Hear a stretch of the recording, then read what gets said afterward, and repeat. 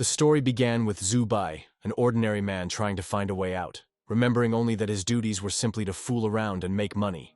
But for some reason he ended up in such a strange and creepy place where some kind of crap was hunting him. Why did he run? Because it didn't want to die. Finally, Zubai managed to find a way out, quickly running through the door to escape. Having slammed the door, he could finally rest a little, leaning back. Thinking that this was salvation, Zubai turned around, realizing that, on the contrary, he had driven himself into a dead end. He didn't have much time to think, because the monster behind the door was trying to get in. The boy understood that the door would not last long, thinking that death was so stupidly awaiting him here. Suddenly, out of nowhere, a female voice asked if the stranger was Zubai, and why he started looking around, searching for her. But she rudely told him to stop spinning and looking for her, asking if he wanted to survive, when someone knocked on the door again, and the boy quickly said yes.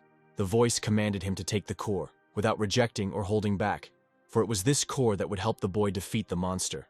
Zubai admitted that he simply had no other choice, simply grabbing the pebble in front of him, confessing that he did not want to die. Suddenly, the survivor cultivation system screen appeared in front of him, but he had no idea how to use it. While examining it, the voice explained what was where and how to use it, but Zubai swore so that the voice would speak to the point and more briefly. Then the voice explained that he needed laziness points, and to save them he just needed to lie down, which didn't make the boy very happy. Reluctantly, he began to lower himself to the floor, considering it a disgusting thing, especially now. There wasn't much of a choice, even if he died here. Why was Zubai lying on the floor and accumulating laziness points? Having received the first 10 pieces, the voice immediately said that he was doing everything right, asking him to mentally invest the points into the energy aura. He succeeded, which is why the glasses turned into energy and strength, surprising him greatly. Having tried to do something, he still asked the voice if he could mentally control objects. Only the voice disappeared, and an unknown thing managed to break through the door, trying to attack the guy. Zubai jumped up from the floor as quickly as he could, staring at this monster. This thing scared him like crazy, wanting to understand what it was, because this creature did not have a clear body. At that moment, the voice seemed to order Zubai to fight him with his aura of energy, which is why the boy tried to concentrate. Surprisingly, he managed to hit the creature, and only the monster managed to stop his blow. Unfortunately, his aura was still very weak, so why did it start running towards him to attack? Zubai didn't want to give up, immediately rushing and trying to turn the laziness points into an aura of energy. While the glasses were slowly transforming and increasing his strength, the monster was just a little bit closer to catching up with him. But the boy used up all his laziness points faster, concentrating and hitting the monster with his energy. To his surprise, when he pushed the creepy creature away, it seemed to him that it had died, still looking at him tensely. After making sure that everything worked, Zubai realized that this power was not just good, it was amazing. Only after such a tense and terrible fight did he become greatly weakened, falling to the ground, but with great pride in himself. Coming to his senses, he found himself in bed, noticing a strange girl in front of him, but also an equally strange place. The girl was eating cookies when Zubai asked her who she was. Having put the box back in place, she screamed that she had not stolen the cookies, that the foundling had woken up, and immediately ran to the exit. The boy didn't even have time to say anything, just snorted in displeasure that no one cared about her cookies, taking them out of the box himself.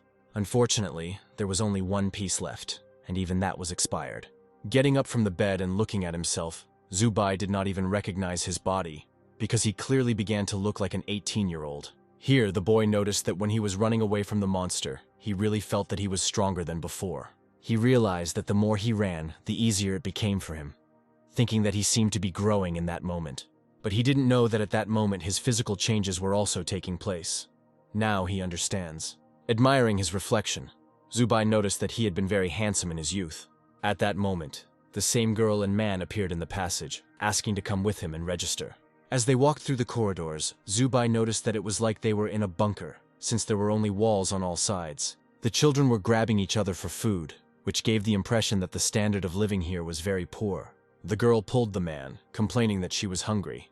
Why did he answer her that he would bring food later? Zubai looked at the children, trying to understand what was wrong with them all, noticing that there were children of different races.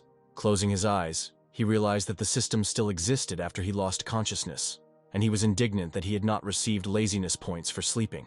Finally, the man opened the door to some office, inviting him to go inside. Sitting down in front of the table, he asked the boy his name, age, and place of origin, to which Zubai replied his name, place China, but he could not remember his age. The man said he had never heard of China, greatly surprising the boy until he mentally realized that he did not remember Chinese. Handing him a piece of paper, the man said that he could live here, although everyone would not have long to live here, which surprised him a little. Seeing the confusion on Zubai's face, the man asked if he didn't know that this world had come to an end. It turns out that this base contained the only people left on the planet, and counting him, there were only 43 people left. This number greatly frightened Zubai, who did not believe that something had happened to the world, that only those in the bunker remained alive. The boy decided to stay, although the fact that there were monsters behind the walls made him nervous. But during this time he examined the base. It turns out that this underground base was divided into 5 levels, where the first floor was the most dangerous, the second and third were living quarters, the 4th floor was a warehouse, and the 5th was a closed laboratory where only Dr. Chong could go. His room was like a prison, and at the base he saw more children, and when the girl screamed that the doctor had returned with food, the boy could not understand how he would feed them all. The girl was the first to receive her portion, and sitting on the floor she gobbled it up. Dr. Chong handed another plate to Zubai, saying that food was in short supply now, and that there was only artificial food and cookies. Taking his portion, he was somewhat suspicious of the food on his plate. His fears turned out to be true, because it seemed worse than even those expired cookies. Before she could even put the plate down, the girl immediately pounced on it, glad that her older brother didn't want to eat. But Dr. Chong took the plate away from her, saying that she would vomit if she ate more, calling her by her name, Aisha. While she was protesting that she was actually hungry, the man introduced himself to the boy, reintroducing the little girl, asking her to ask any questions. Only this proximity made Zubai slightly worried, wondering whether Aisha could be trusted and whether she would eat him at night. Dr. Chong confidently said that she was a bit of a glutton, but she didn't eat people, despite the fact that she had just bitten. After eating, the children had to go to class, understanding that everyone here was of roughly the same mind. Despite this, his classmates never heard anything that he himself knew about history or geography.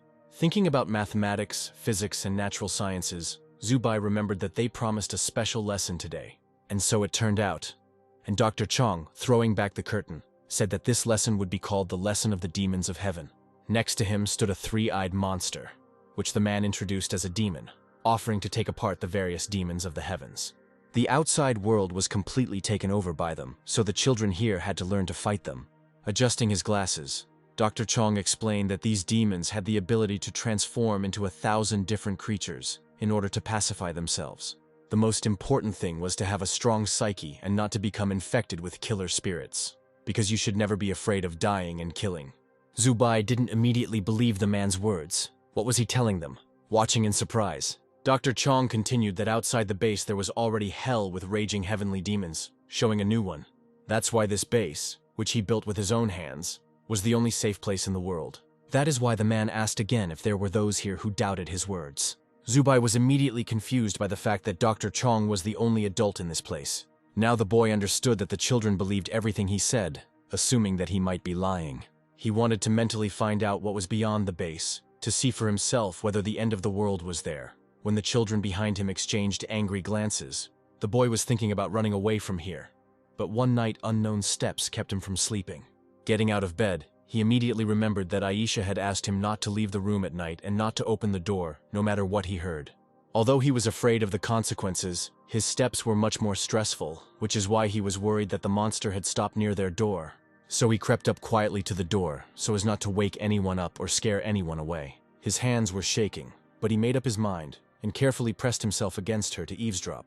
The unexpected twitching of the handle frightened him, causing him to jump away from the door in fright. But despite this, he was interested to find out who was there, returning to eavesdrop. Only now the noise was behind Zubai, which is why he looked back and saw the terrible mouth of a cat trying to bite him. Frowning, it turned out to be just a dream, and a cat's shadow fell on his bed.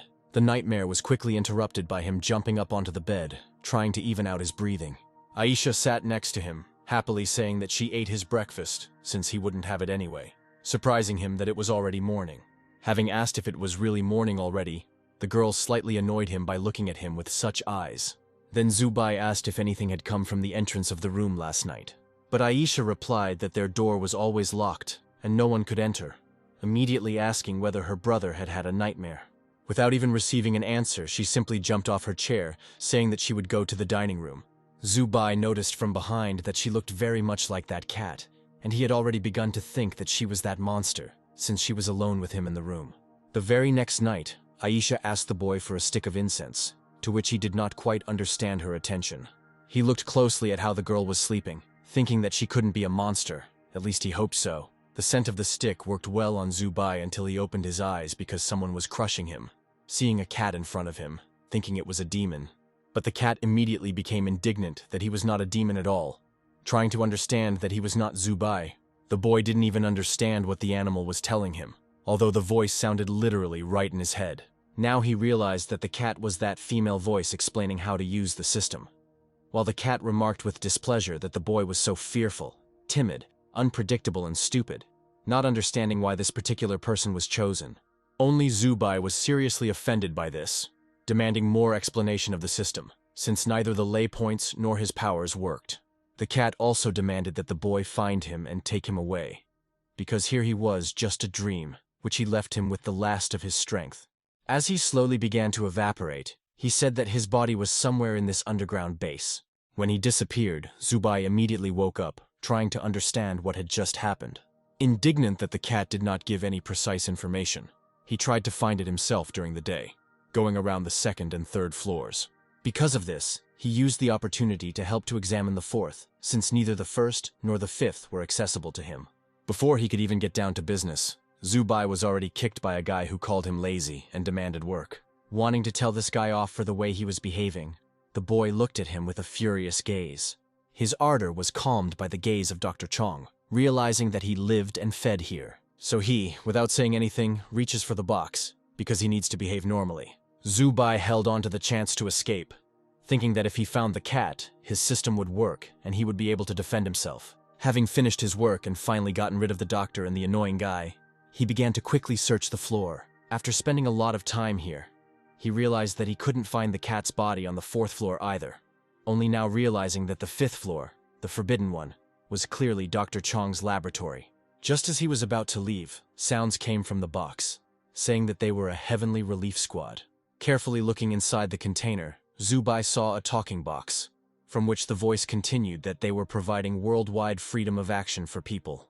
But what struck him most was the words that the survivors who received the news should do something. But the radio began to act up. The boy only briefly realized that there were living people outside the bunker as he ran up to the table. But as soon as Zubai grabbed the receiver, it creaked and once again produced only silence. He immediately remembered the words of Dr. Chong, who told him that the last surviving people were here at the base, not understanding why the man was hiding the truth from them. When he raised his head, there was a pile of monster drawings and someone's personal diary in front of the table. Realizing that the place was quite secret, he became curious about who made these sketches of heavenly demons, as someone tried to open the door. Zubai was so overcome with fear that he simply looked at the door trembling, waiting for someone. As soon as the door opened, he thought with fear that it was Dr. Chong who had come looking for him. Seeing the silhouette of something gloomy in the doorway, he trembled and wanted to run, but his legs wouldn't obey. Thinking it was a sign, the girl screamed at him, shaking all over herself, trying to understand how he found this place, because it was her room. Zubai had already fallen to the ground in horror, having come up with a horror story, especially after seeing the piece of metal on the girl. Finally getting up, they managed to talk for a bit, where the boy explained that he had simply heard the radio and followed the sound, immediately promising that no one would know about this place. The girl herself felt uncomfortable that she had frightened Zubai so much by introducing herself as Alice and apologizing. The boy almost immediately remembered her as the girl who sat behind him in class. Alice asked him what he had seen in general and what he was thinking about, thinking to take advantage of the opportunity to ask her about everything. Looking around the room, Zubai honestly said that he only saw drawings, a diary, a supply of supplies, and a connection with the outside world, which looked very much like some kind of plan. Embarrassed, Alice mentally realized that he had already revealed everything, wondering whether it was worth trusting him with that. Seeing her bewilderment, the boy understood that she was doing all this behind Dr. Chong's back, which is why he asked if she thought he was hiding something from them. Before she had time to justify herself by saying that the man was taking care of them, Zubai immediately noticed that something was wrong with both him and the base. Alice's expression told the guy everything why he asked more boldly when she began to suspect the doctor of deception. The girl told me with great confidence that children at the base disappeared from time to time. Some returned and were nervous, and she and Bando felt strange. Having found this diary that was on her desk, the two of them decided to go in search of the truth, searching all the floors, but not finding the children. But one day, Bando disappeared, and when he returned, he became a completely different person who did not remember their plan. Before his disappearance, he went to the 5th floor, to the laboratory, but his personality was already completely different, suspecting the doctor of this. Alice remembered all this with horror, not understanding why the man took Bando to the laboratory. Because of this, she began to believe that all the disappearances of children were connected to Dr. Chong. She thought that Dr. Chong had deceived them all about the end of the world, wanting to get out of this base. Of course, Zubai really liked this idea, which is why he asked how to get out of here. The girl had obviously already studied everything a long time ago, saying that there was a direct exit to the outside world, but you need to find an electronic key that opens the door, which can only be in the laboratory. At this moment, Zubai remembered his dream with the cat, thinking that her body might also be hiding there. The only accessible entrance to the laboratory was through the ventilation. She wanted to go down together then to find this key. But before they could enter, Bando's personality changed.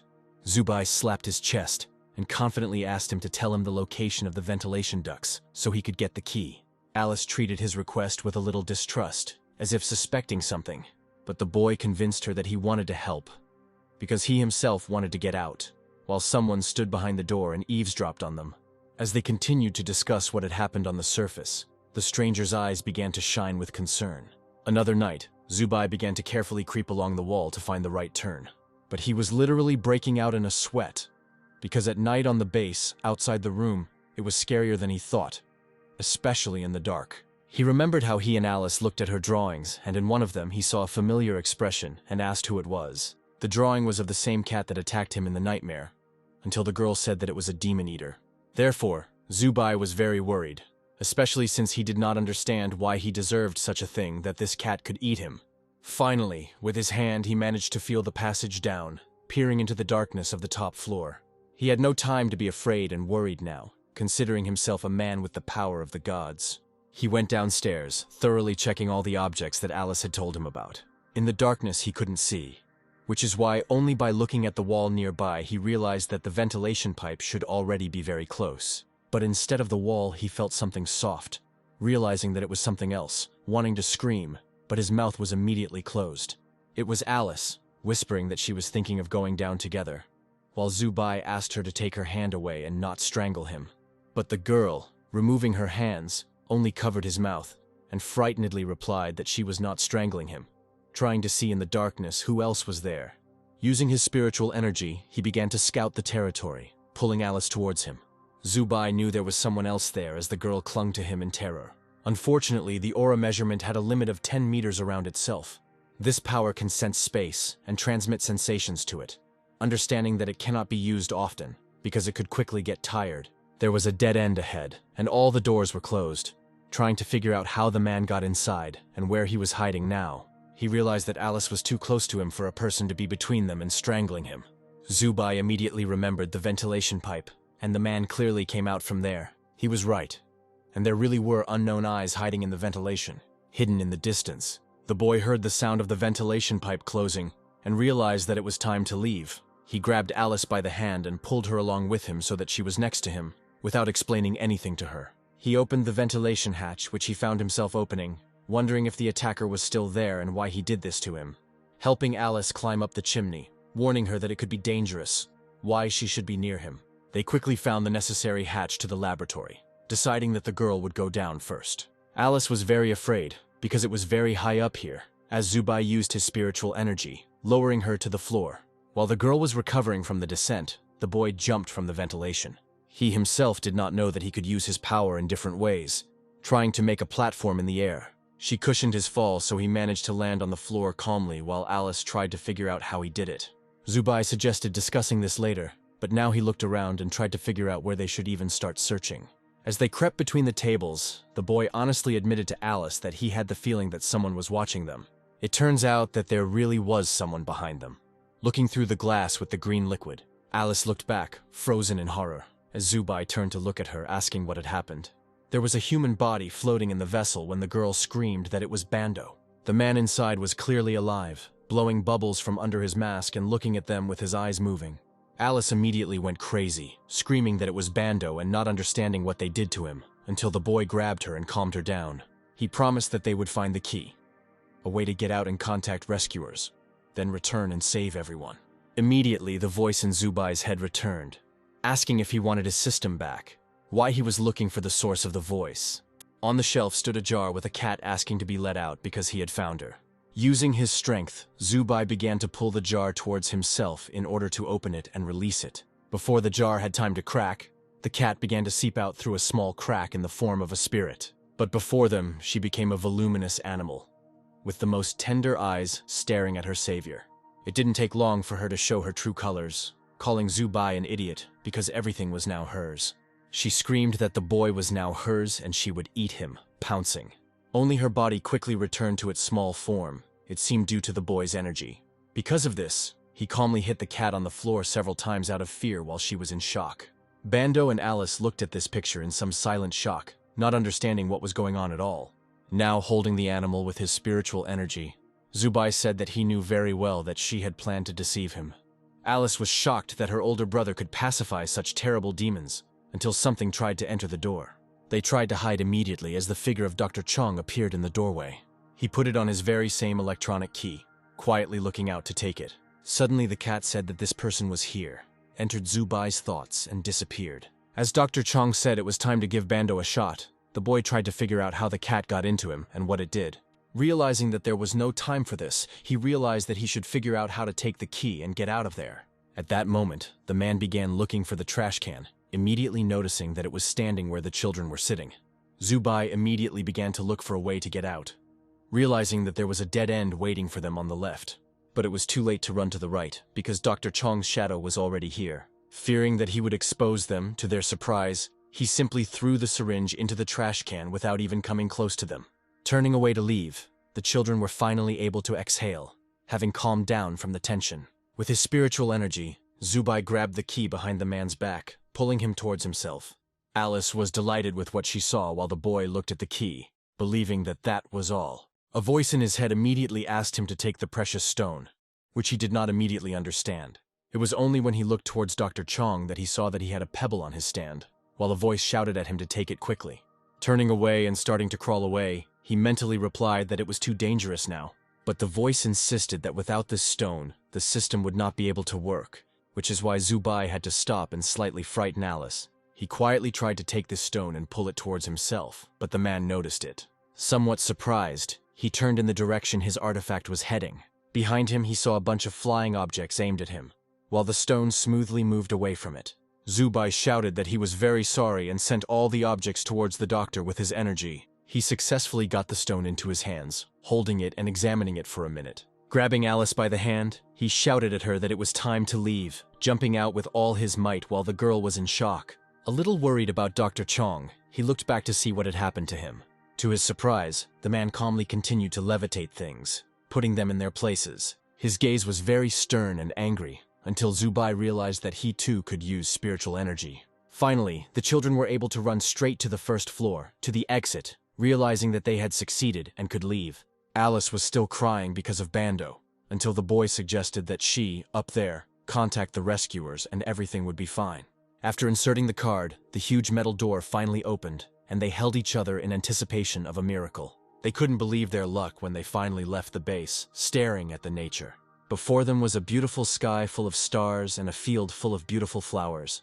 Alice looked up with enchanted eyes, not believing that she saw the sky, while the boy took off his backpack. They felt free and happy, deciding to run across this endless field. Breathing deeply, they fell onto the flowers, looking at the canvas of heaven, realizing that this was not the end of the world. While Alice was dreaming that everyone could see this beauty, Zubai began to catch the signal from the rescuers by spinning different waves. Having sent a wave to the rescuers himself, he looked up at the sky, saying with hope that someone would definitely find them. They had barely left when they heard someone's footsteps, which instantly hid in the grass. A mysterious man in a suit walked in front of them, lighting the way ahead. Looking closer, they realized that the person in the suit was Dr. Chong. Before he could shine his flashlight on them, Zubai grabbed the girl by the hand, suggesting that they run away quickly. Only Alice was immediately enveloped in red magic, preventing her from running as easily as before. Her hand quickly slipped out of the boy's palm, which is why he turned to her in a panic, trying to grab her. But she was already heading towards Dr. Chong's arms, just trying to somehow reach him. That's why Zubai tried to use his spiritual power to save the girl. Before he could even try, Alice's eyes turned red, and she began coughing up blood from her throat. Zubai was very afraid for her, but continued the energy battle, trying to take her away. Only then something struck his throat, causing his eyes to turn red and cough up blood. Exhausted, he fell onto the grass, clutching his chest, and asked Dr. Chong what he had done with them. Looking at the poor children, the man calmly replied that he had not done anything. He explained that all the spiritual energy in this world was completely contaminated. If you don't wear protection, the body is subject to destruction, which is why Alice was lying covered in blood and unconscious. Looking closer, Zubai saw that the flower on it had become different, like a parasite, while Dr. Chong added that staying there for half an hour was enough to die.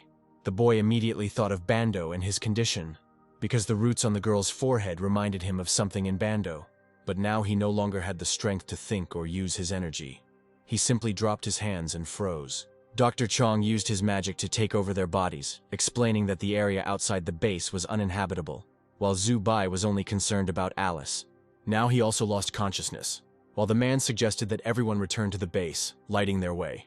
At this time, the receiver began to hiss, while bugs and a rat gathered around it. Through this hissing, a voice was heard, where other people were also calling for rescuers and looking for help. Zubai remembered very well that they had escaped from the base, but suddenly there was pain in his chest. Why were they now in the laboratory for treatment? He remembered where the diary had mentioned someone having chest pain, realizing that they seemed to have been outside the base as well. Opening his eyes, he saw the girl in front of him in the same state as Bando had been, mentally apologizing to her. Right there, out of the corner of his eye, he saw Bando looking at him, and with a rather condemning look.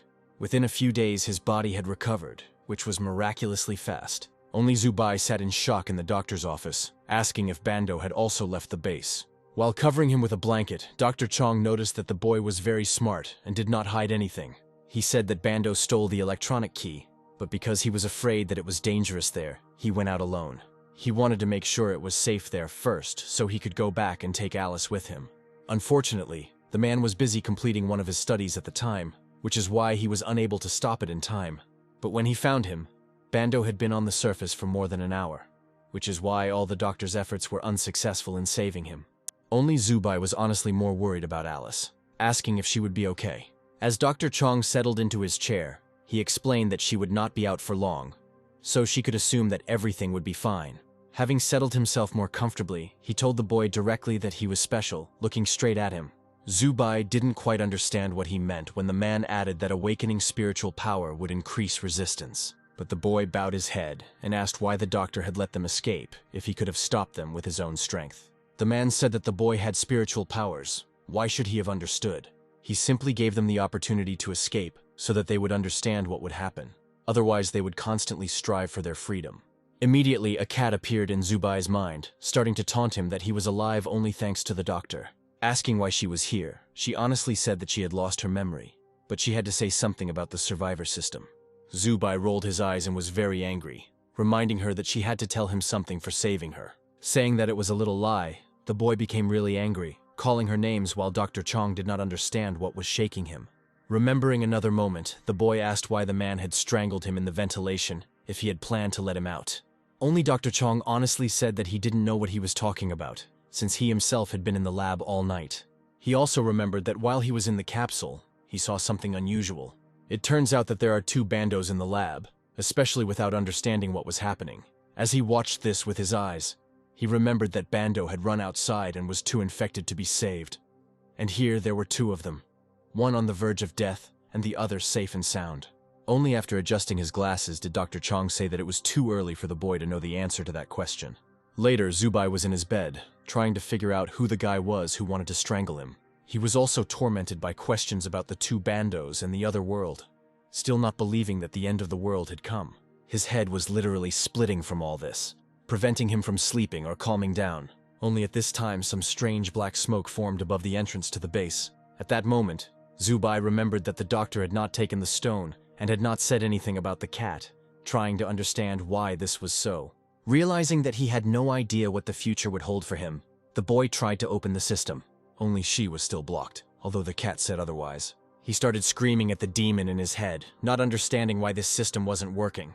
Only the cat herself didn't know, turning the topic away, that people called her Christina, the most important and sweet cat in the world. When Zubai shouted at her for being off topic, she admitted that the system didn't need the stolen stone.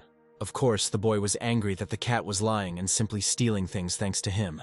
As soon as she threatened that if he did not respect her, she would not tell him how to use the system, the boy immediately folded his hands as if in prayer and apologized to her, waiting for an answer. Christina asked him to release her from his subconscious when Zubai realized that he could control her as he wanted with the power of his thoughts.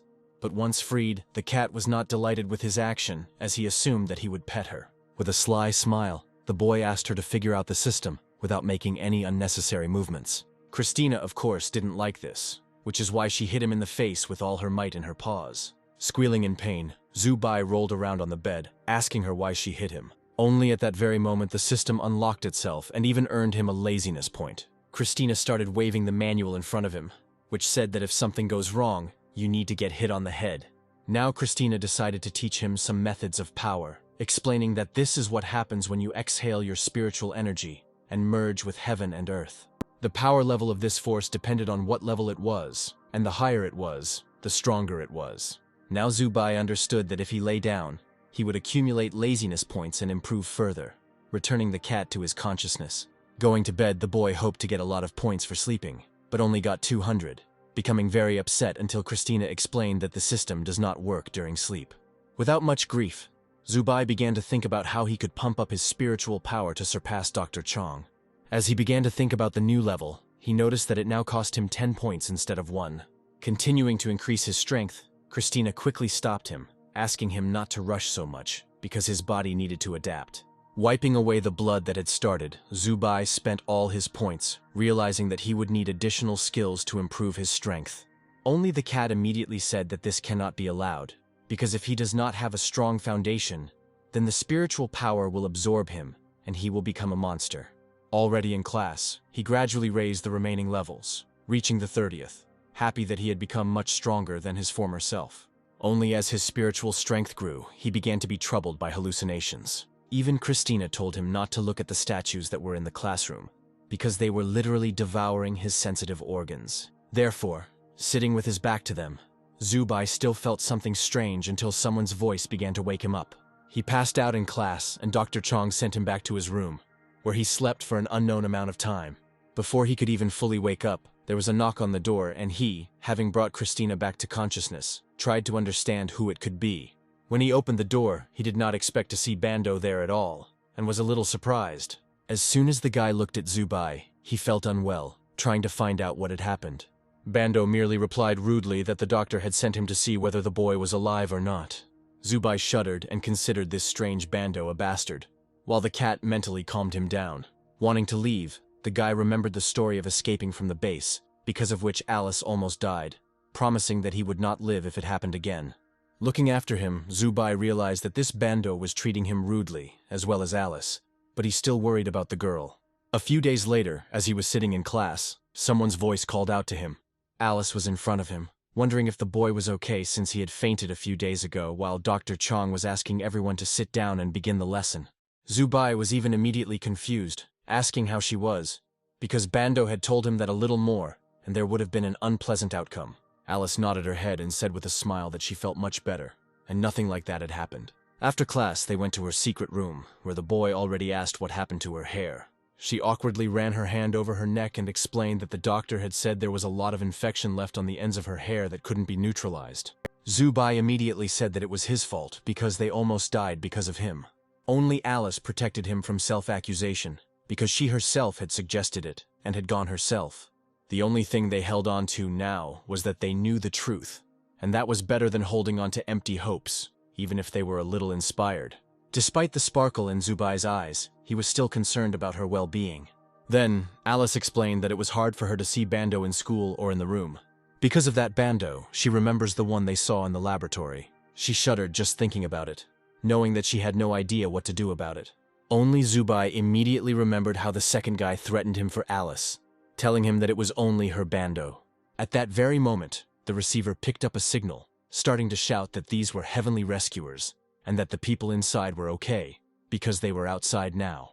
Grabbing it, the children thought that the rescuers were here and behind them, while they asked them to open the gate. They had barely had time to accept this hope when they were already happy that the rescue team was here. Running out of the room, they hoped that this would save them all, trying to get to the first floor. Holding hands, they could not convey their joy, wanting to tell all the children.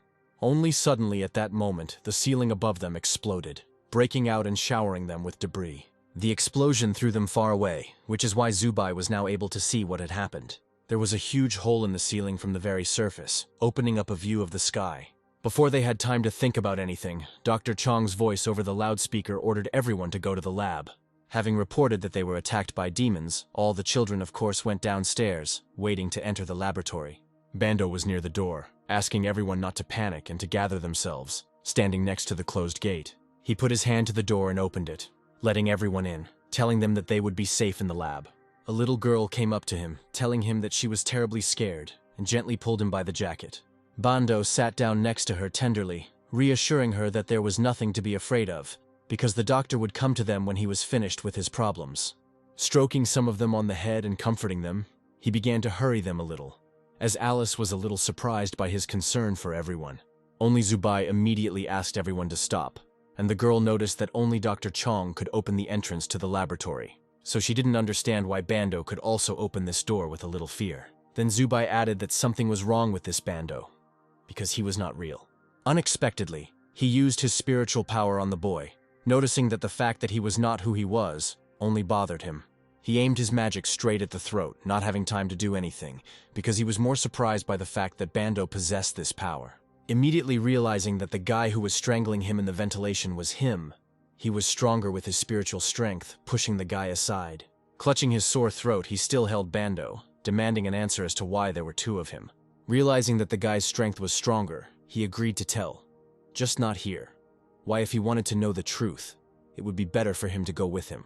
Walking through the lab, next to the flasks, Bando began to explain that he was just a clone of the guy, and the one who was here was the real one. After he escaped from the base, Dr. Chong brought him back to the lab. He cut out all the whole organs to copy with restored memory to make him a clone. Only he did this not only with his original Bando, opening a strange room. It was a refrigerator with a mountain of corpses of various kinds, explaining that everyone at the base was a clone. It turns out that they were guinea pigs on which the doctor conducted experiments on spiritual power. When the doctor copied him, the original Bando, he was still conscious. He saw himself being copied into another body with his own eyes.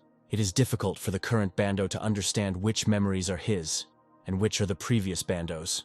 Then he begged the doctor not to erase this memory, but there was a condition to become his assistant, to which he agreed, becoming a copy. Now he sat in the refrigerator as his former self, not understanding who he really was. So, by becoming an assistant, he was given access to the doors of the lab with the task of helping research ways to combat the apocalypse. But unfortunately, a little carelessness with demons from the surface can lead to mutations, which is why it was necessary to cut off a whole part and grow a clone, and the rest was stored here. After all this, Bando was afraid to look Alice in the eye, while Zubai asked why he didn't run away from here, to which he explained that the rescuers from the surface were just a myth. Before they could discuss this, an earthquake hit the base, breaking the icicles from the refrigerator. They immediately ran out of the room, trying to find out where the sound of the explosion came from. Fearing that it was a heavenly demon, they came across a thick cloud of smoke in the laboratory. The boys immediately ran up to Alice, and she explained to them that the door to the laboratory had been destroyed, hiding the babies behind it. Only from the smoke did the figure of Dr. Chong appear, somehow creepy and gloomy. The girl just saw the doctor, happily broke free and ran towards him, while everyone stopped her, saying that he didn't look like their doctor. Suddenly, a huge number of blades burst out of the man, literally cutting through everything. Noticing that Alice was in danger, they both tried to save her with their spiritual power. Only these spikes turned out to be many times faster than any reaction, striking the girl right through the chest. Instead of the doctor, a form of snakes appeared, surprised that there were children with little ability for spiritual power. Just seeing this creature, Zubai froze in shock because it was the first time he saw a demon in the flesh next to him. And Bando rushed into battle while Christina shouted to the boy that this demon was invincible. A bunch of understandings of his former self came to him, where Alice cried to him at the first meeting because she was very hungry. After asking for a second, Bando then found something tasty for her, asking her to calm down and treating her. He promised that when he grew up, He would go and find food for everyone so that no one would have to go hungry again. Then Alice wiped away her tears, eating contentedly and hoping for Bando as he tried to figure out what had happened to his old self. The snake also killed him with great ease, while Bando was only thinking about how he had to protect everyone. Hissing that the guy was too weak and the people's faces in despair were so funny, Zubai didn't know what to do, not believing that the demon was a savior and just came to kill them. The snake immediately turned its attention to him, the last survivor here, asking if something was wrong. Christina screamed in her head for him to run, while the boy fell to the floor and hugged Alice, and the snake threw the radio in front of him. Unfortunately, this transmitter gave away their location, bringing the demon here, but the snake was merciless, releasing its spines. Her entire attack was directed at him, wishing for a quick death. But Zubai didn't even resist. Thinking that this was the end and death awaited him, Christina suddenly used her stone, which is why it lit up. In Zubai's head, he felt as if there was a sharp light and illumination, as if time had simply frozen for a moment. All his memories began to flash before his eyes, only in reverse order, from his death to entering the laboratory. Time immediately stopped at the moment when Alice asked Bando why he could open a laboratory. Zubai looked at her, realizing that it was just 5 minutes ago, realizing that the cat had turned back time. Before Christina could notice that the stone was very important, it turned out to be cracked. Deciding to think about it later, the boy said that this Bando was simply having a very hard time too. While the boy did not understand what he was saying, Zubai began to ask him for help, so that he would trust him. At that moment, the boy used his spiritual power, encompassing all the minds of the children behind Bando. They instantly seemed to fall asleep, losing consciousness, while both Alice and Bando looked at all this with bewilderment. The girl immediately asked why he did this, while Zubai tried to calm her down. He used his power on her too, promising that he would explain everything to her a little later. They had 5 minutes left, which is why Zubai asked Bando to put all the children in the freezer, because he needed to gain time. Bando was immediately tensed by the fact that the boy knew about the freezer with the bodies, but the boy hurried him. Using his spiritual power, Bando fulfilled the request, while Christina worried that she might freeze to death here. But now, few people cared about this, especially Zubai. He wanted to save everyone, hoping for his plan. He hoped that the infrared vision hadn't noticed the bodies through the freezer, while Bando thought he had figured out the boy's plan. But he cursed that he was rushing him on purpose so that he could lie down and rest there. Only Zubai honestly couldn't do anything, because he himself only received his laziness points when he did nothing, trying to accumulate as much as possible. Unfortunately, time was limited, and very soon the entrance to the laboratory was blown up. From the eyes of the sky demon, they were indeed visible through infrared radiation, while Bando asked if it was a disaster. Only Dr. Chong emerged from the dust, clearly not understanding why out of all the children in the lab there were only the 2 of them. Having finally accumulated the required number of points, Zubai shouted that it was time to attack. They had their own plan, which is why, only after hearing yes, Bando grabbed the flasks with the solution. The guys were incredibly stressed out trying to control so many things. But they sent these vessels together to Dr. Chong, who did not understand what was happening here. As soon as the capsules broke, the true form of the heavenly demon appeared from their fragments. Bando couldn't believe that they had actually succeeded, and that the liquid that neutralized the pollution in the car was working. At this moment, Zubai was thinking about his level up, smoothly but quickly raising 20 accumulated ones at once. His blow was aimed at the snake so that it would remain confused by what was happening. While she was unconscious, Zubai shouted at the guy to act, and he turned on the huge vacuum cleaner. This vacuum cleaner calmly managed to suck in the huge body of a snake, sending it through its pipe into a flask. Looking at the capsule containing the liquid, the heavenly demon looked like he had died in it. Zubai tried to recover from such a sudden increase in level while Bando watched this snake. Taking the boy by the shoulder, the boy said that he had done simply wonderful teamwork. After making sure that everything worked, Bando immediately hugged the boy, trying to make sure that he was okay. Raising his head to him, Zubai admitted that everything was fine. He had just used too much force, straining his body like that. Bando admitted that he was wrong, because he thought that the boy wanted to harm Alice and everyone else, trying to confess that he was the one who choked him from the ventilation. But Zubai interrupted him, saying that he did not need to say anything or explain anything, because he understood perfectly well what had happened to him. He offered to take care of all the children together, thus sharing his burden. Bando's eyes even filled with tears for a moment from the fact that Zubai understood him, promising to teach him how to use spiritual power. But he slapped away his friendly hand as a sign of no, saying that he was too self-confident a newbie.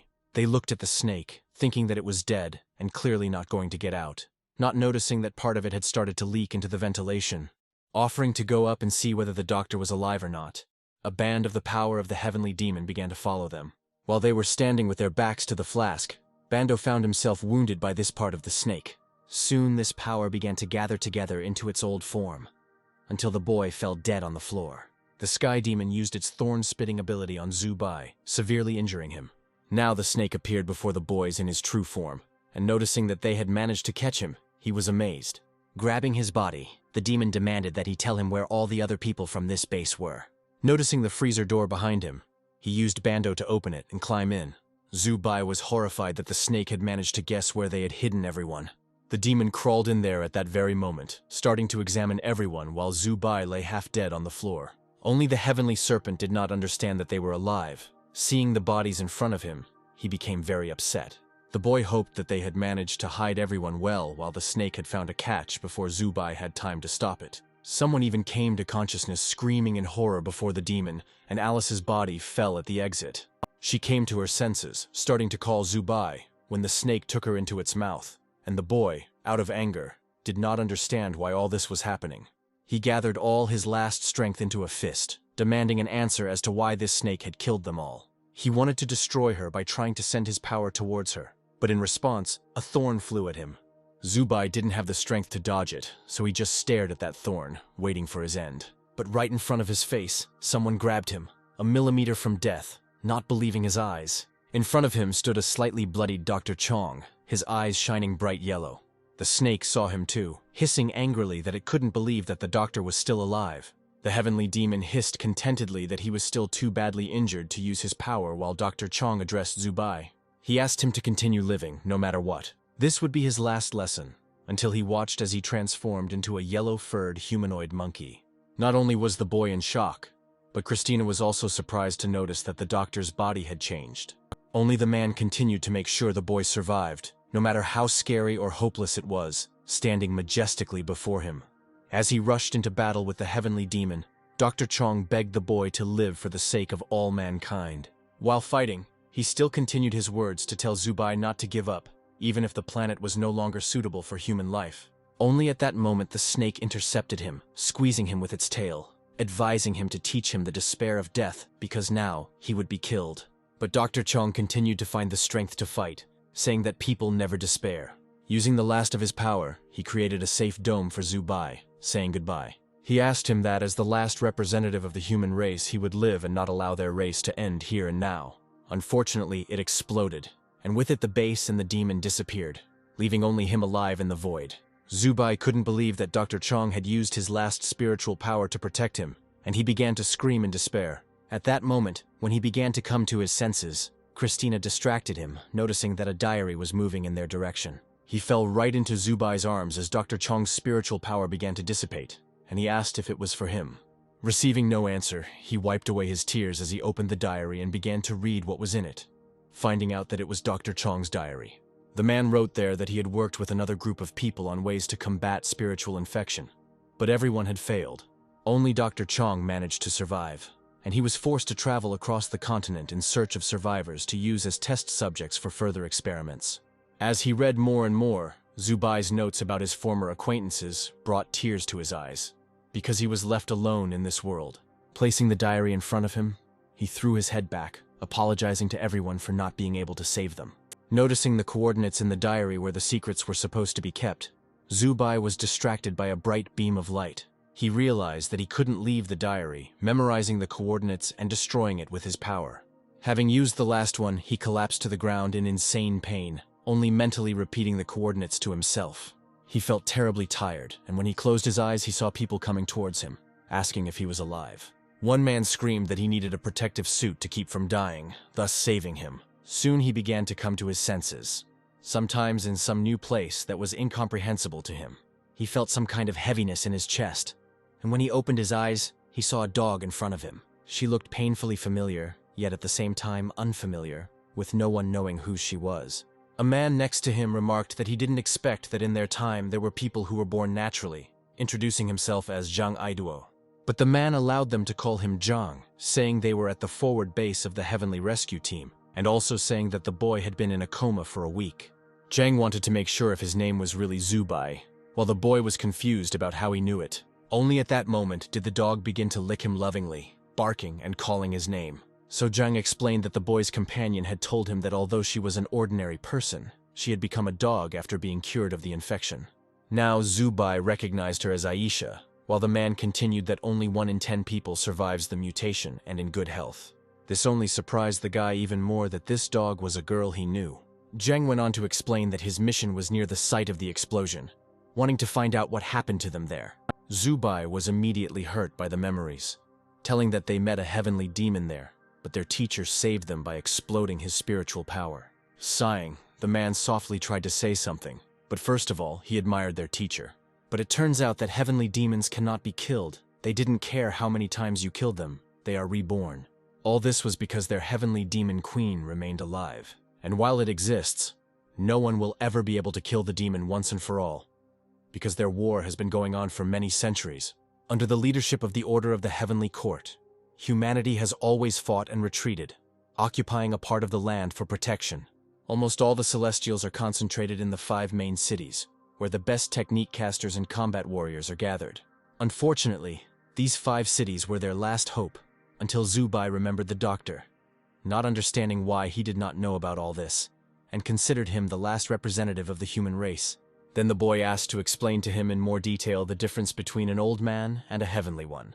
Zhang explained that celestials or heavenly people are blessed with a magical seal after birth, becoming more adapted to the world, since the old man was born naturally. He, as a soldier, did not know anything else. While Zubai was asking if this was really the reason why the celestials could go out into the streets without protection. Having said that this was true, Zhang reassured the boy that he too had protection, since he had been vaccinated. Now Christina could also tell him that he had been given a protective rune that should protect him from infection by the outside world.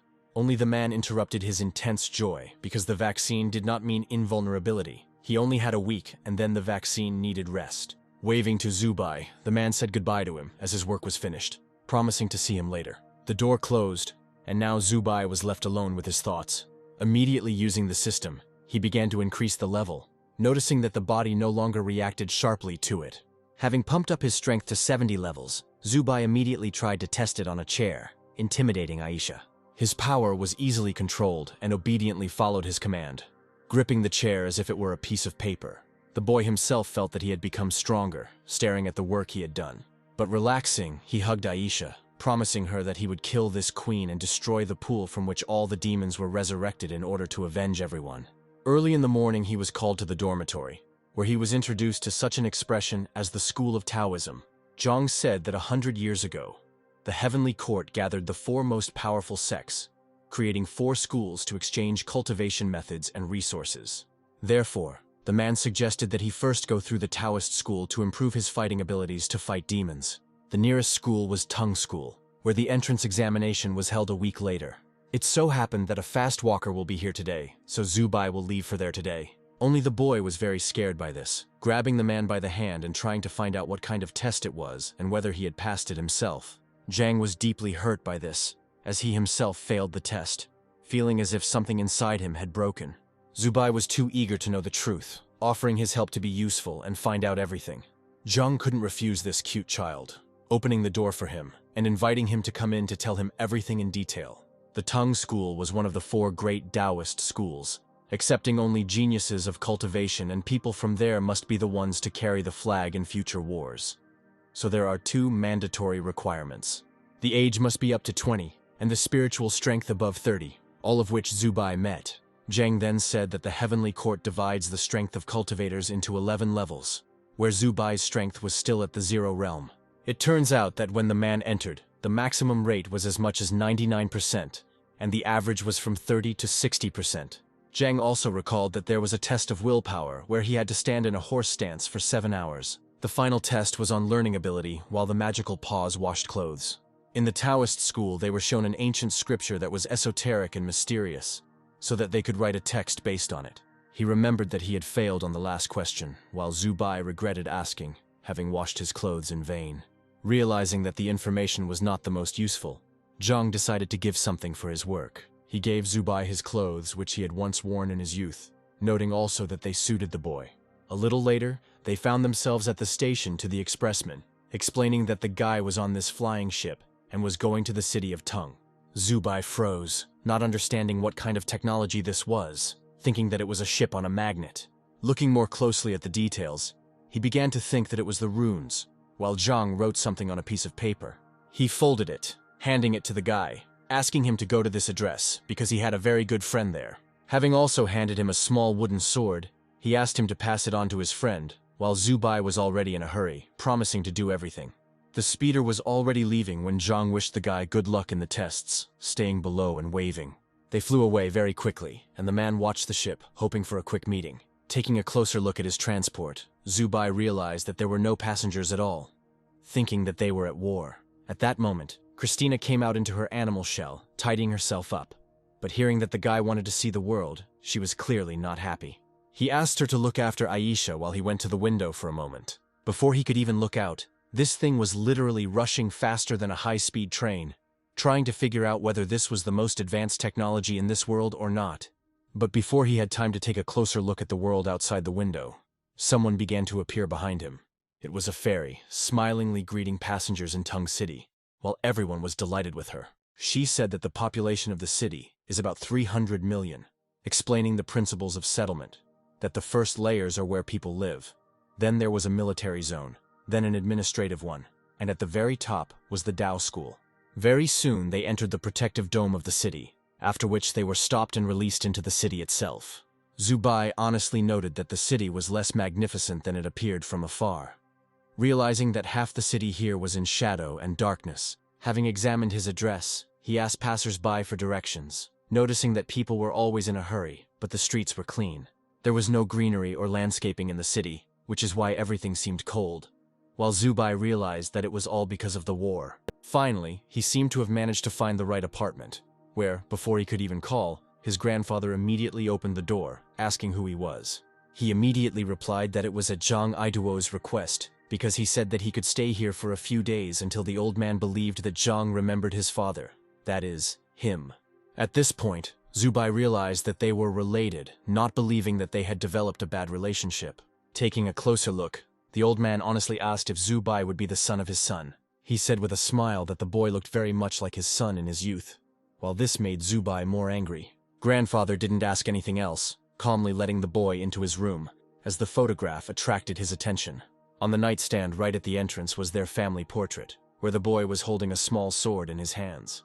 The old man sat down in the chair when Zubai asked if he really lived there alone, to which he remarked that his wife had divorced him. His head hung low, admitting that although he had been a soldier all his life, it was only when he returned that he realized that life was not so simple, that it was easy to lose everything. Because of his condition, he couldn't even reach the blanket he had left behind. Zubai immediately responded to help, handing over as the old man grabbed him, calling him Zhang Aiduo. Tears appeared in his eyes, asking if he hated him for forcing him to join the army after he was expelled from the Dao School, for setting him on a dangerous path. Realizing that because of his clothes he thought he was his son, the guy remembered one little thing, trying to find it. Finally, in his pocket was the very sword that Zhang had given him and the one he had recently seen in the photograph.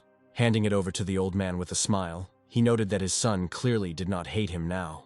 With trembling hands, the grandfather held the tiny sword that had those very symbols on it, immediately remembering moments from the past.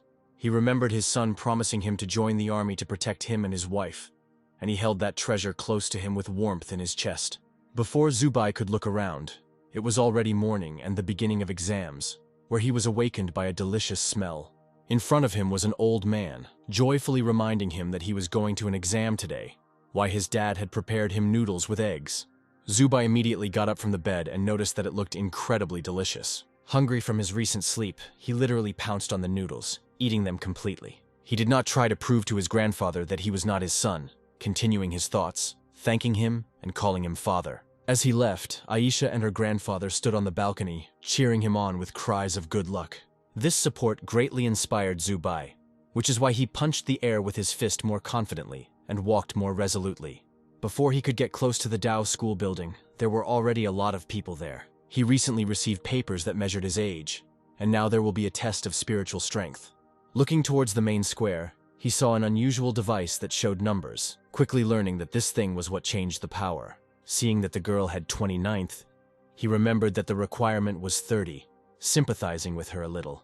because she was literally just a little short. The girl did not give up, asking to be allowed to forgive her again, because she was just nervous, as the examiner noticed that she was already trying for the third time. Trying to appeal to her pity, the woman simply gave her a good slap in the face so that she would come to her senses and not interfere. Having dealt with her, she turned around as if nothing had happened and began calling the next one to check. People around Zubai were whispering that the girl was simply naive, having come here and not fulfilling even the first demand, while the guy was frightened by such strictness. The next person had a level of 80, which everyone began to admire. Everyone was literally jealous, until Zubai noticed that this was nothing, and he would be in the spotlight with his level. This week, before the exams, he did not laze around while lying down, but trained, earning laziness points. However, he also learned that, in addition to lying down, he could earn points if he shifted tasks onto others. He especially used Christina in this, who was insanely angry, promising to kill him for this. Thanks to that, he managed to not only fully pump up his spiritual power, but also accumulate 1,000 points of laziness, while the cat prayed for it to end. Zubai hoped that for achieving such a level, everyone would bow to him and praise him. Only then the whole crowd suddenly started making noise, thinking that the device had broken down.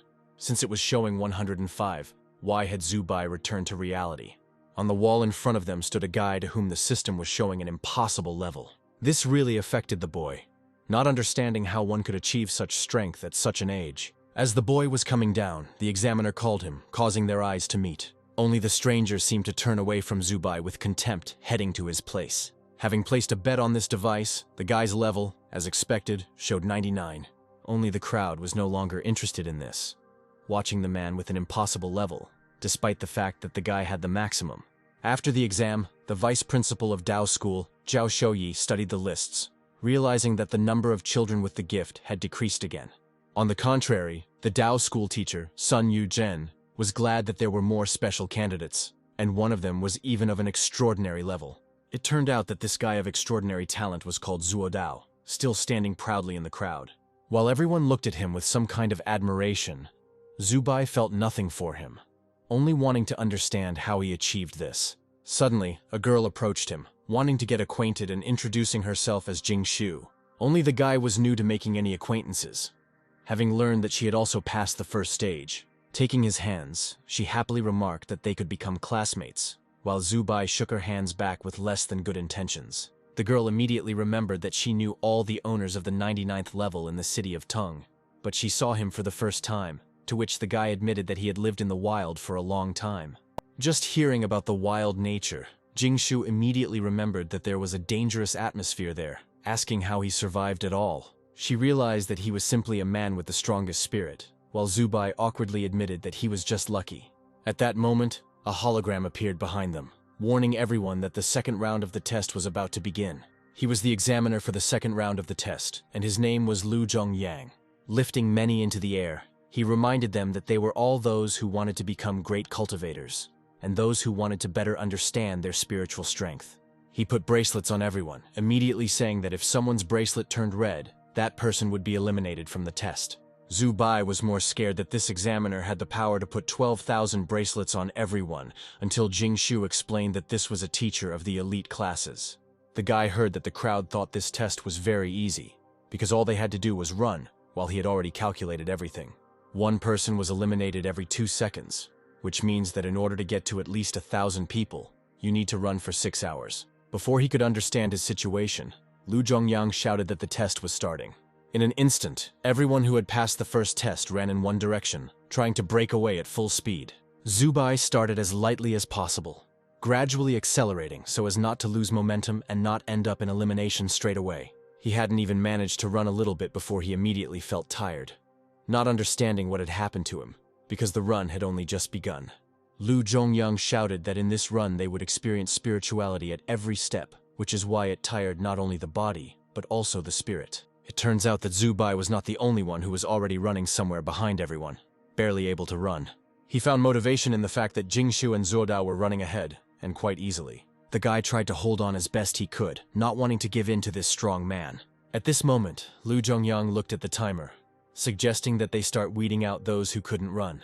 The examiner continued to encourage them to run, as the people behind Zubai began to decrease. Noticing the color red next to him, he was afraid that it was his, But turning around, he noticed that another person, literally next to him, had been expelled. Zubai shouted nervously, which scared him to death, causing Jingshu to look back, not understanding why he was so frail.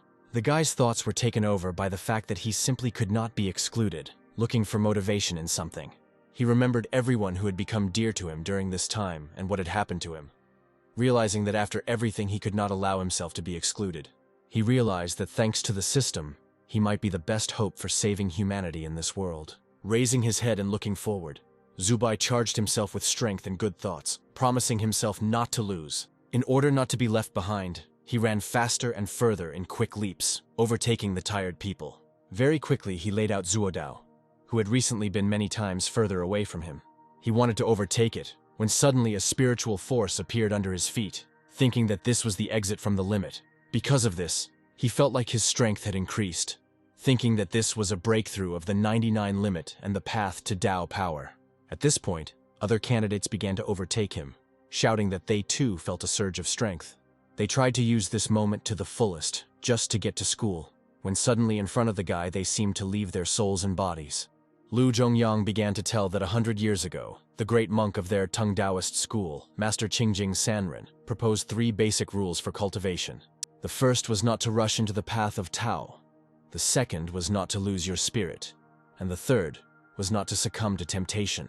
Therefore, only a person with a strong will and great self-discipline can go through the path of cultivation. Therefore, those who could not bear the hardships and temptations of the path of Tao were immediately excluded. Behind Zubai's back, a bunch of people instantly began to disappear and drop out, while he himself was worried about not getting on this list.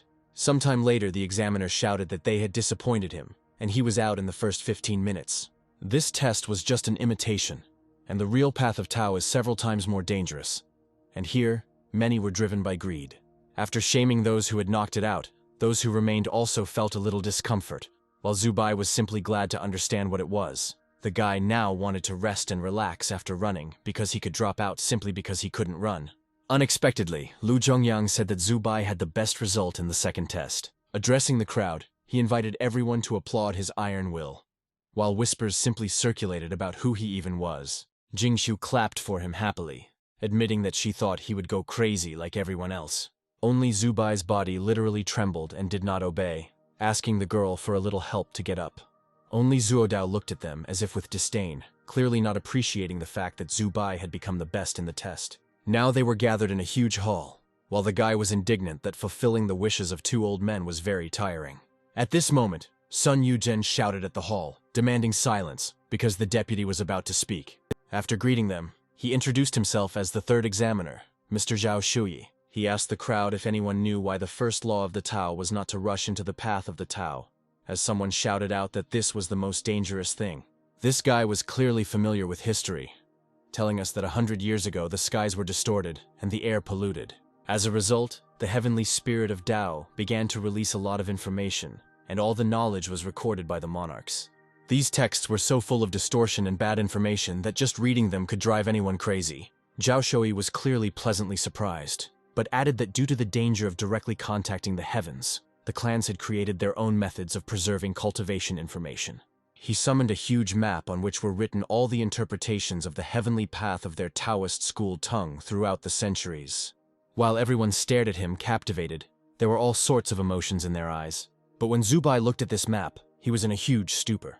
There was literally nothing written on this scroll, just a blank sheet of paper. The examiner said it was too dangerous for them to read the Sky Stealer card right away, so he cast a spell for them to understand it themselves. Having placed a piece of paper and ink in front of each candidate, he announced the rules of the 3rd test, that they had to write down on paper what they understood from the map. With a satisfied face, he said that everyone could now begin taking the test. Zubai was literally at a loss because he didn't know what to do, while Christina was mocking him in his head that he clearly couldn't do anything. Then the guy began to look at the others, trying to understand what they were doing, and saw that the stranger was already stubbornly writing something. Looking at the other, he couldn't believe that they understood everything so well. Christina continued to mock him, suggesting that he write down all the ways he lies on the bed. Zubai immediately realized that he wouldn't be able to cheat here, trying to ignore the cat's sharp remarks. Unexpectedly, stubbornly gnawing on his brush, he still latched onto the words to ask, starting to think somehow. At that moment he had some thoughts, as if realizing something, and began to write. He immediately raised his scroll, telling the teacher that he was ready to take the test, while his friends were shocked by his speed. It just turns out that after the exam he had to be here, which is why he regretted not writing something else, but lay there, saving up points. Christina couldn't even believe it, that the guy was able to write something smart and sensible. At this time, the teachers gathered in a huge room, where Sun Yu-jen was pleased that all the works were assessed. Calling for the 3 best works, she showed them to the deputy director for evaluation. Taking one of the scrolls, Jong Shoi could not believe what he saw on it. He simply drew a picture on it, causing the man to squeeze it, demanding to know who did it. Seeing the signature, he said that this Chen-Wan's son had 0 points, trying to find out who even allowed him to draw on the test, while the woman tried to explain that there might be a hidden sword technique. Thinking that this guy might be the best since he passed 2 tests, the deputy said that it was nonsense, like that Chen-Wan's son sneezed in the waiting room. Rubbing his nose, he thought that if he sneezed, it meant that someone was remembering him. That same smart guy approached Zuo Dao, surprised that he was even now training instead of resting. Sitting down next to him, he continued his questioning, wanting to know what this guy had written on his test. At this moment, Lu Zhongyang held his test in his hands, noticing that it was a method of purification and breathing. After asking whether the deputy had handed it over to Zuo Dao, he reminded him that these candidates had not even studied here yet, so he could tell them something. A new examiner, teacher Ying Hui, came to them and asked them to give him this test to look at. He studied it carefully, noticing that it did indeed look like the old man's method, but it was clearly not him. The method described was absurd, only partially correct, but he really began to place hopes on this Zuo Dao, since he would be able to comprehend the scroll more. Just as he was about to say that he could easily take first place, another examiner's hand started shaking while reading the paper. Looking at the signature, he interrupted the others, wanting to know who Zubai was. With his magic, he handed them his work, asking if they had even read it. On it was written a Chinese scripture from Jingjing Sanren, that the Fengcheng path is not as difficult as it seems. This phrase immediately resonated with the deputy, while Sun Yu-jen was indignant that this was not the first place. She insisted that Zuo Dao deservedly received first place, despite the depth of Zubai's quote, as the deputy asked Ying Hui's opinion. He honestly said that they both understood the scroll approximately equally, giving his choice in favor of Zuo Dao.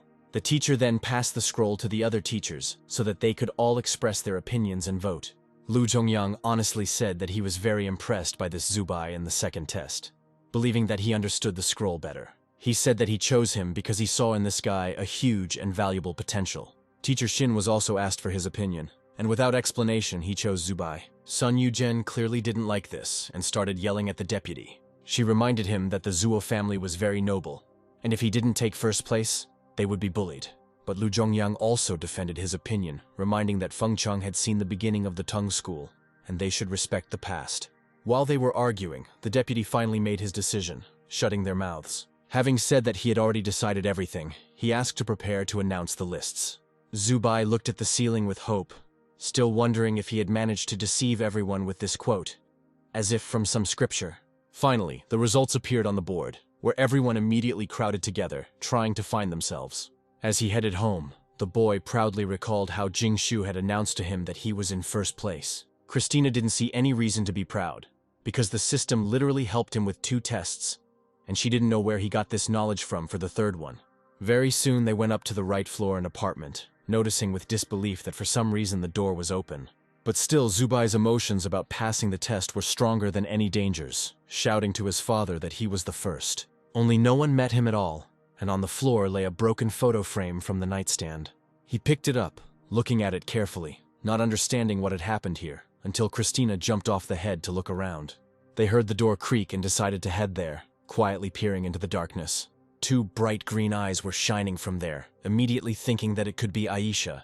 Only Christina saw something else besides the dog in the darkness, advising Zubai to run quickly. However, the guy just laughed at her, thinking that she was simply afraid of the dark.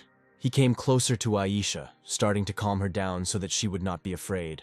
Only the dog was crying, and it was as if she was in some kind of web that did not allow her to say anything. Finally, someone struck a match, causing Zubai to turn towards the light, wanting to see who was there. His father was sitting behind the chair, putting a candle on the table, and starting to call him over like a son. Zubai immediately looked at him with distrust, not understanding whether it was his old man or not. Any doubts that it wasn't his grandfather immediately disappeared when his head turned 180 degrees, and his eyes ran in different directions. A strange monster rose from the chair, emitting a web, on top of which was the old man's shell, and he joyfully noticed that his son had returned. Having risen to his feet, the guy was seriously scared, trying to understand what had happened to him. The monster then wrapped him in webs so that he could not move, while he continued that he had passed the test. Zubai was literally speechless as he looked at this creature, only mentally calling for help. Before he could ask for anything, a woman appeared, freeing both him and Aisha from the web, attacking the old man. After pushing him away, she used her magic seal on him. This seal was a monster, but very soon he calmed down and turned off, as if nothing had happened. The man noticed that he had arrived on time, while Zubai, having examined him, realized that he was a policeman. The man had already turned to look at him, smiling and asking if the boy was okay. Soon the doctors arrived and began to examine the old man's body for its general condition. Then Zubai noticed Zhang's portrait, the candles and the urn, as if he suddenly realized everything. Only his thoughts did not immediately accept this fact, staring in shock. The policeman, putting on his blooper, covered his face and said that he was very sorry. Unfortunately, the search and rescue team encountered a sky demon, and he sacrificed himself to cover his comrades. The jar was empty because there was nothing left of the man, but Zubai was now visited by his few memories of this kind man. Clenching his hand into a fist, he was overcome with hatred for these heavenly creatures, wanting revenge. The policeman said that his father was broken and nothing was left of him, which is why the distorted particle was born. Apparently, seeing the ashes jar, he understood everything, going so crazy that Zubai understood what distortion was. But he had a question, asking directly why the vaccine did not stop this distortion. The policeman explained that this vaccine does not protect 100%, especially since this distortion was born due to a strong emotional impact. Grandfather was already being taken away on a couch, while the man continued that the infection in the air was growing and growing, and Zubai was worried whether the old man would be human again. The policeman looked at Zhang's father's age, noticing that based on both his age and his cultivation level, the old man would clearly not be able to return to human form, so in order to avoid the next stages, he would be killed. The entire apartment was soon covered with yellow tape, and a woman was standing in the room crying bitterly, to which the man said that it was the old man's ex-wife. She clutched a small wooden knife that belonged to their son in her hand as the man offered to go say hello. Even though Zubai felt incredibly sorry for this old woman, he did not want to hurt her with memories, because he was wearing her son's clothes. Turning away from everyone, he asked the policeman to forget about it while he stopped the guy, asking him not to blame himself because this was a common thing for them. Only Zubai honestly said that he didn't blame anyone. He would just go to the Dao school and study as best he could to avenge Zhang. He believed that one day they would be able to kill all these heavenly demons, fueled by some strange motivation. Aisha was shaking violently as she looked at the guy, and Christina was just worried. Zubai leaned down and hugged the dog, asking it not to be afraid and promising that he would find a way to cure it. Seeing all this, the policeman felt something inside himself, handing the guy his business card holder. His name was Li Shuju, and on the other side was his number, asking him to contact him if he had any problems. Then he ran towards the exit, thanking the policeman and saying goodbye to him. Li Shoda himself waved to the boy, calling him Junior, until he disappeared around the corner. As soon as he stopped seeing Zubai, his face changed, becoming more serious and rough, as if he had something in mind. Unfortunately, the guy had nowhere to go, so he waited for the morning and the opening of the Taoist school, shivering all over from the night cold, while Christina scolded him. But Zubai didn't want to tolerate her lectures, because he already had enough problems, driving her into his mind, as if he was in a bad mood. Having looked into the system, he was also given laziness points for the fact that he was too lazy to argue, which even seemed like a plus to him. Suddenly, a man walked past him, calling it a disgrace for a student from their school to sleep on the street. The examiner's face immediately changed, saying that he liked Zubai, offering to place him in the room in advance. He was so lucky that he not only showed up at the dorm early, but also got a single room. Of course, the other students were shocked, having already noticed Zubai during the morning procedures when they themselves arrived exactly at opening time. This school didn't have any opening ceremony like schools in China. They were simply divided into classes based on their grades. Now, teacher Shinjun greeted everyone and explained that although they were the best of the best, he only taught one special one. Jingxi immediately reached out to Zubai, telling him that this teacher was the master of the Fifth Kingdom, and that he had chosen his test up there. The boy immediately remembered the pyramid that Zhang had told him. Realizing that this teacher had exceeded 50%, He hoped that this teacher would choose him, but Qinjun loudly called out to Zuodao, taking him with him. The noise in the crowd immediately began to either condemn him for his choice, or on the contrary praise him, because the guy was not only strong, but also from a famous family. Lu Zhongyang immediately cut off everything with a whisper, saying that he would be their teacher. The goal of his training will be to exceed each one's spiritual power above 99, but their first task would be to select the divine scroll for cultivation that he had just summoned. These scrolls were a shortcut to cultivation, and each one was a Dao fruit created by the cultivators of the Heavenly Court, and only accessible to the best schools like the Tong school. These 9 scrolls are the foundations of the Zero Realm, and even if they are basic, any one of them would be worth millions. As the teacher continued to explain that there was a scroll for each kingdom, Zubai realized that it was very similar to the upgrade tree in different games. Now everyone had a choice, because you can only choose one basic scroll for life without the ability to change, offering to tell about each one. The guy immediately turned to Tina, asking what to choose, while the cat was clearly unhappy with his attitude towards her. He didn't want to make this difficult choice alone, but the cat suggested that he either choose himself or he would think.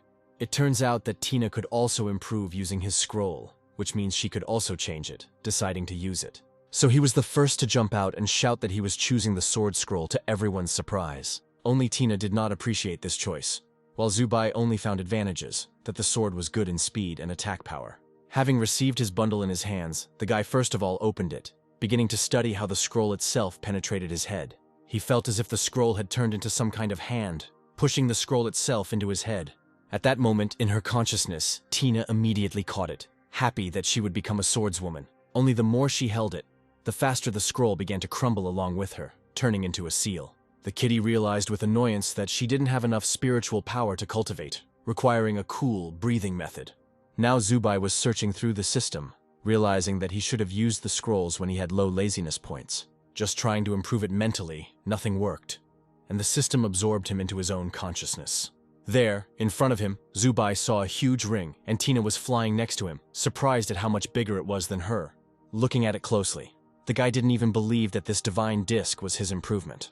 Lu Zhongyang began to explain that each level of the divine disc has many star points for each realm, and first you need to pour your power into the first point. Closing his eyes, Zubai began to imagine this first point, pouring his spiritual power into it, and saw that this was an improvement in body and spirit.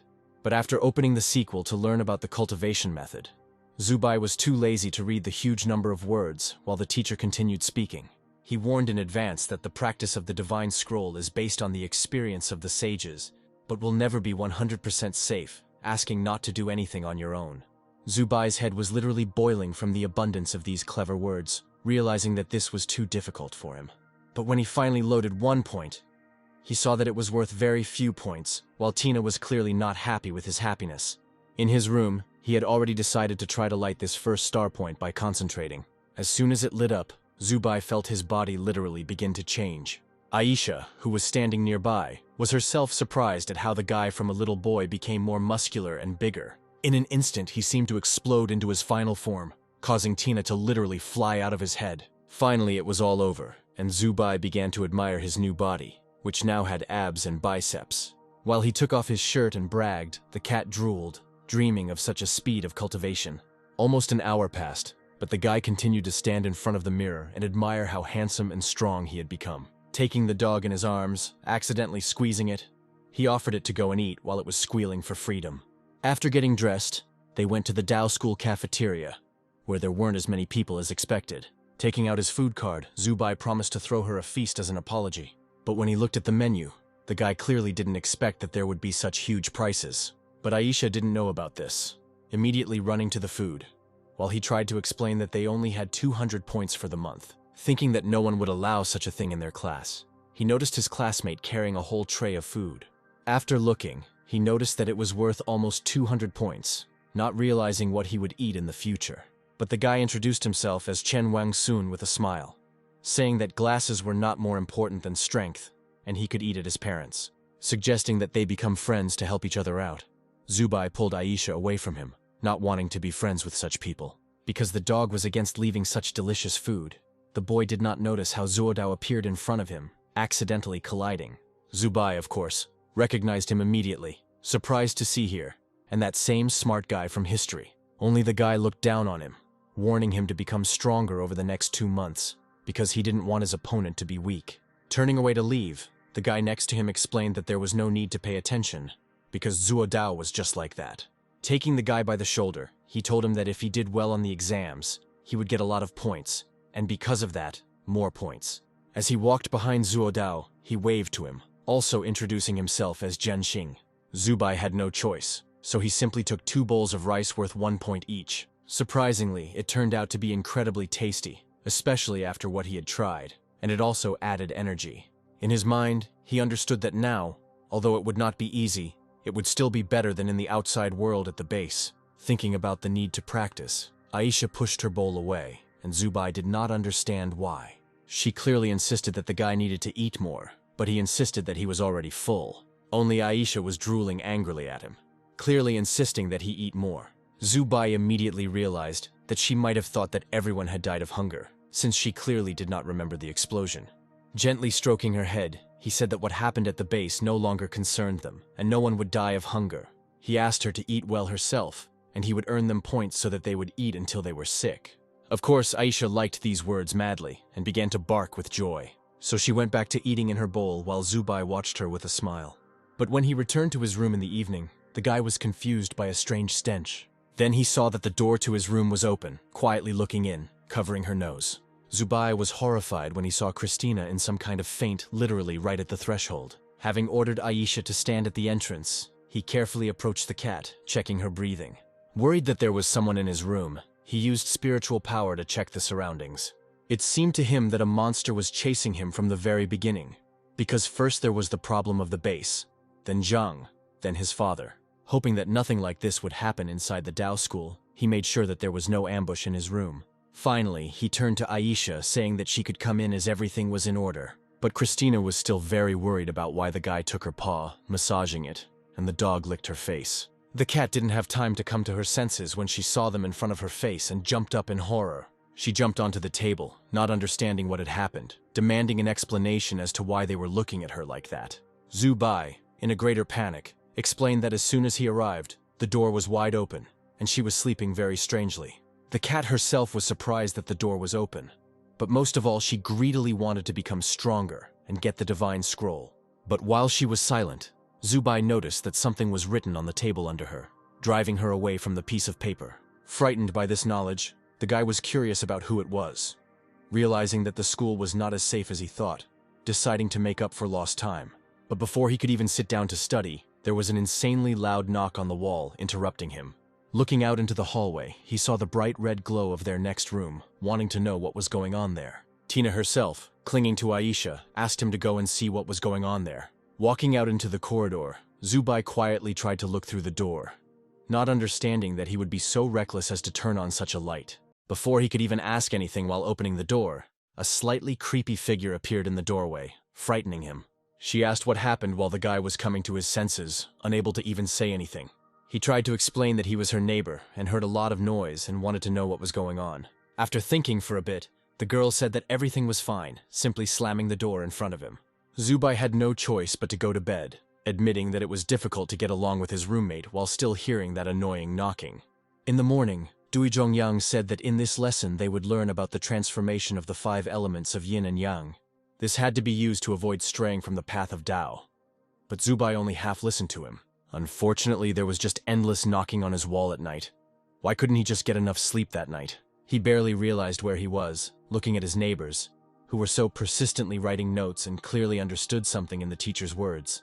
But Zubai himself did not have any basic knowledge, much less any understanding of words. Realizing that everyone was working to earn points, he decided not to waste time by settling down on his desk to sleep. Jingshu heard his sleep and snoring perfectly well, looking at it out of the corner of her eye. She couldn't believe that the guy was literally sleeping in Lu Zhongyang's own class. The teacher himself was somewhat confused when he saw the sleeping student, to whom the whole class had already turned. Qianwan's son looked at him and couldn't believe that he was sleeping on the second day of school, and it turned out that he was his friend. Jian-san laughed more at him, realizing that this guy had a strange character. Only the teachers were not satisfied with this arrangement, which is why very soon a hand of spiritual power was sent towards Zubai. She quickly and deftly hit the guy on the top of his head, causing him to wake up like that. Lu Zhongyang was simply horrified that having taught at the school for 12 years, The boy was the first person who dared to sleep in his class. Rubbing his forehead from the strong blow, Zubai was more pleased that he received many times more points than when he was just resting. He will answer the teacher that when he sleeps he perceives information more effectively, but if it interferes with the lesson, he will stop listening to it. But these words did not convince Lu Zhongyang to continue the lesson. On the contrary, he was more surprised, either from impudence or from courage. He slammed the table and said, "This is just complete nonsense and outrageous behavior. He is not here to make jokes." In an instant, Zubai was no longer sitting in his place, but was lifted into the sky, transported somewhere. The teacher put him on his feet, almost right in front of his nose. He said that the boy would be standing for the entire lesson, and from today on he would be under surveillance to make sure he was not distracted for a second. Only now did Zubai realize what a big mistake he had made when he lay down to rest during class and hid himself. When the whole class left, Lu Zhongyang began to lecture him that even though the guy was a genius with a lot of talent, he shouldn't think that he could rest. As he continued that many geniuses had lost their way halfway through their cultivation, it seemed to him that the boy was listening to him attentively. But Zubai looked at the teacher not because he was listening, but because of the system, realizing that he did not get more points because he was standing. He immediately realized that he wouldn't be able to study and become stronger like that, so he came up with a plan to skip classes because he had his own path. Suddenly, in the passage, he noticed someone's black figure, who was whispering that she would let the first place get some sleep since he fell asleep in class. The next day, Lu Zhongyang looked around the class, trying to find the guy. He asked the class if he hadn't come to class while Zubai was looking out the window at them. It turns out that for skipping classes, his laziness points also increased, admitting that this was a forced measure, thus apologizing to the teacher. Tina even noticed that he also had a single room, which is why he could sleep for days on end and not get stressed. But before he had time to think about what they had told him, that he would be expelled if he did not go to class, the teacher left the office, cursing him. As soon as the man found out that Zubai was skipping school, he always hoped to catch the guy in the dorm, but he was smarter, not going there, but returning after the search. Because of this, the boy had to completely avoid the teacher and any communication with him, while he always returned to school angry, not finding him. Only Zubai and Tina found this hide-and-seek very funny and amusing. Even though they were mischievous, they always returned to the hostel satisfied, feeling like some kind of winners. Once returning to his room, Zubai found a note there, immediately becoming a little wary. In it, the teacher asked not to skip classes, but did not insist on it, although the Dao school would not leave it like that. Only the guy didn't care about this threat. He was more upset that the teacher had so easily given up chasing him. Having slept until the evening, he was awakened by a sharp knock on the door, not understanding who was trying to get to him. But the man behind the door threatened that if he didn't come out, she would have an abortion, which confused him, but got him back on his feet. Opening the door, he didn't immediately see a little girl in the passageway, who was almost burning with anger. She said that she was simply furious that he did all this on purpose. Calling it back, he looked at her. The guy recognized that it was Xiao Shi, and was even more surprised that up close she was even smaller, closing the door. The girl was simply horrified when the door closed again, and the guy did not answer her. She didn't understand where he got so much impudence from, asking through the door why he even came here. She kept drumming and scolding him for being lazy and not doing anything to practice, while Zubai just sat by the door and listened to it. Giving up, Xiao Shi leaned against the door, confessing that her parents were on the front lines and had never returned since they left 5 years ago. As she left, she sarcastically remarked that the boy was simply taking up space at school for nothing, since he didn't deserve it. Her words really affected Zubai, because he himself did not remember his parents, and he ended up in school for the sake of revenge. He gently hugged Aisha, who stood next to him and seemed to be crying, which made the guy remember her human form. He knew what the Dao school meant, but trying to ignore Xiaoshu's words, he wanted to become stronger by improving 2 stars at once. Before he could do this, his body literally twisted, causing him to fall to the floor in agony and pain. Tina and Aisha became seriously worried when they saw him groaning in pain. After a while, this horror ended, and Zubai came to his senses, removing the pieces from himself. It turns out that these stars were to improve his body, hoping that with their help, he would not receive serious injuries. With incredible ease, he managed to rise from his back to his feet, only jumping slightly. Realizing that he couldn't cope without theory, Tina offered him a deal, demanding her breathing method as well. This gave him the idea to go to the library and take out some basic books to study. Having found the library of the Dao school, he was very surprised by the huge, beautiful hall with a lot of rooms. The administrator was in front of him, immediately calling him a newbie and sending him to the department with basic books. As soon as he approached the door, she immediately demanded that he use his spiritual power as a key. After putting his hand on it, Zubai was very surprised that there were such locks here. He finally got his special access to the basic knowledge books by getting luck from the library system. He began to use his spiritual power to select suitable books in order to obtain at least the basics. He didn't notice how, while grabbing the books, he took Tina with him, who didn't really like these kinds of flights. Sitting down at an available table in the library section, they both decided it was time to practice. Only while Zubai was sleeping, gaining laziness points, Tina began to absorb the knowledge inside his consciousness, while the people around were in shock. At night, the guy studied hard and acquired basic knowledge, which he took from the library. One day, having slept in the library again during the day, the guy was very much lazy. He also knocked on Tina's consciousness, suggesting that she take a break, since training would not improve her any better than him. Only the cat didn't care. She did her exercises to raise her spiritual strength to 99. In the evening, Zubai returned to his room in high spirits, once again taking with him a ton of books. But before he could get there, someone was loudly swearing in the corridor, where a man was scolding his neighbor, saying that she would not pass the exam and would be expelled. The girl squeezed her hand, promising him that she would try harder. But the man continued to shout that trying was not the main thing here. Talent was needed, and she had already reached her limit. But she interrupted him, promising that she would try to cope, but only if he helped her. She would be able to stay. Thinking about accelerating his cultivation, Zubai immediately remembered how he had suffered before when he had been too hasty. For a moment he even shuddered at this, realizing that one could suffer greatly if one was greedy for advancement. Due to his carelessness, all the books fell down in an instant when the man said that he would bring the girl one thing.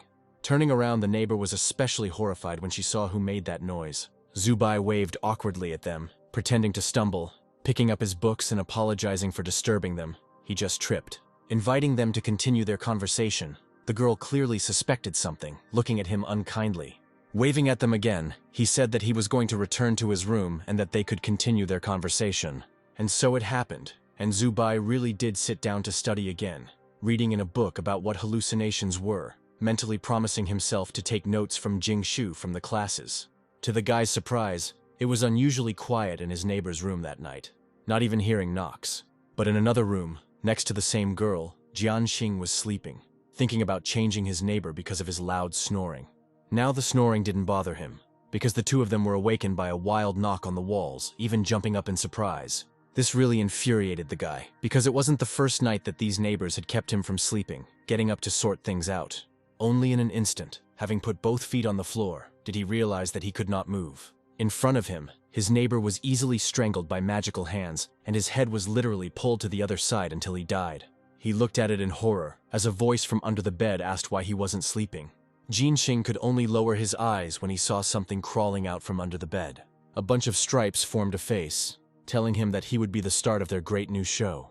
In the morning, Zubai was going to come to Jingshu to ask for his lesson notes, but in the corridor he noticed a huge crowd, not understanding what had happened there. Coming closer to the girl he knew, he asked what had happened, while she was simply glad that he had decided to go out. Lu Zhongyang dispersed the crowd, which is why Zubai was able to see that the doctors were carrying the bodies of the students out of the dormitory. One of them was found dead, and the second, Jianxing, was found in critical condition. The guy was simply horrified when he saw all this, not imagining who could have done such a thing. Jingshu tilted it slightly, whispering that they said that it was the heavenly church that rebelled, since that was the sign that was found in the room. Zubai had of course heard of them, but he couldn't believe that these people had the courage to attack the school. At that moment, Xiao Shi came running, taking the girl with her, demanding that she not pay attention to the guy. Before saying goodbye, Jingshu asked Brother Zhu to be careful when leaving for class. Wanting to return to his room, his attention was drawn to the fact that the door where the attack took place was next to his strange neighbor. He immediately remembered that she was up to something when she was talking to a guy he didn't know. Zubai didn't want to risk his safety as he walked towards the phone and took out the policeman's business card. Li Xiuzhi immediately picked up the phone, asking him to introduce himself and tell everything, immediately surprised that someone had been killed at the Dao school. Everyone around began to discuss this mysterious murder, and the fact that the Heavenly Church, an organization that rebelled against the Heavenly Court, was involved in it. It was this human organization that tried to overthrow the Heavenly Court. They fearlessly used all sorts of actions, including killing fat residents, just to insist on their own. Thus, Zubai learned that these were anti-government forces who were ready to kill anyone, fearing that the Dao school was unsafe. At this time, Li Shuju had already approached him and asked him to simply call him Li, asking if he really believed the church was involved. But Zubai honestly said that one sign could not tell them much without convincing evidence. Having agreed, Li asked for an answer to another question about his neighbor, whether it was true that she might have problems. The guy honestly told her that the girl was already at risk of being expelled, which is why he didn't tell the teachers, wanting minimal consequences. Gently patting his back as he moved towards the dorm, Li was truly surprised that he was so smart. Finally, Zubai led him to her room, where the man immediately noticed that the closed door was very close. The guy added that every night a sound similar to knocking on the wall is heard from here. Looking through the peephole, wanting to see something there, Zubai honestly asked if it would be dangerous for them to conduct a direct investigation. Li just chuckled softly, noting that although he was very young, he was also very strong. So the first thing he decided to do was try to see what was in the room through the door using spiritual power. Just as he was thinking about something, Zubai asked if he had found anything there. But when he looked at the guy, Li said that there was some kind of seal inside that blocked spiritual power. But even if he intervenes with his power by force, it can lead to an explosion, which is only worse. The man said that they couldn't enter without proof, while Zubai noted that she was clearly protecting something since she had put a seal on it. Even though Li agreed with this, they would still have to wait until the evening, asking him to stay in the guy's room. Zubai clearly didn't mind, calmly leading him to his door, apologizing for disturbing him so early. Opening the door to let the man in, he said that it was too early for him to go, because he needed to do some research on the Heavenly Church. But he advised Zubai to stay in his room and wait for him, but in such a way that he would not fall asleep under any circumstances. The guy blushed from such attention, looked at him awkwardly, but agreed. Only towards evening, no matter how hard he tried not to fall asleep, he couldn't do it, holding the watch in his hands. It was as if something had suddenly hit him in the head, jerking him awake and not immediately realizing that he had fallen asleep. Not understanding why Li was not there so late. At that very moment, the knocking on the walls began again, realizing that everything was repeating itself again. Only this time the knock was like a huge hammer, but when I approached the wall there were no cracks on it after that. Covering his nose, he smelled that same stench again as he walked back to his room. Thinking that something was wrong with the room, he called Aisha with him, suggesting that she get out of there.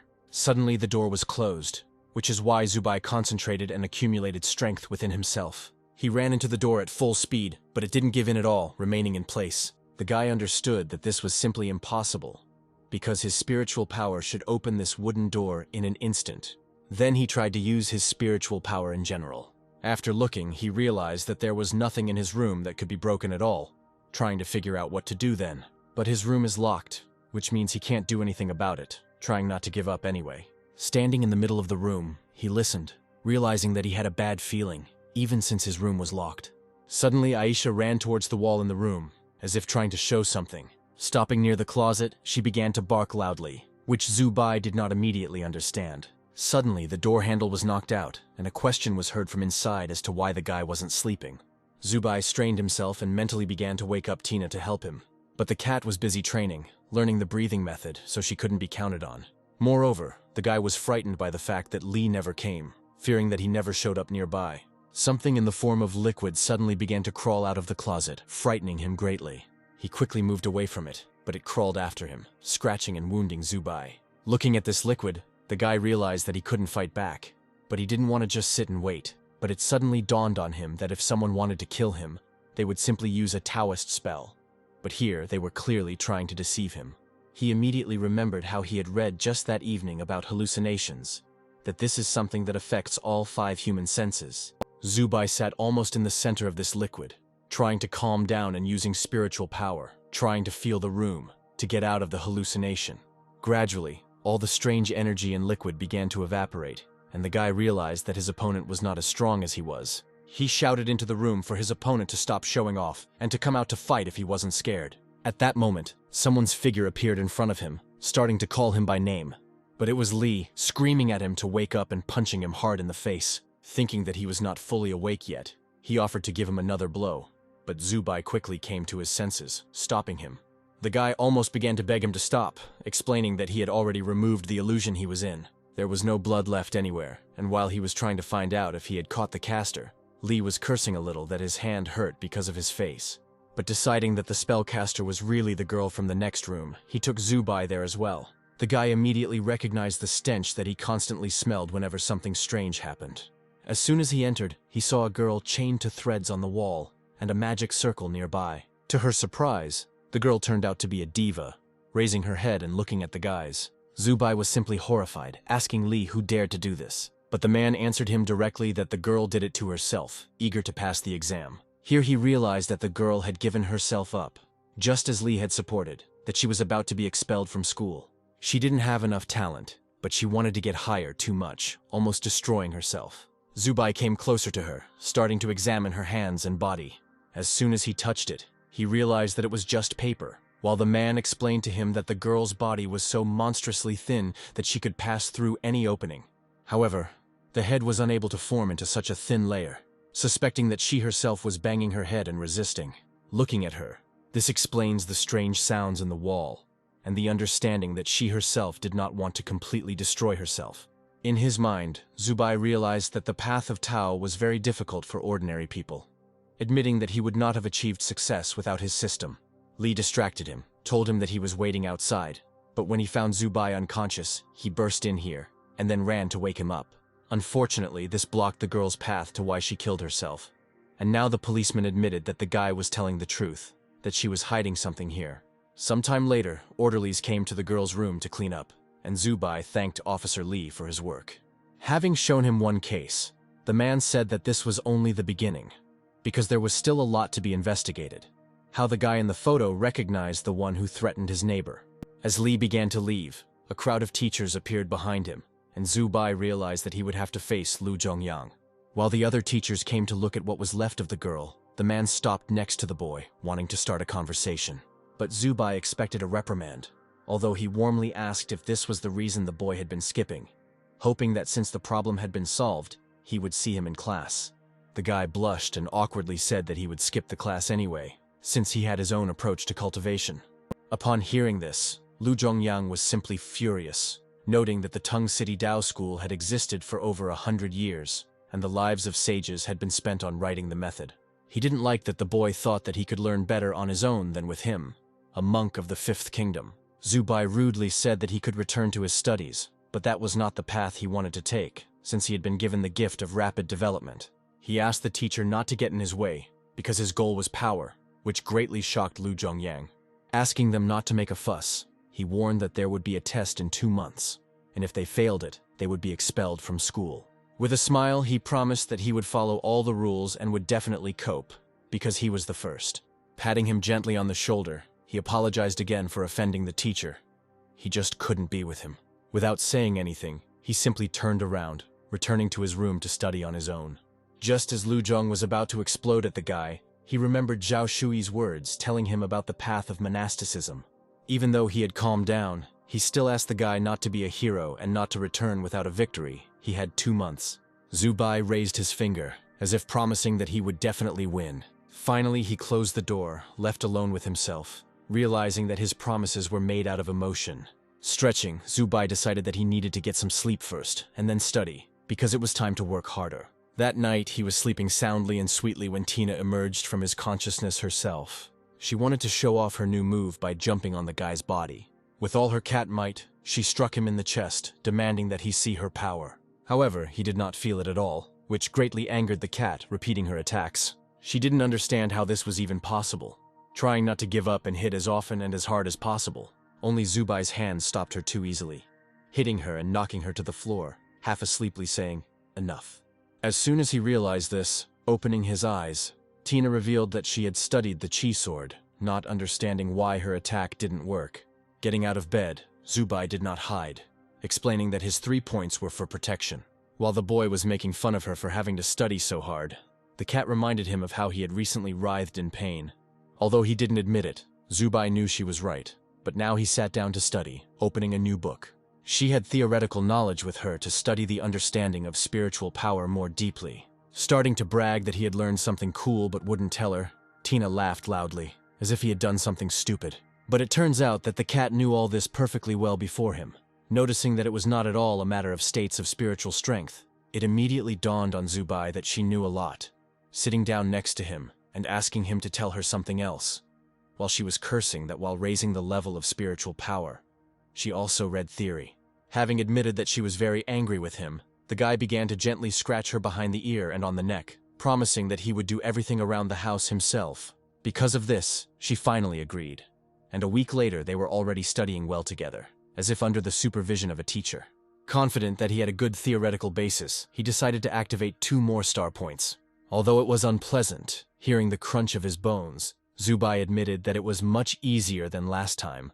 Opening the system, he decided to find out what was distinctive about this star point. As it turned out, it was a lying shield. Looking at the cat, he thought that she clearly would not be his rival, since she could not harm him. Just as he was thinking about who to train with, there was a sharp knock on the door. There was a guy standing behind her, asking if Zubai was there because he wanted to tell him something important.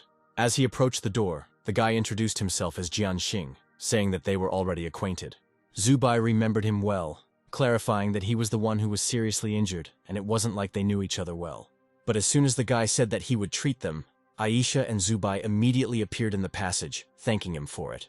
The dog was especially happy, asking to go with them, but Jianxing didn't mind. Hugging him, the guy happily said that they could go because he knew he was a good person, only asking for time to get dressed. As soon as they entered a dark place, far from civilization, Zubai suggested that they go back already, because they would be late for dinner.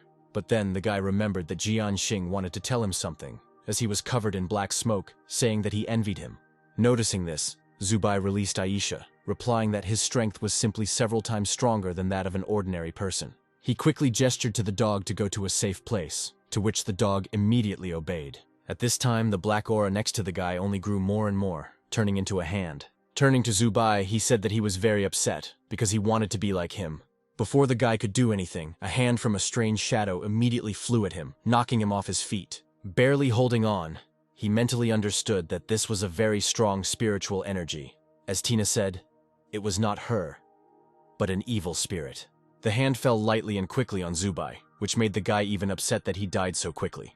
As the dust cleared, he couldn't believe that genius was just a word, and that Zubai turned out to be worthless. Only through the dust did he see the whole guy, even laughing, because idleness increased his defense for him. While he was joking, Jianxing only became more furious that he was safe and sound. A bunch of other spirits appeared around him, all of them glaring at Zubai. Jianxing, shedding tears, asked the boy to run away, because he did not want to hurt him. Trusting him, Zubai really tried to run, but lying down, because that way his defense was stronger. But it was impossible to run like that, half lying down, which is why he asked the cat for help. Tina herself was insanely afraid of all this, asking him not to talk to her, as if she could not see anything. She tried to summon at least some swords into these terrible creatures, but there were too many of them, suggesting that the guy cope on his own. Unfortunately, the spirits caught up with him too quickly, leaving Zubai to only scream and ask for help. A voice came from Jianxing's body asking what kind of cat with pink swords it was and why he was lying down. All the spirit left the guy, and a head appeared that did not understand what kind of game Zubai was playing, as if he were trash. Finally, the entire spirit united into one human body, not wanting to let the guy go. Lai was nearby, quickly checking how Jianxing was doing. His eyes glowed bright green, demanding that the girl stop, because she no longer had a chance to win. She clearly had no intention of giving up, creating a blade from her body and heading towards the man. Right in front of his face, she demanded that he not dare to interfere with her, hitting her in the face. But Li easily took her head, directing his fist, noticing with a little pity that she didn't want it the good way. With one light magical blow, he completely dissolved her body, leaving only her head and a small strip. Because of this, the evil spirit disappeared, and Zubai found himself safe, staring at his savior. Only Li turned to the head, asking it to live a little longer, because he had questions for it. He called her by her name, Yingzi, which even surprised her, calming down and looking at him. Zubai also looked at them from the dust, asking if her name was Yingzi. Only the head was very angry that the man had more than 1,000 points of spiritual power, and he was so young. But Li relaxed her, saying that he wouldn't kill her because he still had questions. The first thing he wanted to know was why she kept knocking on the wall. Was it really to use Zubai and get out of the exams? He also mentioned the sign to scare the guy, which surprised even the guy, who no longer understood why Yingzi did it. Then she admitted that from early childhood she had devoted herself to this cultivation, doing everything for this. That's why it really irritated her that this guy had it all so easy, and he was wasting his talent. Li himself didn't expect it, but he realized that the rumors about the guy's lack of education turned out to be true. As he awkwardly stood up and walked towards them, Zubai protested a little that this was all not so and was just a lie. But Lee was now thinking about the questions, realizing that the girl had an instigator. He knew that the method of disembodiment of the spirit and taking over the body were forbidden, that even the teachers of the fifth realm could not obtain them. Only Ying Tzu reminded her about the church, that it was she who gave her all the necessary techniques. Holding up a piece of paper, showing the file of one guy, he said that this friend of hers used her and ran away. Now he opened her eyes to the truth that she was simply being used, perhaps to cause a greater disaster, asking her to tell everything. She was about to start telling the story when something in the sky caught everyone's attention, making her wait a little. They noticed that there were 3 people in the sky, or rather, 3 teachers from the school. Before they could react, someone's beam instantly tried to hit Yingzi. Lee's defense couldn't stop it, which is why the girl's head was completely pierced, crumbling into petals. Her spirit quickly disappeared, and Zubai was already looking at the empty petals. Lee looked back angrily at the teachers, saying that they were in the middle of an interrogation, trying to figure out why they were killing students. At this moment, Shinjun came down to them, explaining that she was a sinner who had broken the great taboo and harmed others. He's here to restore order, not understanding what Officer Lee is upset about. The man made no secret of the fact that this tactic was very similar to murder in order to silence him. While the teacher was outraged that he was even conducting a secret investigation, not trusting their school. Zubai intervened in the conversation, explaining that it was he who hired Officer Lee, because he had his own thoughts about the problems he was having. But Shinjun separately conveyed that everything was fine. It was just better to tell him right away, and not trust bad people. Afterwards, Lee called him back for a private conversation, warning him to be careful, as someone was clearly watching him. Afterwards, doctors and other workers came to the incident and began to conduct their own case and investigation. At this time, Tina watched Lee, noticing that he was very handsome and caring, and the teacher was clearly hiding something. He really thought deeply about her words, because it was really strange that the teacher destroyed all the evidence. Zubai understood that danger always existed, and there was no point in thinking about it, because his task was to quickly gain strength and train to protect himself. Later in the morning, the guy was lying in his bed while the others were sleeping, and he was studying his system. After calling Tina, he didn't understand why he couldn't further improve his star points, as she explained that he had reached the peak and needed to increase his cultivation level.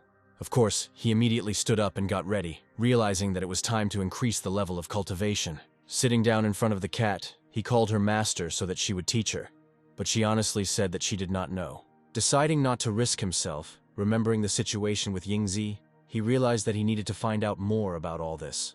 Unfortunately, there was only one source of this information because knowledge is called power, and they can be obtained from Jingshu's notes. So he quietly came into the classroom, approaching the girl's desk very quietly. He barely looked out and quietly greeted her, asking her to lend him her notes for a while. Jingshu was unfailing, happily handing him the notebook, as Xiaoshi, who was sitting nearby, overheard them. She instantly stole the girl's notebook, shouting and asking how the guy dared to come and borrow someone else's notes. Of course, in this way she attracted everyone's attention, which is why everyone was already looking at him. Liu Xian thought that the guy was simply useless and worth wasting the school's resources on. Du Bing laughed and joked that this was the return of the prodigal son, barely containing himself. But Zubai tried to ignore this whisper, demanding that Xiaoshi return the notebook to him, since it was none of her business. Pressing her close, the girl began to insist that Jingshu not lend him her notes and go to class. Because of this, the girl awkwardly lowered her head, also repeating that she needed to go to classes, because cultivation was a very dangerous thing. So Xiaoshi began to tease him by returning the notebook to her, demanding that he attend classes. Of course, Zubai didn't like this at all, calling the girl simply damn. But then another person unexpectedly handed him a note, offering his own notes. All joyful, Zubai immediately thanked him, beaming with joy. It turned out to be Qianwan's son, calling himself such a friend that he would always help him. But as soon as Zubai opened the notebook, instead of any notes, there was a bunch of drawings with vulgar content. He threw the notebook back in the guy's face, not responding to his indignation that he wasn't grateful for anything. As he was leaving the classroom, the boy was already thinking about accepting defeat, wanting to find another way, when Zuodao stood at the entrance. He clearly didn't expect to see him, but Zuodao knew very well that the guy didn't go to class. Turning around and looking him in the eye, he was very indignant that his opponent would be a piece of shame. Before Zubai could scold him for not respecting him, Zuodao's own notebook flew into his chest. Opening it, he actually saw the records, and they were useful, until the guy explained that these were his past records for raising his cultivation to 1%. He suggested in advance that if he didn't understand something, he could come to the dormitory at night and ask him to be his teacher. As he passed by, he whispered that in a month and a half he and his class would be beaten. Without saying anything else, Zuodao simply turned around and walked away, lightly brushing against the boy's shoulder. Exhaling and scratching his head, Zubai was a little shocked by his words, but was still confident of his victory. While reading Zuodao's notes in the library, while also collecting books, the boy was truly surprised at how well he wrote. The notes not only detailed each step of the cultivation enhancement process, but also included the names of reference books, which was very helpful. He expected that within a week of training, he would be able to increase his cultivation by at least 1%. Approaching the administrator, he asked how to get to the hidden cultivation room. As he pressed the button, a passage formed under his table, into which Zubai's steps lowered themselves. Looking around, he was shocked to say the least as the man in front of him asked him his name. He had keys around his neck and asked to follow him to get into the hidden rooms. Zubai was slightly broken by the fact that there were two little men, while he explained that the risks in the rooms were reduced to a minimum of injuries and danger. But despite this, the level of demonization was high, so he should be careful. Having led him into the room, the man immediately closed it from his side, leaving Zubai alone. He walked around the table, looking at the textbook in front of him on the table. It was a treasure trove of the Tao path, with trembling hands afraid to even take this collection. But Father Zhang and the possessed girl immediately came to mind, worrying that the same thing would happen to him. Before he could take the book, Tina mockingly said that she would take care of the dog and the system after his death. Deciding that there was no need to be nervous anymore, he simply opened the book easily and quickly, starting to study it. But before he could even open it, the symbols began to fly around him, forming something strange. He felt them penetrate his body, and his cultivation level gradually rose to 0.1%. But the more he held the book open, the more the symbols turned into little people, and Zubai realized that it was a whisper. Unfortunately, nothing could be done with them, so while sitting, he tried not to pay attention and not to listen to them. But it was difficult to do so, which is why he slammed the book shut, admitting that this illusion was too strong. He began to take this path of Tao little by little, opening the book again and trying to concentrate. But he again failed to concentrate and ignore this illusion, even shouting that it was difficult. Because he closed this book, his progress returned to 0. While Tina mocked that Zuodao managed to get up in half an hour. Immediately, Zubai, falling to the floor, remembered his ability that when he lies down, he receives a defensive technique. Hoping that she would help him, he opened the book again, watching the result. To his surprise, it worked. Glad that it worked not only in combat, but also in protection from pollution, Tina began to persuade him to return home, because he would still have time to come another time and improve. But Zubai was now against it, because he had found an easy way to raise 0.7% in just a couple of minutes. Rising from the floor, he held the book open and boasted that he was simply a genius, using his technique to teach. Before he could get to his feet, a whisper and a strange sensation began to break him, sensing some kind of heaviness. Because of her, he seemed to have fallen dead, only feeling that he was bleeding from his mouth and nose. Looking ahead, he distantly heard Tina calling him, but the red steps of the children's feet excited him more. The frightened cat began to shake him and wake him up, but she burst into tears because the guy was cold. She asked him not to die like Zubai, taking her paw, asking him not to worry because he would not die so easily. Now rising to sit, he said that he simply stood up abruptly and lay down to rest, since his body had found it difficult to adapt. Looking at the ceiling, Zubai was glad that the room was covered in runes, which protected them from being distorted while the cat was angry. He opened his system, trying to somehow attract Tin's attention by showing that his spiritual power had improved. While he was upset that each percent only increased the maximum power level by 100, the cat was beside herself with anger. A little later, the boy headed towards the school's logistics department building. Holding her head, Zubai still felt a little sick, and according to Zuodao's notes, you can get free medicine in this building. At this time, 3 people passed in front of him, even greeting him, wanting to know if he was in first place. Adjusting his hair, it was Liu Xian, asking if the guy really needed resources. But Zubai, scratching his head, was not familiar with him, asking who he was at all. This greatly angered him, asking how he had the conscience not to know who he was, offering him a sparring match then. Before he could get close to Zubai, someone sitting on top of him and eating called out to Liu Xian. After finishing his meal and taking off his jacket, he jumped down to them, asking if he had really come to mock Zubai.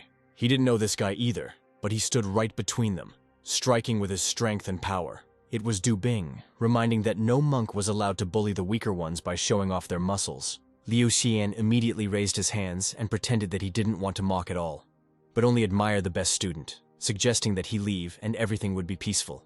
Du Bing was in no hurry to turn around, checking to make sure that the group had actually left after going up the stairs. After making sure everyone was safe, he turned around, looking behind him and saying that Zhu Bai would be okay now.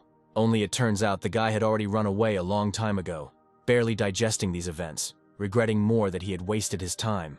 Opening the door, he happily greeted Aisha, bringing her a portion of food. Only in the room stood a terrible, huge figure, greedily gnawing on the remains of a chair. As soon as the dog saw food in Zubai's hands, it flashed its huge teeth, as if it wanted to attack. Before the guy could do anything, this huge animal with its mouth wide open jumped on him. Once on the floor, Zubai realized that the animal had broken through his physical defenses and had not eaten him. When the dog switched to food, the boy realized that it was indeed Aisha. Not understanding how this happened, Tina looked out of his head in horror, not understanding how this Aisha had become so big, thinking that it was demonization. While the cat was still unconscious, Zubai touched the dog with his hand, trying to use his spiritual power to determine if everything was okay. Even though he was sure that there were no deviations, he closed the door because he couldn't let the teachers find out. Taking her with his spiritual power while she was eating, the guy tried to understand. Suddenly, Chona ate something wrong, as Aisha became bigger before his eyes. Tina was the first to notice this, screaming that she had become bigger, and it seemed because she had just eaten. But Zubai, on the contrary, decided that she had grown bigger because she was hungry, leaving her on the floor and feeding her. Looking at the dog, which was already almost up to the ceiling, he asked Tina to look after it while he brought more food. But no matter how many plates the guy brought, the dog only grew bigger and bigger, already crushing the cat.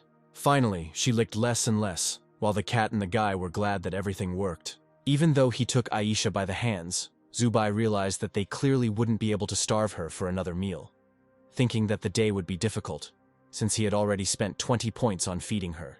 While he was standing in line, he knew that his cultivation power had grown greatly, and he would be able to defeat almost all of his classmates. But now the problem was different. Holding out his card, desperately hungry and thin, he asked for at least 2 plates of food, hoping that he would be able to survive. But the payment system told him that he didn't have enough points, only 1 left, so he had to choose just rice. Only they didn't just give him rice, but a huge bowl of gravy, where his aunt noticed that he was in the prime of his monastic years. So, giving him the bowl, she asked him to eat more, taking only 1 point per serving. Zubai almost cried with joy and gratitude until his aunt added that he should eat well and not stand here now, but eat. He also got pieces of meat in the rice, eating it with pleasure and mentally thanking his aunt for her mercy. Chen Wangsun sat down next to him, also holding a plate of rice, but a very ordinary one, and asked if there was really anyone sitting there. Zubai was a little worried about his food, so he covered his plate and asked what the guy wanted. Putting a piece of paper on the table, he said that he saw that he had run out of points, which is why he suggested that he earn them. In his mind, he immediately agreed, because the more points the better, because he needed to feed himself well, and Aisha. But he didn't show any interest, only asking for more details. Chen Wan's son first asked him to read the paper, as the boy thought it was from the scriptures of Dao Zhang. Before he could read it to the end, the symbols wanted to fly out, but he slammed the paper shut in time, returning it.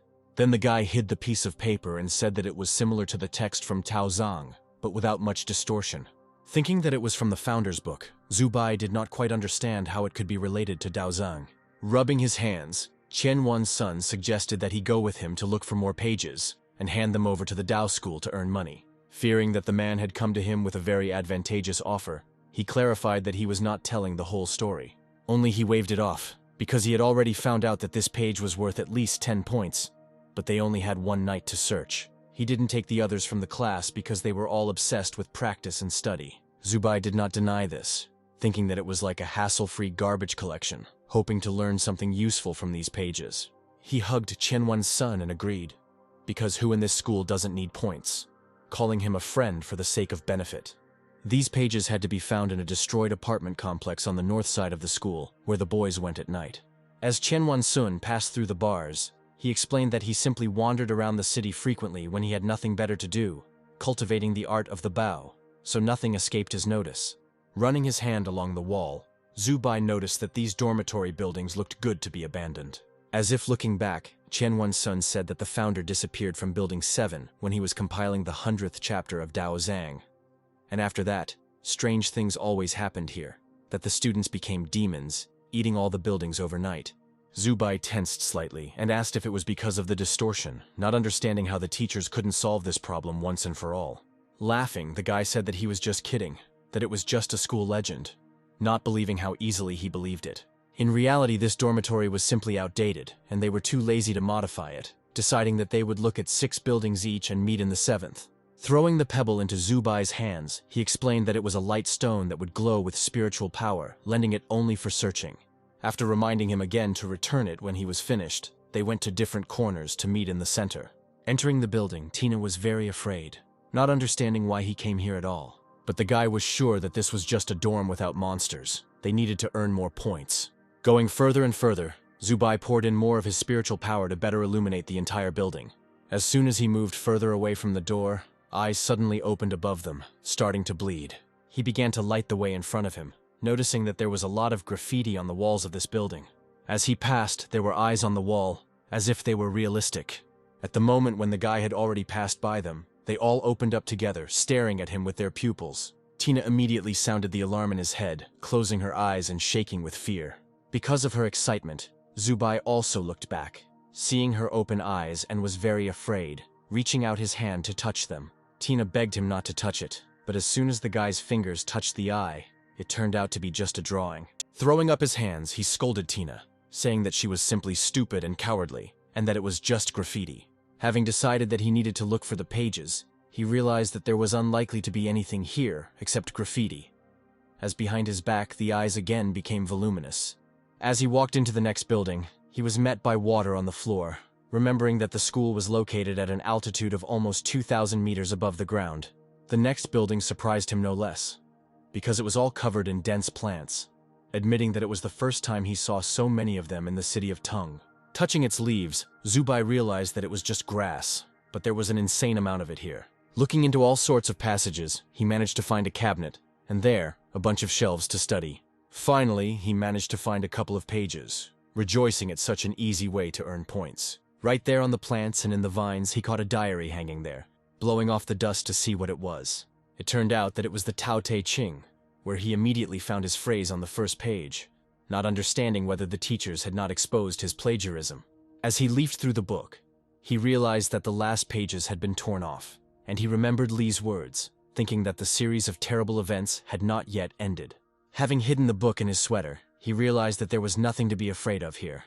But people were standing there, wondering who was really behind this, until a creepy figure appeared behind his back. For a moment his stone went out, and as soon as he turned it back on, a mysterious and eerie figure stood behind him. They felt that there was someone behind them, knowing that if it wasn't Qianwan's son, it could only be an enemy. After asking Tina to prepare her swords, he turned around abruptly for her to attack the man. Before she could do anything serious to him, he screamed at him to stop, even calling her by name. Because of this, Tina stopped for a moment, and they saw Jianxing in front of them. But the guy didn't relax because he knew that he had been swallowed up a little earlier. He awkwardly scratched his head and explained that he had not been seriously harmed, and that his teachers had easily cured him. Zubai was genuinely scared, explaining that it was not normal for someone to approach him in the middle of the night without making a sound, but also asking what he was doing there. It turned out that Jianxing also heard from Xinjun that they found some strange pages here that could be exchanged for points. He managed to find a couple of pages in buildings 1 through 3, while Zubai suggested going to building 7 to meet Qianwan Song. When they met, the guy immediately reminded everyone that the pages would go to someone, that he had found them, and that no one would divide them equally. So they all went together to explore the last remaining building for pages. Running his fingers along the shelf, Qianwan's son was embarrassed that everything looked too clean. But he didn't tell anyone about this, why they reached the first rooms together. Wanting to turn in their direction, the guy suddenly shouted for everyone to stop, especially grabbing Zubai by the shoulder. He said that when he was here last time, these 2 rooms were locked. So everyone decided that something was wrong here. Carefully looking inside, after examining it more closely, Zubai also admitted that the things here were too neat and clean, as if someone lived in this room.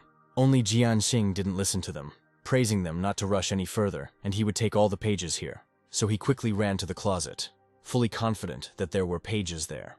Before he could figure anything out, He froze, staring at the bags on the shelves. Only these weren't just bags, but rather heads with full-fledged embroidered faces. Jianxing jumped back from them in horror, hitting the floor hard and not understanding what it was.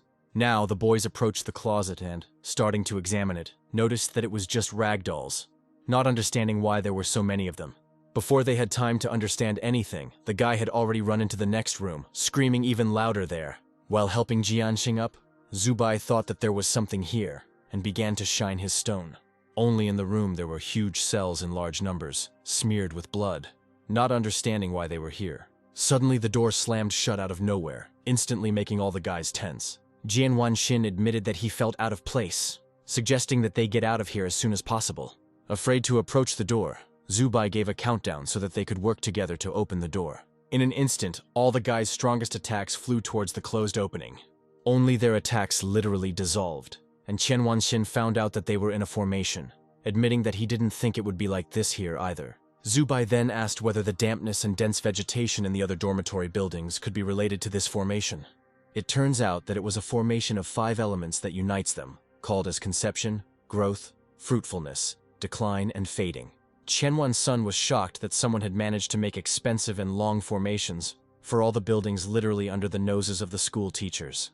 Zubai immediately thought of Xinjun with disbelief, thinking that he could easily do something like this. Only the guy thought that he hardly needed to do this, although with the teacher's capabilities he could easily do it. Zubai inadvertently remembered that he supported his quote, which was also in the Tao Te Ching, which is why he wants to destroy him.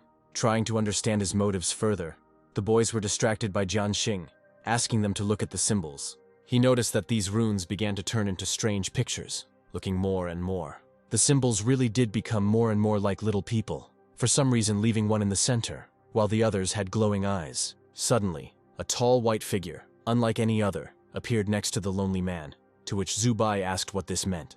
Qianwan's son immediately stood between the wall and the boys, turning away and telling them not to look, because something was wrong with it. But before they could do anything, the walls turned into the cutest wallpaper with softly painted things. While the boys were looking around, Zubai immediately froze, asking if this was an illusion. Qianwan's son apologized to them, suggesting that he go ahead no matter how dangerous it was. He promised the boys that he would get them out no matter what happened, so they walked forward cautiously, with great fear and excitement. But when they came into the room, there the boy was reading in a trembling voice that Funzi is the best, about the choice of earth and sky, the mother of all names. He sat and cried in front of the white figure, telling his dad that he wanted to go play and not read it. Looking at the sheets that Jinxing had in his hands, he realized that this guy probably created a formation, showing them his memories, because he had the very sheets that the boy was reading. As soon as he realized this, the illusions in front of them disappeared, dissolving into a new one. Now the man stood over the boy's desk as he wrote words in the book, while simultaneously telling a story. He wiped away tears, admitting that he had forgotten some letters and did not remember the last chapter, how his hand was handcuffed. As he begged his father to read him the last chapter, a white figure swung his scythe, cutting off his head. The head rolled to the guy's feet, turning into a bag with a face. Now Zubai began to think that these were the memories of the one who created the formation, not believing that they saw the heads of children in the closet. Only the desk was now empty, illuminating it with a special separate light. Jensing began to go crazy from all this, saying that he was leaving. He did not want to go further because the place was cursed. Only Zubai knew that there was no way back for them, staring at that bloody desk. Before they had time to decide on anything, a mysterious figure began to approach them. Zubai looked closely at the face of the one under the hood, realizing that it was their teacher, Xinjun. Their teacher, his scythe flashing, was heading their way, which made them not know what to do. Zubai had the idea to talk to him, since they had no way to destroy the formation. He shouted out whether it was he, Sunjun, and whether he made any effort to find out what the last chapter of the Tao Te Ching said. At one point the person actually stopped, which is why they thought it worked. Only the man lowered his scythe to the floor, starting to walk on them and repeat what the child read about the path of Tao, which is the name. His face only grew darker as he continued to recite the chapters of the book he had memorized. While he was glowing red, continuing to talk about the path, the walls suddenly began to narrow. Pages literally flew out of their sweaters towards the man as he continued to recite the chapters. In the book lying on the desk, these pages literally merged as Xinjun fell silent. The walls were already pressing everyone close together, which is why the spirit of the formation was insanely close. He realized that if they didn't manage to finish the last chapter before he finished his words, their heads would end up in that closet too. Tina immediately imagined her face as a bag with a face, cursing that he didn't listen to her. While Shinjun was talking, Jianxing was going even more crazy, scratching his head until it bled. Summoning his spiritual power, he shouted that he had enough, attacking the man. But he didn't succeed. Shinjun had some kind of shield, protecting him from the blow. In an instant, he struck Jianxing with his scythe, sending him flying, causing him to bleed. Tina begged Zubai to do something as he sat down at the table, remembering that he had once read this book. But the guy honestly remembered that in fact, he had only glanced and looked inside the book. Shinjun began to walk around the guy, continuing to read, as the cat tried to hurry him up, because the man was already finishing. His scythe was already swinging over Zubai's head while he, in turn, was trying to remember. Unfortunately, he could not remember his last words, having already accepted and prepared for his death. The blade was literally an instant away from his throat, when Tina took the brush and began to write. Exhaling, she was actually able to write, and correctly, that it looked familiar, because she remembered it. Shin removed his braid from Zubai's head, acknowledging the task as completed. And so it happened. The book was finished, and the feeling of threat disappeared, just as the walls moved away. Slumped in his chair, Zubai exhaled with peace, and the cat returned to the boy's consciousness, also exhaling.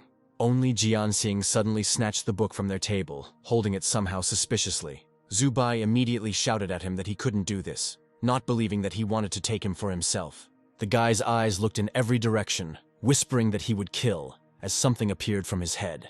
Beginning to shake his head sharply, he turned to the other side, and two eyes appeared on the top of his head, creating yin and yang. Those eyes stared at the book as black hair began to emerge from him, enveloping him. Soon a mouth emerged from his face, revealing its teeth as the book glowed with a golden light. He absorbed the book into himself as Qianwan's son realized that he was the one who made the formation, and it was time for them to leave.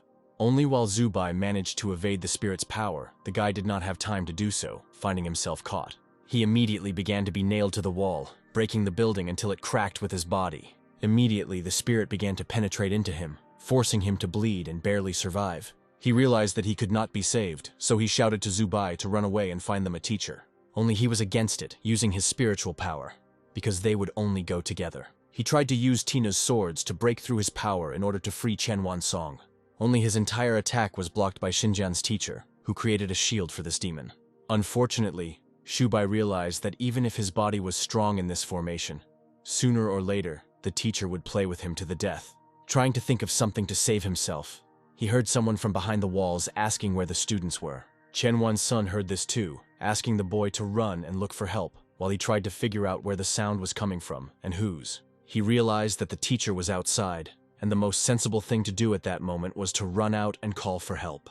But Qianwan Song's cries of pain as the spirit began to pierce him with iron bars prevented him from doing so. He looked back at him, knowing that if he went for help, the teacher still wouldn't have time to save the boy. Good memories with this guy immediately started coming to his mind, realizing that he couldn't let him die. But Qianwan's son thought he would make it in time, demanding that he get out and call the teacher to save him. Holding a stone in his hand, Zubai also rudely told him to shut up as he went to help him. He charged this stone with as much spiritual power as he could, thinking only about saving his friend.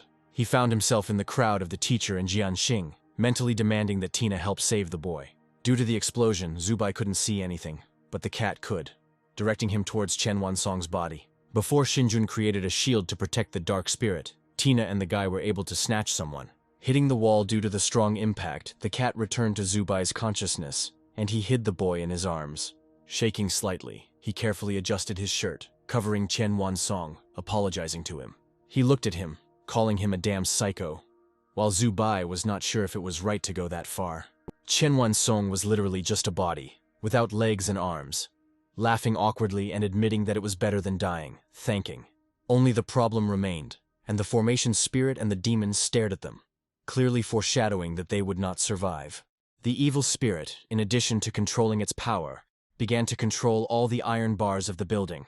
Zubai was completely focused, holding his friend in his arms and jumping up to avoid being hit. After running along the wall, he began to run towards the exit, demanding that Qianwan's son listen to him carefully. But before he could even get close to the door, the formation spirit appeared right in front of her. Because of this, Zubai slowed down in a second, but they attacked him from all sides, fearing that they were monsters and would not give him a pass. The boy grabbed the scythe with his hands so that it wouldn't hit him, asking Qianwan's son to help him survive. Of course he agreed to this, using his spiritual power and sending arrows. Soon, a ghostly hand appeared, asking who dared to touch his students.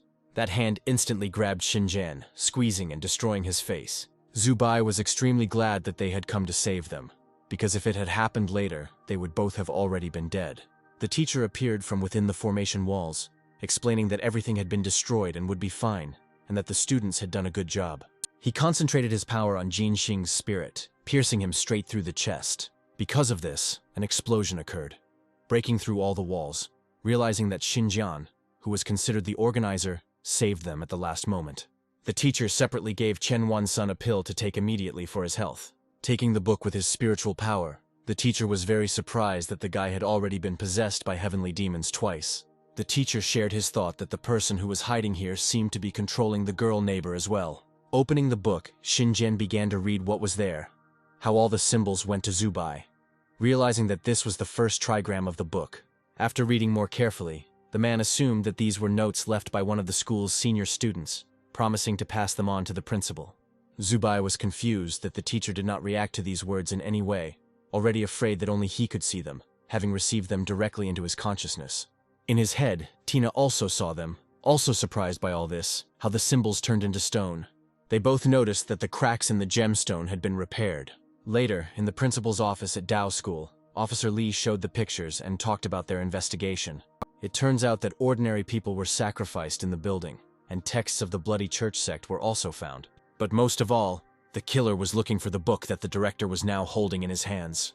Zhang Shui opened this scripture, read a little and did not understand what was special about it, suggesting to leave it to the institute for testing and research. While the other policeman thanked Zubai for his cooperation, he realized that the essence of the book had been absorbed into his pendant on Tina, not fully restoring it. Li took the report that was written from Zubai's words, beginning that based on this and the location of the incident, he had one option. He had every reason to suspect teacher Xin Jun of being the one involved in everything, handing over the handcuffs for the arrest. Only such a statement greatly angered the teacher, reminding him that he had not entrusted Chen Wangsong with anything, much less sent anyone there. But Li reminded that he always appears in their investigation, especially since the spirit of the formation was in his image. Xin Jun continued to resist, because in this way he could simply kill everyone and not report it to the school, especially since the church could have set everything up. The officer also reminded him that he had simply killed the important witnesses, the girl and the boy. So why couldn't he ask anything? And the church couldn't create a formation on the school grounds. The main reason was that the teacher had a high level of Dao and access to the territory, but he resisted that it was all slander. Zhang Shui asked him to keep quiet, adding that although he trusted him, he had to follow the rules. Exhaling, the teacher folded his hands to be handcuffed, only adding that he felt like the church was performing a secret ritual, especially in directing Zubai to take action. The man was taken away calmly, while he added that this was only the beginning, leaving the office in silence. Zubai sat and recalled what had happened in that formation, realizing that both men were right, but he did not understand how it was all connected. Li sat down next to him, noticing that Zubai was almost killed for just a couple of points, still believing that he was a teacher. A little later, he handed the cards to him, saying that he had received them especially for the boys, asking him to give one to Qianwan's song. Looking at these cards, the guy honestly said that he was trying to see the truth of this world, but he felt that he was only moving further away from it. Leaning against the wall, Li explained that in this city, even the sky is not real. Something can only be seen from a very high point. Zubai suddenly realized and ran there, apologizing that he just needed to check something. Watching him go, Li didn't quite understand what was wrong with the guy, but he didn't pay any attention to it. At this moment, Zubai had already run out onto the balcony, finally seeing the real living sky. Staring at the constellations, he realized that they all matched up, and he really was on his own planet, on Earth. After all these events, Zubai sat in the dormitory, feeding the unfortunate Aisha. After looking at the cards, they didn't get many compensation points, realizing that they needed to spend more economically. Opening the door, he asked both Tina and the dog to stay in the room, and he himself would go to the hospital to see Chen Wangsong. With a slight regret, the cat insisted that she would go with him too, since she had torn off this guy's arms and legs, hoping that he was not dead.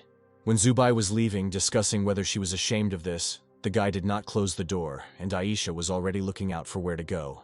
Very soon they arrived at the hospital building, a little surprised that it was so big. Looking at his piece of paper to find the guy, Zhu Bai was still amazed at how much effort the Taoist school put into treating the monarchs. He finally managed to find the right room, carefully looking in to see if the guy was there. It turns out he had guests there, demonstrating to them his ability to do without hands. He lifted the mug into the air easily and simply, tilting it and calmly drinking water from it. Only Jing Shou cried from this, wiping away her tears and calling the guys simply crazy. Chen Wangsun was not discouraged. On the contrary, he only showed more that he could use his spiritual power to create hands for gestures.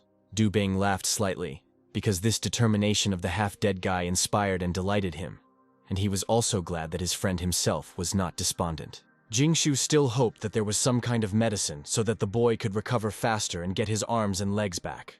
Liu Xian responded to her, explaining that only a practitioner of the 7th realm and above could restore something like this, especially since it was insanely expensive. Xiao Shi tiptoed and gently grabbed the girl's face, reminding her that Qianwan's son himself was mentally prepared, and they didn't need to worry about him.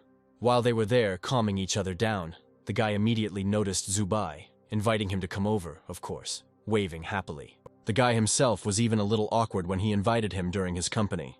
They all looked at him with a kind of contempt as he showed the card that showed the points that had been compensated. In an instant he turned away, unable to find the words to apologize more properly. But his attempts were instantly interrupted by Chen Wangsun. Because everything was fine, he was alive, and that was the most important thing.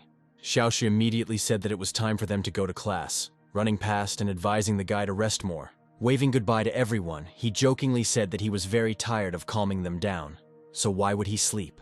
While everyone was leaving, and Xiao Shi was pushing Jing Shu not to look at Zhu Bai, he offered any help he could, since he was in his room and free the most. Before the door had even closed completely after they left, Chen Wansun's expression instantly changed. He remembered that the doctor had said that not only his limbs were damaged, but also his nerves and spine, which is why his cultivation would be slower. He even advised Chen Wangsong to give up cultivation, which made the guy angry. With his spiritual power, he squeezed the mug in anger, instantly simply breaking it in his hand. He hoped that Zhu Bai had also suffered like him, growing darker and darker with hatred. Black energy began to ooze from his bed onto the floor, towards the broken mug, spoiling his spiritual strength with negativity. Zhu Bai then went to the library, starting to look for the literature he needed on defense and weapons. While he was looking, he consulted with Tina, what she had already lost, why he was taking all this. The guy was determined to learn strength in order to protect not only himself, but also others, especially since the exam was coming soon, and he needed to learn combat techniques in order to hide his high cultivation. While he was looking on the lower shelves, Tina threw a book at his head, apologizing as if she hadn't done it on purpose. It turns out that this technique was for fighting while sleeping, which suited the guy perfectly. In the library room during the day, he tried to control his breathing and relax while people around him looked at him in surprise. But Zhu Bai couldn't do anything, because it all seemed like a lie, and it was impossible to sleep, fearing that he was wasting both time and laziness points. Zhu Bai's classmate, Jing Xiu, came running to him, shouting as she ran that she had been looking for him for a long time, immediately asking him how he allowed his dog to beg for food in the cafeteria. The guy immediately remembered how he seemed to have forgotten to close the door behind him when he went out to the library this morning. He immediately ran out of the building with the girl, up the stairs, not believing that these were Aisha's attempts to find food for herself. When they reached the dining room, Du Bing stroked the dog, saying that it was clearly hungry, asking it not to rush. A nasty gang approached Aisha, but the leader, Liu Xian, had a dumpling in his hand, attracting the dog's attention.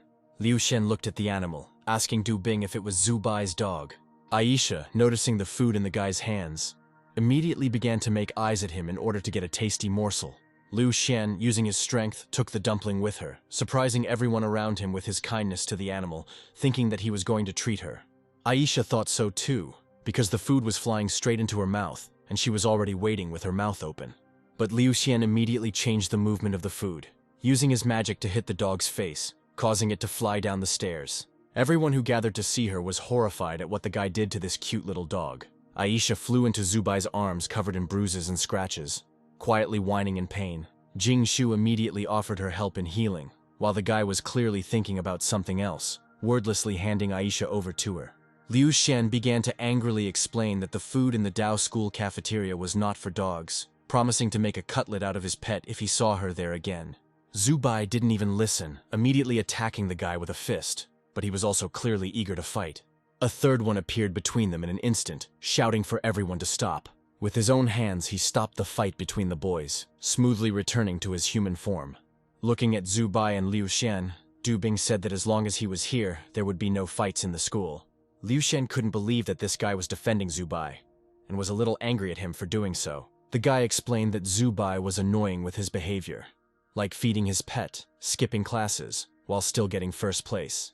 Du Bing, looking at him, also said that what he was doing now simply made him sick. Zubai remained in the shadows all this time, only quietly saying that he remembered him. He glanced sideways at Liu Xian and added that he should expect him to beat him up during the exam and force him to kneel down to apologize to Aisha. The dog was finally safe. Not only had Jingxiu cured him, but he and Du Bing had also been fed. But now Zubai was busy looking at his own star map.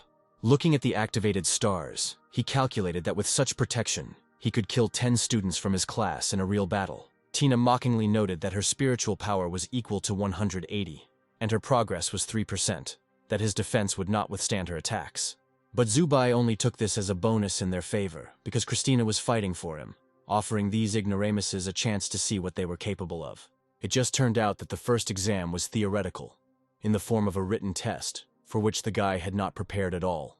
Xiaosa began to look at him with malicious glee and giggle, hoping that he would be expelled, because she saw that Zubai did not know anything. But the guy didn't tolerate this, joking that he couldn't hear her, the board, at all. The girl didn't immediately understand his barbs, and looked at him a little puzzled. Then Zubai literally hinted to her that he was talking about her figure, staring at the place where the girl had breasts, which she did not have. Covering her body with her hands, Xiaoshi burned with anger and hatred towards him, calling him an idiot in front of the entire class. Their teacher, Lu Zhongyang, heard this, banging on the table and repeating about silence in the office, also reminding that those who scored less than 700 points would be expelled.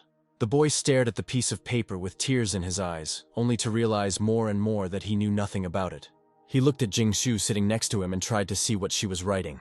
But the teacher immediately noticed this attempt, poking him in the cheek with his magical hand, telling him not to fidget. His menacing figure repeated that the boy should answer the questions, because that was not all. While Zubai felt pressure from the teacher, he mentally called Tina to him, asking her with a sly grin to help him with the tasks, while the cat called him a fool for not being able to cope with the basics. But having decided to become a savior for the guy, she began to tell him what and where to write and choose. When the time was up, Lu Zhongyang used magic to collect the examination papers. After taking a quick look at what the students had written, he asked them to wait a little so that he could announce the results soon. At this time, Jingxiu began to whisper to Zubai, asking how he did it, since she herself thought that the test was a bit difficult. But the guy was too confident in himself, saying that it was too easy and that the classes were just a waste of time.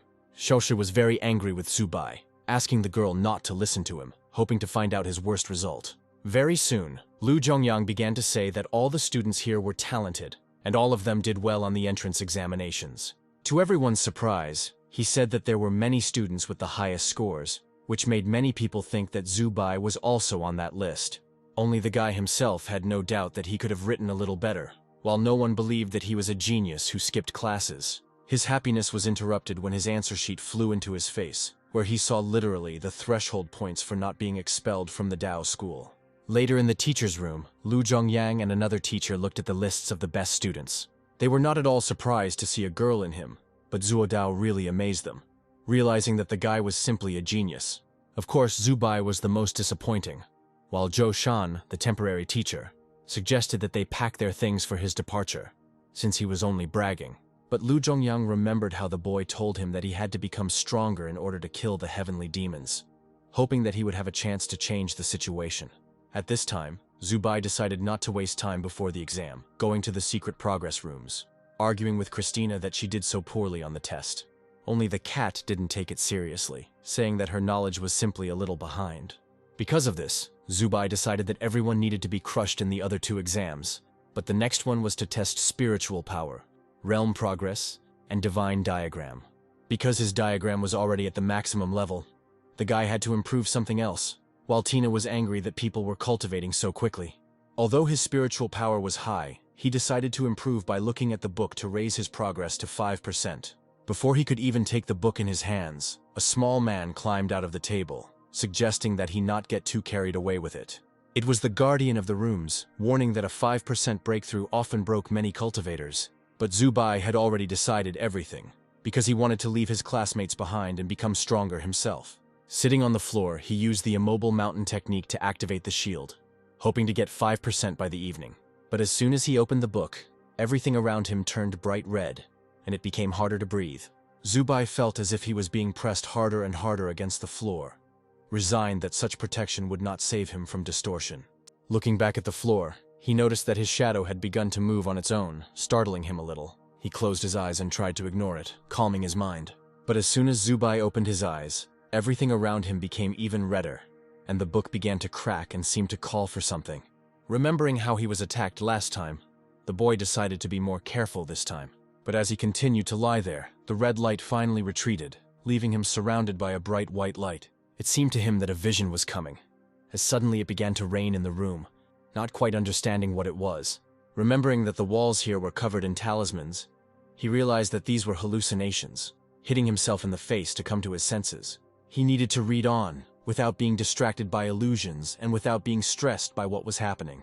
After reading one line out loud, he immediately heard it behind him in a creepy and languid voice. Looking in that direction, Zubai tried to figure out whether it was this or someone else repeating after him. Hoping it was just an echo, he tried to concentrate as he continued reading aloud. But his calmness did not come, because from where the echo came from, he felt pressure, as if someone was watching him. He felt that this someone was reading with him, not having come to terms with the fact that this was an illusion, thinking that there was someone else in this room. Continuing to read, in an instant an abyss of water formed around him, only becoming more distracted by the sound of the water. Trying to read further, this water approached his face, starting to repeat as if from everywhere. Before Zubai could figure out what to do, the creature pulled him down, enveloping him in its tentacles.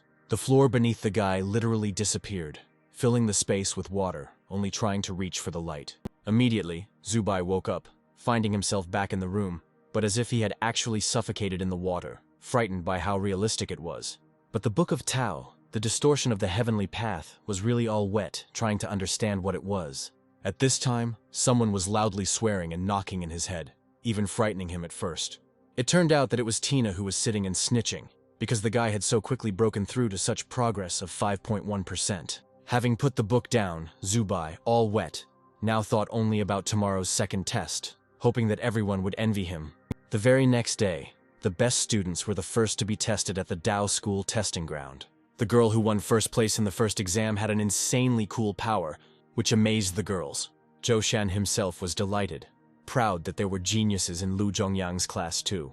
Only the teacher admitted that none of his students could compare to the strength of Zuo Dao, who stood next in the test. His power immediately sparkled, indicating that he had lightning energy. Xiaoxi was delighted to see that this guy's spiritual power had exceeded 200, but Zubai stood behind them, mockingly noting that this was just a so-so, no better than him.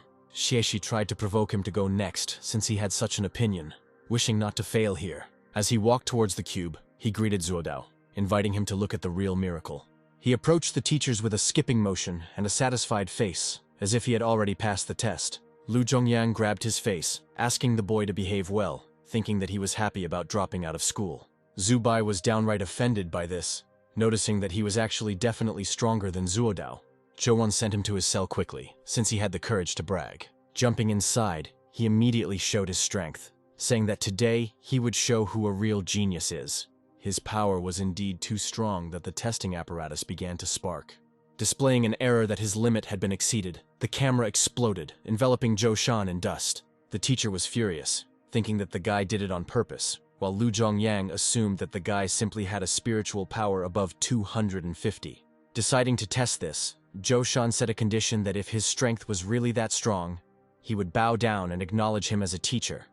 But if not, he would simply kick him out of school. Before the man could explain how the weapon worked, Zubai had already snatched it from his hands. Clutching it in his hand, he explained that it was simply a talent that could not be learned. The weapon didn't deteriorate in any way, but only showed on the emblem that it had a high level, surprising everyone. Zhou Shan of course didn't believe it, almost fainting from shock as he sat down on a chair. He couldn't believe that this guy had surpassed all the disciples while Zubai insisted on checking his cultivation level. Although the results remained confidential, Lu Zhongyang sent the boy to the Book of Immortality to use it to check the cultivation level. Zubai didn't even bother to clarify anything. He calmly went to read the book, thinking that it was too simple. He began to read aloud until the letters he read began to glow. The teacher stood below, surprised at how much light emanated from what the boy had read. At this moment, Zhou Shan also listened to this, hoping that Zubai would be expelled from school if his cultivation was too low. But to his shock, Lu Zhongyang said that he had more than 5%, not believing that he had crossed the first realm, thus finishing off the temporary teacher. Now all students had to take a practical exam, held every 2 months. Li Xiuzhu was also sitting among the audience, listening to Sun Yuzhen's speech about heavenly demons. In the end, she explained that today they would all witness the future of their city in the students of the Dao School. She explained the rules that all students present today would play 5 matches in a row in a random order. But only the top 16 will be determined by the number of wins and time spent fighting. She reminded that a knockout, incapacitation, and voluntary surrender during a match will all ended in victory for the opponent. While all the students were climbing up to the stadiums, she created her biolocations, warning that she would judge them all. In the end, she reminded everyone that there was no mercy, because they were in a real fight, and the battles ahead would be tougher.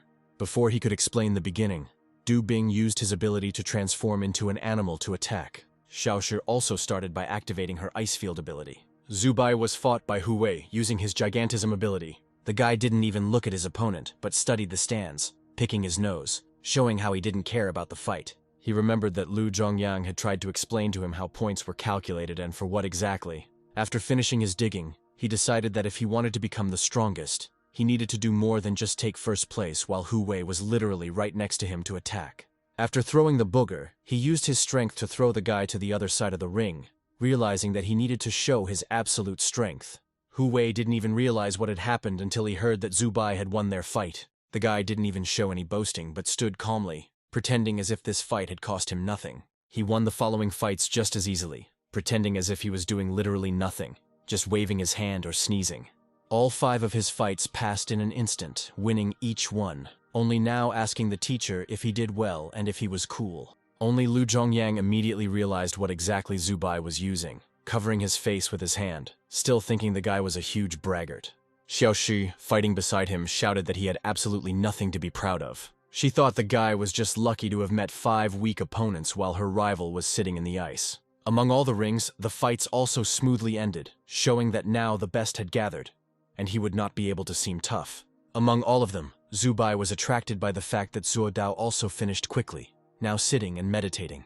Only after looking around did the guy see that Jing Shu had not yet finished her fight, trying to heal herself by poking needles into acupuncture points. In front of her was Sun Yuzhen, a predator type, who noticed that the geniuses of the entrance exams were not that good at fighting, and no one could beat him.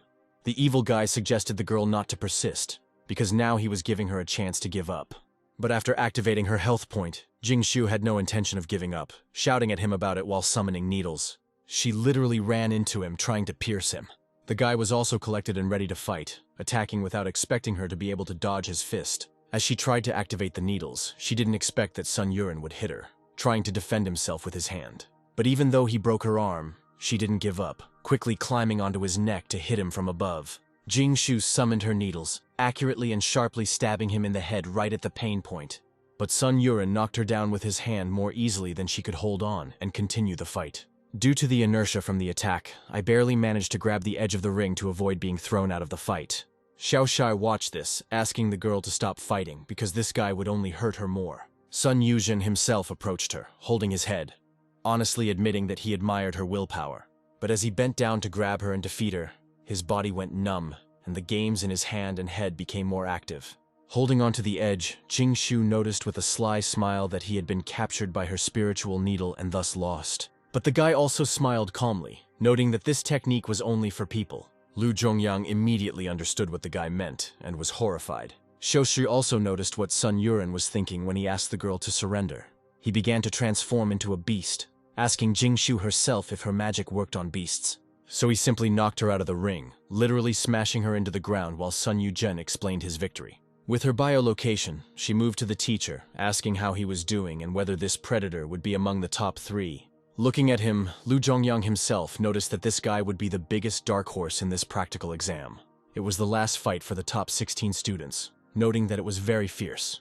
Linking the battlefields together, She explained that there would now be knockout rounds, and simple no contests would not work. Xiaoshi finally appeared next to Sun Yuren, starting to shout at him with all sorts of curses. She noted that the girl would have won if he had not broken her arm.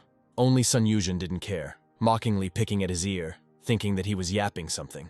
Xiaoshi was simply furious at this expression, wanting to hit him, but Du Bing appeared in time, calming her down. Although she didn't believe his reassuring words about Jing Xiu, she realized that this gorilla, Sun Yuren, would be in trouble if they were caught. So she just left, and the guy started studying who actually made it into the top table. He believed that only Zuo Dao was worthy of being his opponent, and the rest of the top were just nobodies. Soon, Sun Yuzhen announced that the first battle list would be randomly formed soon, while all the names were running on the screen. Zhu Bai was matched against Uni Kun, which Christina hoped would show the ferocity of her sword strikes. But the guy knew that one blow would be enough, expecting that it would be an interesting fight.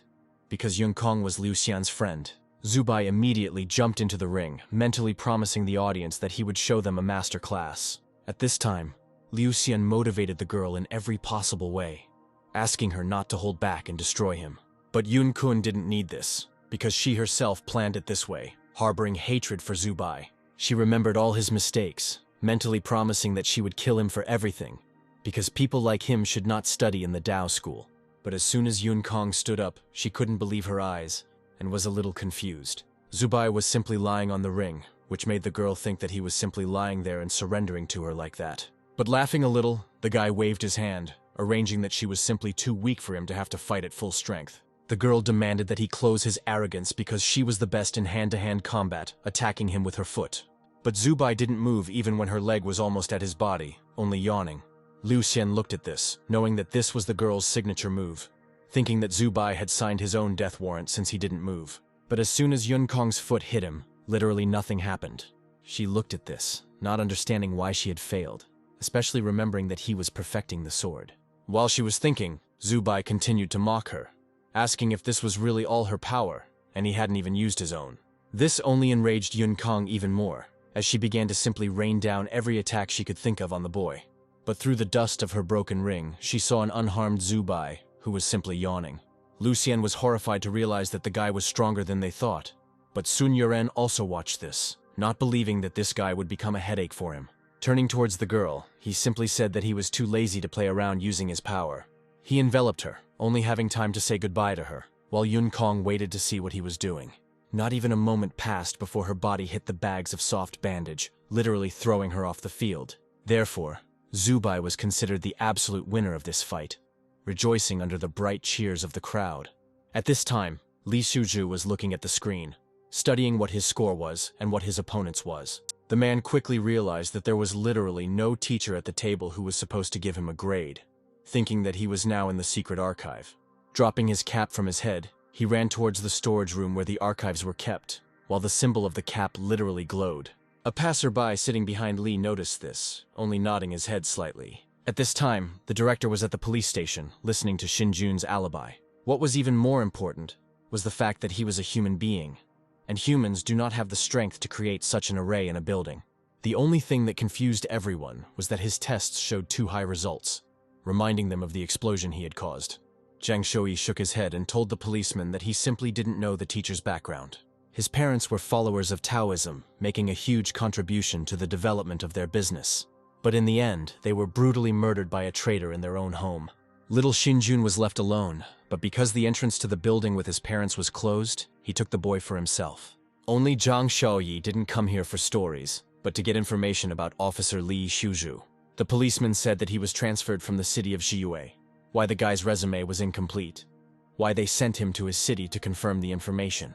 Zhang Shuyi began to read carefully, and it occurred to him that Xiyue was a frontline city, and there should be a shortage of manpower there. Finally, the director noticed that all his notes were related to distortions, always appearing at the crime scenes first. The man also remembered that he was very against Xinjun, trying to understand what he wanted. Another policeman knocked on the door and said that the city of Xiyue had written that they didn't even have a police station, because it had been taken over by the White Church. The man slammed the table and immediately ordered that Li Shuzhu be arrested as soon as he showed up here. The policeman said that he was currently taking an exam at the Taoist school, and a direct arrest would cause general panic. Suddenly, Zhang Shuyi took out a blackened scroll from his pocket, revealing that his protection in the archive had been destroyed. He expected that Li Shuzhu would be there, conveying to everyone that he was a dangerous person.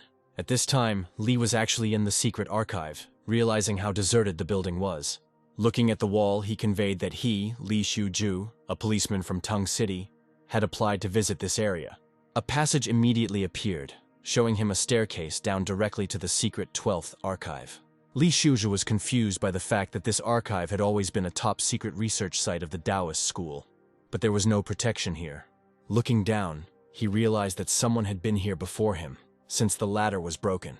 At this time, the teachers also noticed that one of the team of those who were supposed to evaluate the students was missing. It was Director Zhang Shouyi, already thinking that he'd put everything out and not understanding where he was now, because the fighting had not yet ended. Scratching his chin, Lu Zhongyang thought that the man might have forgotten when he decided to check his archive. He summoned a sword for himself, which he used to fly into the sky to get to his destination faster. Arriving at the archive and already quietly descending, he could not understand why there were defenses here, already thinking that Zhang Shouyi was so careless. But looking deep into the dark corridor, the teacher was very alarmed by the fact that he felt blood here. In order not to stumble in the darkness, he called upon his swords, because they emitted light and provided some kind of protection. He hadn't even had time to walk down the steps when blood appeared under his feet, and he wanted to know where it came from, although it was more important whose it was. Before he had time to think about it, something immediately dripped down on him from above. A little scared, he immediately raised his head, pointing his weapon there and asking who was there. But his face was one of horror when he realized what exactly was above him. Shinjun's severed head lay on the beam, still bleeding profusely. Since he was killed, the teacher decided that the killer was also standing below, and instantly descended into the room. There was indeed a man standing in front of the table over Shinjun's cut body, saying that he was here at the wrong time. Looking back, it was Li Shuzhu, immediately noticing that Lu Zhongyang would not believe him. But he had just come here. Of course, the teacher didn't believe him right away, throwing swords in his direction and noting that he was too brave. Li Shuzhu knew that he would be attacked, so he began to draw a circle of protection with his hands, asking if the teacher was going to listen to him. But as soon as he defended himself from his swords, another bunch of them flew at him from above, and a strange voice shouted no. Rubbing his hands a little since one sword had hit him, they continued to shout at him that he would be arrested since Shinjun was dead. The director Zhang Shouyi was at the door, immediately clarifying that they knew the truth, why it was better not to resist him. Li Shuzhu didn't even try to prove anything. He just raised his hands, showing that he was surrendering, but he immediately mentioned that he didn't kill Shinjun. While the police were taking him away, Zhang Shouyi himself knew that Shinjun wanted to weaken the protection of the secret archives. He looked at his body with pity, not believing that he had grown so much, and now he was dead here. Lu Zhongyang couldn't believe that Zhang Shouyi would trust this man so easily, considering that he had deceived everyone by offering to interrogate everyone. Then the man explained that among the spectators of the exam, there would certainly be opponents of them who would give false testimony.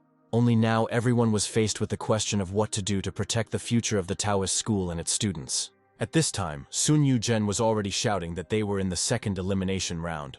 The next fight was between the strongest students, who not only made it to the quarterfinals, but also scored the highest, which was Dao Zuo. He encountered a similarly gifted student, Yun Shi. Finally, the teachers returned, and Zhou Shan explained that they were just in time, because there would be a fight between two geniuses of the written exam. Taking a closer look, Zhang Shouyi checked to see if it was his favorite student standing in the ring, and so it turned out. Especially since all the teachers noticed that she was using the 5 elements true completion sword technique, just like the director himself. Zhang Shouyi admitted that she was a diligent Taoist, which is why he taught her everything he could, considering Yun Shi to be one of the most gifted of the monks, while the girl was already starting a fight with Zuo Dao. Only the guy also had something to show, already demonstrating a level where not a single girl's sword could touch him. It turns out that all the swords were stopped by the throwing heads that held the blades with their teeth. As soon as their teeth clenched, the swords immediately turned into crumbs, and they formed a circle. Director Zhang Shouyi couldn't believe his eyes that 5 types of energy were attached to Zuo Dao's head, working as one, recognizing them as the 100 Refinement Ghost God technique, the Zuo family's personal technique. As if with a little fear, Zubai noticed that Tina's technique was clearly not as good as the girl's. Christina noticed with anger that Yunxia didn't just have a sword diagram, but something even stronger. At this time, the girl tried to concentrate in order to distribute spiritual energy throughout her body, using the following formation. In an instant, All of her energy formed into the he sword, creating it of simply enormous size. Tina was confident that Zuodao would definitely not be able to dodge such a sword, hoping that now everyone would know the greatness of the sword formation. Only Zuodao thought the same, conveying that he needed to win this fight, asking her to stop. Before he could snap his fingers, the girl's sword literally split in half and shattered into pieces. The beam flew further, not causing any damage to the girl, but simply knocking her down, deliberately throwing her beyond the ring. Afterwards, Zuodao's weapon simply exploded, making a beautiful appearance as he was announced as the winner. His gaze was absolutely calm, not taking it as a victory at all, just walking out to applause. Zhang Shui couldn't believe that in just 2 months, the boy had managed to master the 100 refinement ghost god to such an extent, realizing that a new time had come for his family. Zubai was frightened, realizing that now all hope was on Tina's sword diagram. Otherwise, the battle with Zuodao would be difficult for him. At this time, Sun Yuren was licking his lips at the thought that that guy was a worthy opponent for him to be torn to pieces. But Xiao Shu stood in front of him, calling him a chimpanzee and reminding him that if he wanted to fight him, he had to go through her. The next fight was indeed theirs, which is why they stood in front of each other, preparing. The crowd was shouting support at everyone, which is why the audience was literally split in half. Xiao Shu herself suggested that they start the battle by stomping her foot and forming ice around herself. In an instant, all the ice lines shot out snow peaks, blocking Sun Yuren's path to her. This ice perfectly reflected everything, while Xiao Shu confidently asked the gorilla to attack and hit her if he dared. The crowd literally rejoiced at how cleverly she acted, using the guy's disadvantage to her advantage. Sun Yuzhen tried to smash everything with his hands, noticing that their fight had become a little more fun. But before he could even break 10, his hands became covered in an icy crust, preventing him from even unclenching his fists. His legs sank smoothly into the ice, literally immobilizing him. While the guy laughed at the fact that the girl had nothing else but this ice, but almost turning into an ice queen, creating a defense for herself out of ice, she slyly noticed that it would not be physical strength that would help her defeat the guy. She created a large block of ice, like a slide, which Sun Yuren smoothly rolled down out of the ring. Zhang Shouyi was genuinely surprised that a girl at such a young age could come up with such a clever tactic. Everyone around who watched this fight increasingly thought that she would be able to win, and Zubai thought the same. But before everyone could start celebrating, Sun Yuren took the form of a beast, breaking through the ice with his claws and grabbing the ice at the very edge. His fingers were literally on the last millimeter, and he himself was hanging upside down, laughing and admitting that he would date the girl if she were older. But getting to his feet, breaking her ice, he said that she was too young for this. Finally standing confidently on his feet, he used the power of his scream to create a huge wave. This wave easily knocked down not only the ice, but also Xiao Shu's defense, pushing her a little. Because the ice used up all of her spiritual power, she only felt herself being lifted into the air, ending up in Jing Shu's arms a second later. She immediately turned to look at her, starting to apologize, because she had promised to take revenge, but Jing Shu reassured her that she had seen everything and was so grateful. Zhou Shan continued to mock Lu Zhongyang for his students dropping out again until he reminded him that Xiao Shi was only 14. The next fight was against Du Bing and Liu Xian, where Du Bing was already getting hit hard by his opponent, not believing that he was so strong. Sitting on one of his shadow knights, Liu Xian admitted that he usually played pretend with him, but now he could give it his all. Even though he had won, Liu Xian didn't listen to this, because looking down, he only had one goal: to destroy Zubai. Now there was his fight with Chen Wang Song, who literally rolled here in a wheelchair. Before the fight began, the director asked Lu Zhongyang to be careful of the boys in the audience, thinking that they might be attacked again. Having said that he understood everything, the teacher went away to watch and keep an eye on things while Zhou Shan did not understand where he was going.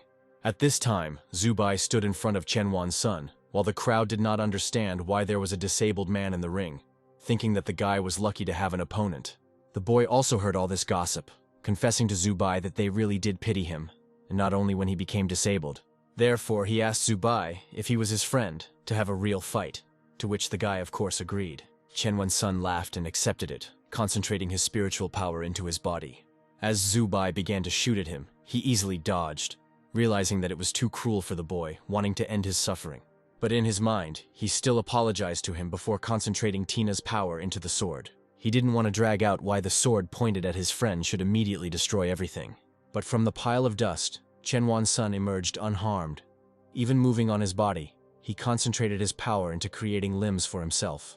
Before the boy could say anything, Zubai felt as if something had wounded him.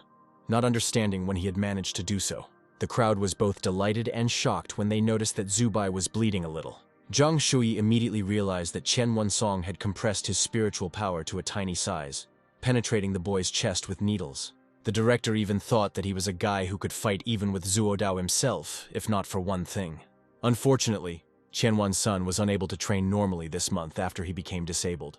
He could only continue to hone his control over spiritual power, which he did by creating a body for himself. But despite his genius, his attacks were too weak, so if Zubai defended, Chen Wunsong would have no chance. Realizing that he couldn't lie there forever, Zubai took action, wanting to end the battle as quickly as possible. He ran almost right up to Chen Wunsong, charging his fist. His spiritual power was stronger, which is why it was able to calmly throw the guy back and deprive him of part of the spiritual power responsible for the body. He lay face down on the floor, noticing that the disability would always remain that way, no matter how much he tried to fix it with his strength. He would never be the same as before, and he was never as strong as Zubai thought. But something continued to move him, flowing out as black liquid. His eyes turned black, continuing his monologue that he thought a lot about what would be better, to die or to remain without limbs, calmly rising on a new body. Zubai watched him as if fascinated, not understanding what was happening to his other one. One day, a nurse came to Chen Wunsong to help him, and she was immediately stunned. She barely managed to catch the guy, who seemed to be trying to kill himself by falling over the hospital railing, trying to calm him down. She remembered the guy talking about two fighting entities sitting inside him, and then turning to her, asking what color despair was. Now Chen Wunsong stood in front of Zubai, oozing black liquid and shouting that he was not really happy, thinking that it was better to die. These words deeply touched him, causing him to recall a lot of moments when he still enjoyed being with Chen Wunsong, knowing that he was still weak and unable to save his companion. His thoughts were immediately interrupted by Christina, who began to explain that the boy was not completely overcome by despair, and he could still be saved if the spark of his soul ignited. Zubai immediately thought of Chen Wunsong, remembering all the girls he had ever drawn, reminding him that if he died, he would never see them again. But everything around was only becoming more and more covered with the spiritual power of despair. While the guy was saying that it was easy for Zubai to say that, he thought that the guy was just making fun of him, because he was completely healthy, and clearly did not understand his despair. Chen Wunsong himself only realized in the hospital how heavy the despair was that sat within you and weighed you down, destroying you inside, while the ring continued to fill with his anger. The spiritual power had already reached Zubai's throat, beginning to choke him, until the boy cried out that it was now painful for him to live. In an instant, the mud saved him, reminding him not to give in to despair, reminding him why he had come this way. Zubai immediately remembered the magical image of Dr. Chong telling him to live for the sake of humanity. The boy mentally apologized to Chen Wunsong again as the swords tore at his shackles. The boy began to use his black spiritual power, while Zubai skillfully dodged, repeating to himself that he could not die here. He will fight, as his man fought until his last breath to keep him alive. Sitting on the floor, Zubai activated his defense ability, while Chen Wunsong couldn't believe such an ability. Through all the black magic, the boy jumped out, charging his fist with spiritual power while Tina covered him. He shouted that Chen Wunsong was his friend, as his fist blew away all the despair and landed right on the boy's face. He promised that he would be with him, slapping Chen Wunsong's face with all his might. After such a blow, there was almost no black spiritual power left. Only small stripes still appeared somewhere. The guy was shaking all over, trying to understand what had just happened, while his eyes finally returned to their shape and normal. He looked into Zubai's eyes, realizing that he was actually fighting with him now, seriously and fully. Realizing that he didn't want to let the boy down, he remembered how he too had fought for his life that night. For him, he still trembled a little, but continued to use his black spiritual power, offering his gratitude to Zubai. He summoned a huge pile of despair with one hand, conveying that if the boy survived, he would admit his defeat. Zubai immediately fell to the floor, wishing for him to be cursed, but still considering him too much of a good friend. With all his might, he hit the guy straight, leaving only a pile of dust and a huge crater where he couldn't see him. In absolute silence, the director clapped Chen Wunsong, praising him for using his power of despair in a controlled manner rather than giving in to it. Finally, the audience squealed with delight and stopped calling him a cripple. The entire crowd began to shout his name in unison, causing his strength of despair to gradually disappear. This kind of support from people touched him deeply, finally proving to everyone that he was not just a disabled person, but a capable guy who was ready to fight. Lying in the crater, Zubai could clearly hear how people admired his friend.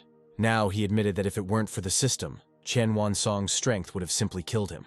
Only Tina was incredibly upset that the guy would not be able to truly restore his limbs. Finally, Zubai rose from the dust, dusting himself off and showing himself to Qianwan Song. He was genuinely shocked at how the guy managed to survive after that, jokingly calling him a brat. As Qianwan Sun climbed out of the hole, he extended his hand to him, loudly voicing his admission of defeat. Taking his friend's hand, the guy continued that he no longer regretted this battle, thanking him.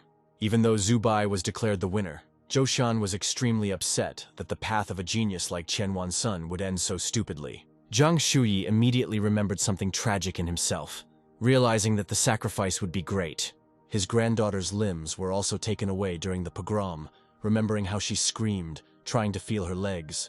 Looking at Qianwan Sun, he understood that his granddaughter only now had a chance to restore her body, but was it worth sacrificing her to their boyfriend instead? After walking with the guy for a while, he pushed Zubai away, asking him not to help. He explained this by saying that he wanted to leave himself, and leave with dignity, just as his other classmates were waiting for him downstairs. They were all delighted with his work, but Qianwan Sun himself understood that after a while, he would distance himself from them as his students. And very soon he will become an ordinary resident of the city of Tong, doing some simple work. He knew that even though the crowd was now rejoicing over his name, in a few years, no one would ever remember him, the crippled genius. At this time, the school director approached him and said that he could help him restore all his limbs. At this moment, Zhou Shan also ran up, reminding him that this opportunity was given to Zhang Shouyi's granddaughter, not believing that he would choose a student instead of his own granddaughter. This thought immediately brought to his mind the memory that the girl had long since been lost in despair, thinking only of death. Sun Yuzhen also joined in the persuasion, but the man only waved his hand, saying that he had already decided everything. Zhang Shouyi confidently said that Qianwan Sun was the future of humanity, and he definitely needed to live and continue to fight. The crowd only cheered the guy on more and more, shouting his name louder and louder. All this care brought him to tears, literally shouting a huge thank you to everyone. While Qianwan Song was being placed on a stretcher, the girls encouraged him, saying that he was a winner for them, and that they would help him rehabilitate himself. He lay there crying, still not believing his luck not only with his friends, but also with his school, especially thanks to Zhang Shouyi. At this time, Zuodao was already climbing into the ring, hearing that he would be fighting Sun Yuren. All these tenderness with Qianwan Song did not touch him. On the contrary, these people were simply a bunch of weaklings. His opponent heard this too, and remarked that he could easily defeat that brat with one hand even if he had limbs, not understanding how the director could trade his granddaughter for him. Zuodao didn't notice his opponent right away, but when he spoke, he turned around abruptly. Sun Yuren only became more excited about the fight that awaited them, saying that he had been waiting for their fight for a long time, wanting to become the best. Zuodao immediately undermined his confidence by asking whether the gorilla could overcome him by calling on his magical elements. But they didn't frighten Sun Yuren at all. Instead, he confidently ran up and took them in his hand when they exploded. After saying that he could, he unclenched his fists, showing that he had easily broken his strength. But Zuodao wasn't the only one, creating a new type that directed the attack directly at the enemy. Sun Yuren didn't expect this at all. Why did the divine cultivation of the boy's shooting quickly strike him down? He only heard a scream and a pile of dust, but still Zuodao stood ready to fight. It was not for nothing that he remained collected, because a minute later, Sun Yuren jumped out of the fog, turning into a monkey form. He landed right next to Zuodao in a huge size, showing his advantage. Leaning down to get a better look at his opponent, Sun Yuren said threateningly that he would easily destroy him now. Du Bing immediately recognized that the guy had activated Full Beast, which meant cultivating all 7 points, admitting that he would be the strongest. Just looking at him, Zuodao didn't even flinch, only remarked that it all even looked cool. His element had suddenly changed shape, glowing, causing Sun Yuren to freeze in anticipation of what would happen.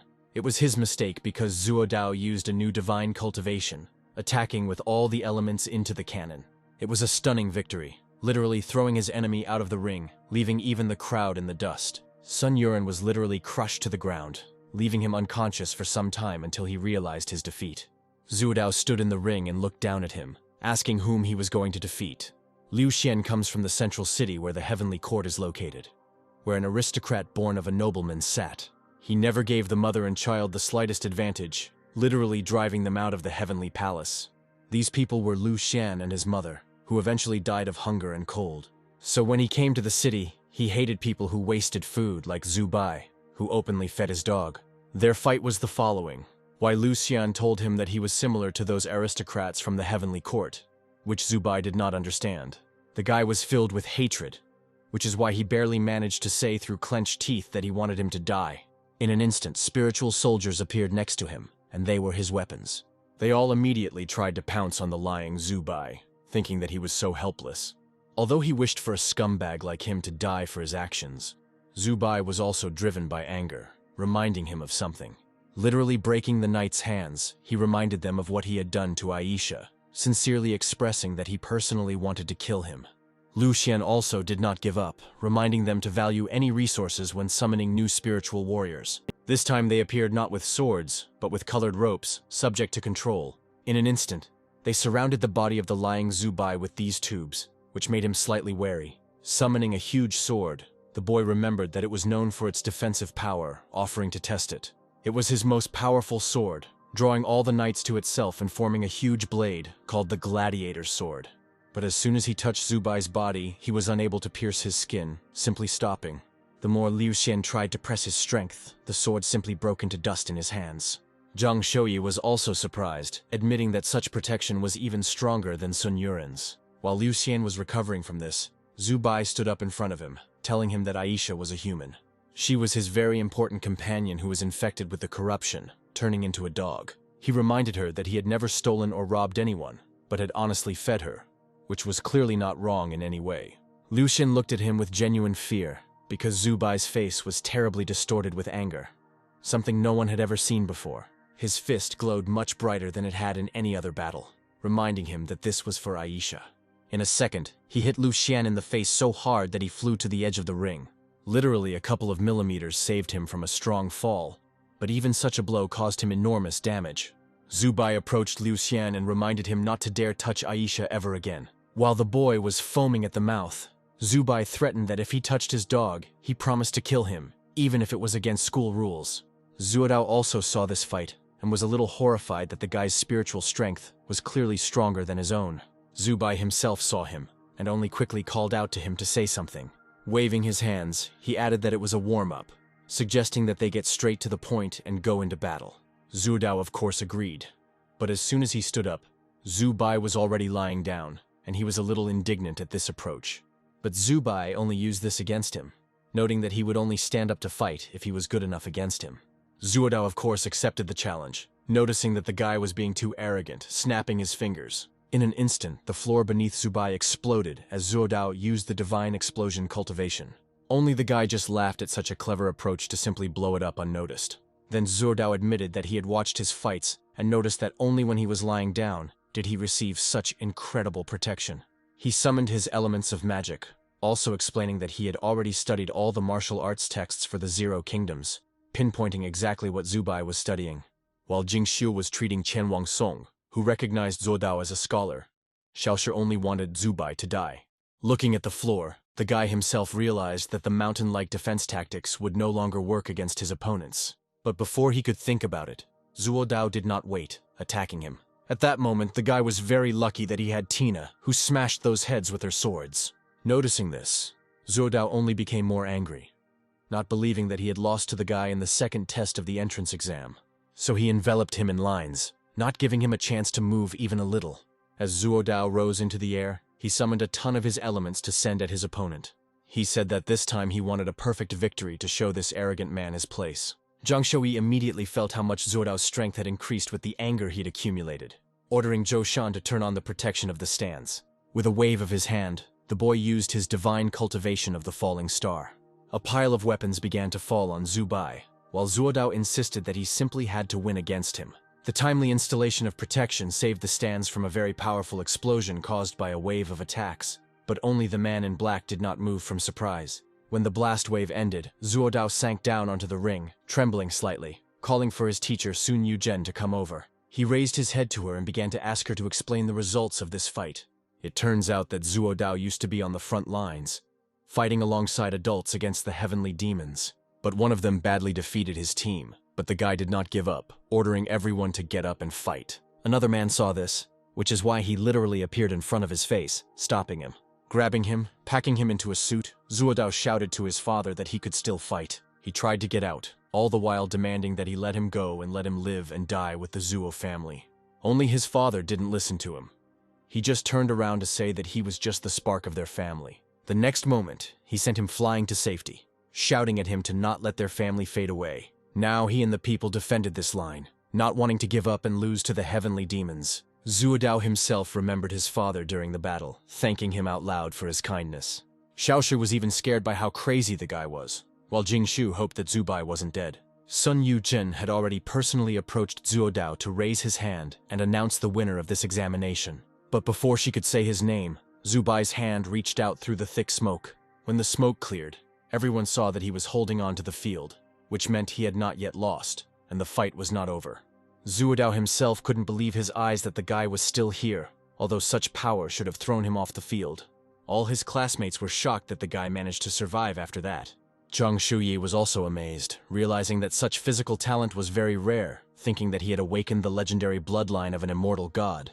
Zhou Shan overheard his thoughts, remembering that people of this bloodline were incredible, already guessing what kind of parents Zubai might have had. But the fight was not over yet, which is why Zuodao was shaking with hatred, because the result of victory was important to him. A hand activated on his arm, literally breaking through his skin and creating something horrible, screaming that he didn't agree. His face became covered with red lines and his hair turned gray, for this rune meant the body of a sacrifice. Sun Yuzhen tried to stop him, but he jumped on Zubai, shouting that he was ready to do it again. Zuodao literally crushed the boy with his new hand, squeezing his body more and more tightly into the floor. But Zubai was very lucky with his ability to protect, admitting to himself that he would have died now without it. Without wasting any time while Zuodao was trying to harm him, he whistled out his swords, attacking him in the face. While his opponent's hand was busy, Zubai concentrated his power into Tina's sword to try and strike. Only his sword did not harm Zuodao at all. On the contrary, it seemed to help him.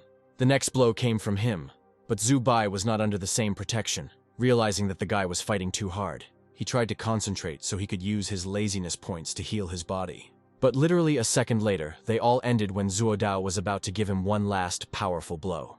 Although the boy thought that Zubai was quite strong, he knew that his attack would be fatal for him, asking if he had enough defense to save himself.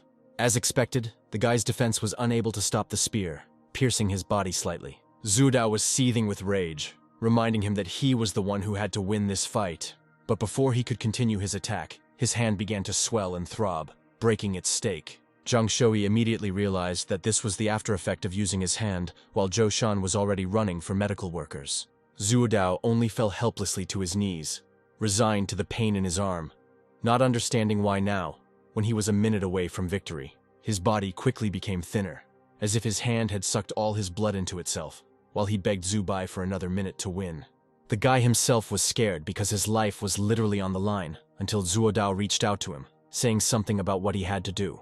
His body was already shaking madly, and there was nothing left on his face except skin and bones. Soon he simply stopped resisting, completely weakened, while people ran to his aid. Sun Yuzhen just ran up and immediately said that he had lost consciousness. Why was she surrendering on his behalf? Now she was busy saving Zuodao, asking him to hold on and helping him heal.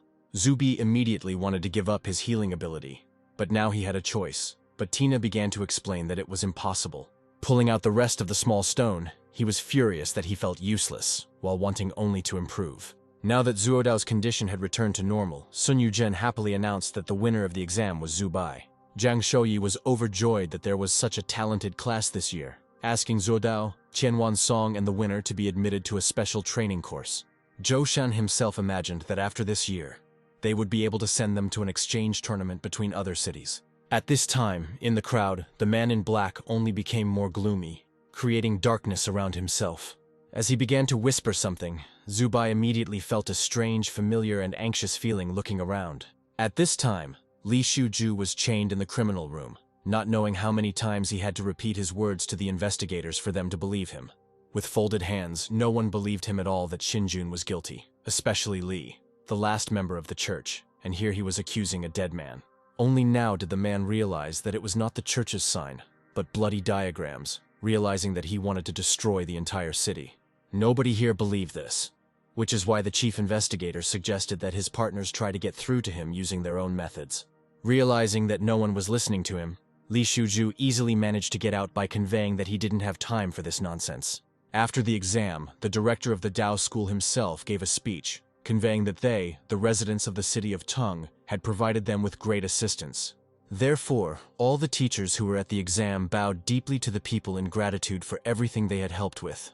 He continued that today was the practical exam, and they would definitely continue working with their students to fight the heavenly demons. He raised his fist to the sky and shouted that humanity would not give up. The entire audience joined in, jumping out of their seats and supporting his words, except for the black man. He continued to sit in his place and whisper something, all the while emitting a strange aura around him. At this time, Zhang Shui handed over to Zubai his so-called trophy of 2,000 victory points. All the students would like such a prize. Why did they stand and drool over such a bonus? But Zubai was thinking about something, holding his glasses and starting to address the director, until he raised his head. What caught his attention was that the sky was black today, conveying this to him, which is why Zhang Shui himself raised his head. Only it turned out to be not just a black sky, because a minute later an eye appeared from it, saying that it had found them. Zubai immediately recognized not only his voice but also his appearance, shouting that he was a heavenly demon. None of the other students had ever seen them in their lives, which is why they stared at him, not believing their eyes. The audience also heard what the boy shouted, looking up at the sky in fear and realizing that these were demons. This caused general panic and people started running out of the stands, but the man in black remained in his place, continuing to whisper. The first to come to the defense was the school principal, using his spiritual power to destroy the evil. His sword hit him right in the pupil as the demon continued that the old man was very naive in hoping that he would destroy him. As he ascended, he took all the teachers with him to help him in the battle and protect the entire city and his students. Therefore, now not just one sword flew into the demon's eye socket, but a whole hail, in order to kill him as quickly as possible and without losses. The other two teachers decided that while they were here, they would make a defensive array to prevent the demons from getting to the people and the students. Only even though they managed to destroy the huge eye, it turned into a bunch of small ones, screaming that it has more than one life, but people will die immediately. Before he could laugh evilly, his body exploded, covering the people in black liquid. Some of it fell on the teacher, causing her to freeze, not understanding what was happening to her. Where her skin came into contact with the liquid, holes began to appear, causing her to literally fall apart, dying instantly. The remains of her body fell in front of the students, making it clear to everyone that any contact with this liquid meant death. But from one eye a bunch of other creatures poured out, descending onto the floor of the stands and the ring. They began to throw around their liquid, which also instantly corroded people, and among the ordinary people there was confusion and blood. They looked at their teacher, who was now lying dead and bleeding. Zubai watched this with horror, remembering how he had faced death from the heavenly demons in the past. The others also looked on in horror, realizing the full extent of the danger of their situation. At this time, huge tentacles appeared right above the stands and attacked the teachers. A wide variety of creatures attacked ordinary people, devouring them completely. Various insects flew and attacked everyone while people begged for mercy. Yun Kong immediately said that she would fight them to the last. But before she could even majestically go into battle, her body was immediately pierced by one of the demons before Lu Xian's eyes. The guy himself barely managed to quickly create a shield and defend himself from the attack of the heavenly demon mosquito. Yunxi herself also tried to protect both her classmates and ordinary people by protecting the little girl. She herself was wounded, but not as fatally as Yun Kong, which is why she was able to create swords with her spiritual power. The little girl felt safe with her, especially since her parents had also recently been brutally murdered. She hugged the girl tightly, thanking her and telling her that she was very scared. Yun Shi noticed too late that there was an infection on the girl's body, feeding on her blood and swelling. As soon as it grew, it immediately exploded, dousing both the girl and the young woman with a dangerous liquid, killing them instantly. Sun Yuzhen noticed how they fell to their death, realizing that this was the blood of a heavenly demon and that it was absolutely forbidden to touch it. This brought out the gorilla in him, and he began to smash the floor to get the stones. He clearly grabbed them and began to throw them at the heavenly demons. The first one flew in to help Sun Yuzhen, knocking down the others with a ricochet. The girl noticed who exactly did it, and why she turned to him to praise him for his actions. But the guy was already surrounded by bugs, which were also heavenly demons, but he didn't even suspect it. Unfortunately, this backfired on him, which is why they soon exploded right on Sun Yuren's body. When the dust settled, the guy was already dead, without arms and with a cut-up body. Sun Yuzhen saw this and couldn't hold back her tears, so she shouted at all the disciples not to fight, otherwise they would die. Zubai also realized this, watching how even the lowest-ranking heavenly demon easily dealt with them, calling it suicide. This blood noticed them, starting to surge forward to devour them, while Zubai tried to help Qianwan Song, thinking of what to do. But nothing came into the guy's mind at all except to lift his friend and watch as demonic blood flowed on them. At this moment, Du Bing arrived, blocking the way with a stone so that the blood would not reach his friends. He promised that while he was here, nothing would happen to them. He wouldn't allow it. At this time, Jingshu continued to sit on the floor, admitting that she thought she was ready to fight the heavenly demons. But no, she was clearly afraid. Xiaoshi approached her, gently stroking her and reassuring her that everything was fine and they would all survive. Zubai walked up to the guy, giving him a high five and praising him for actually coming on time. But looking back, Zubai noticed that they were still in danger, because there was an infection all around, and spiritual power was of no help here. After looking, he noticed an exit, which is why he asked Du Bing to clear a path, indicating that there was an exit from this hall. Without asking questions, the guy even turned into an animal form to be on the safe side, saying that he understood. He struck with power literally right to the exit, dispersing all the blood and making a depression for safety. Grabbing Qianwen Song in his arms, Zubai ordered everyone to run to the exit, into the pit. While everyone was running, the guy demanded that he deal with this problem himself and run away on his own 2 feet.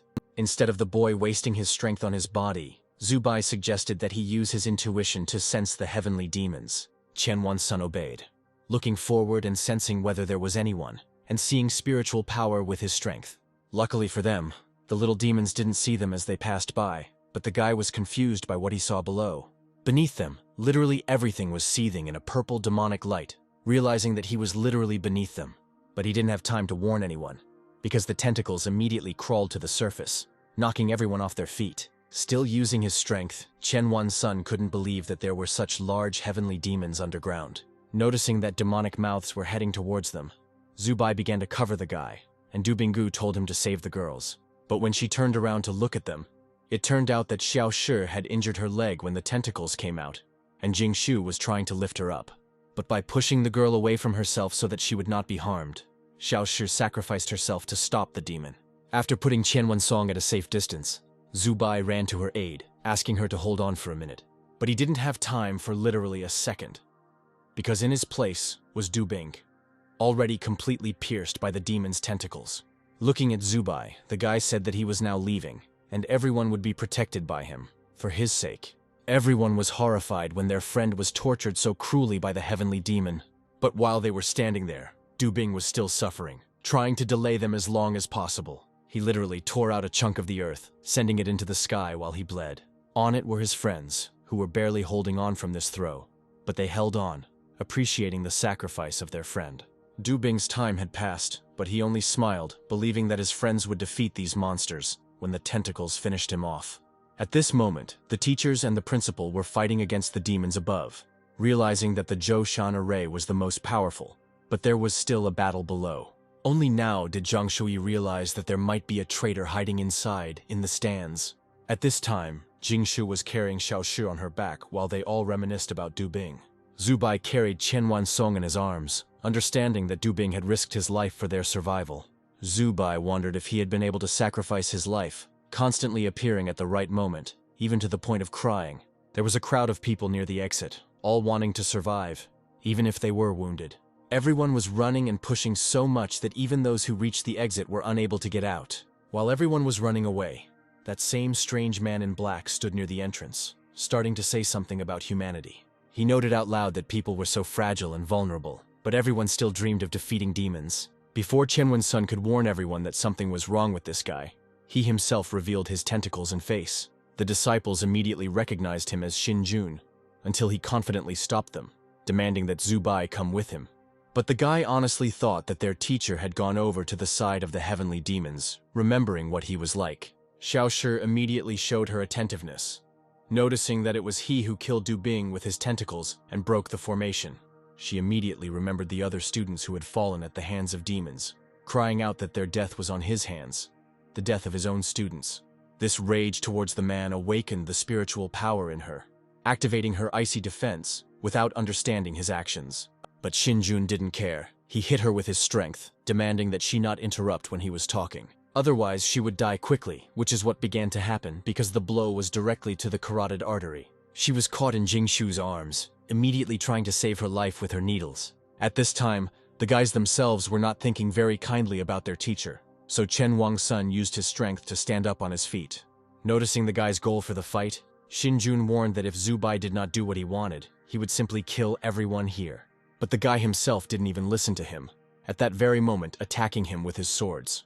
They didn't harm the teacher at all. On the contrary, he tried to grab the guy, reminding him that he came here and was polite, and not like him. Chen Wen-sun was on Zubai's defense, of course reacting instantly when he saw the danger.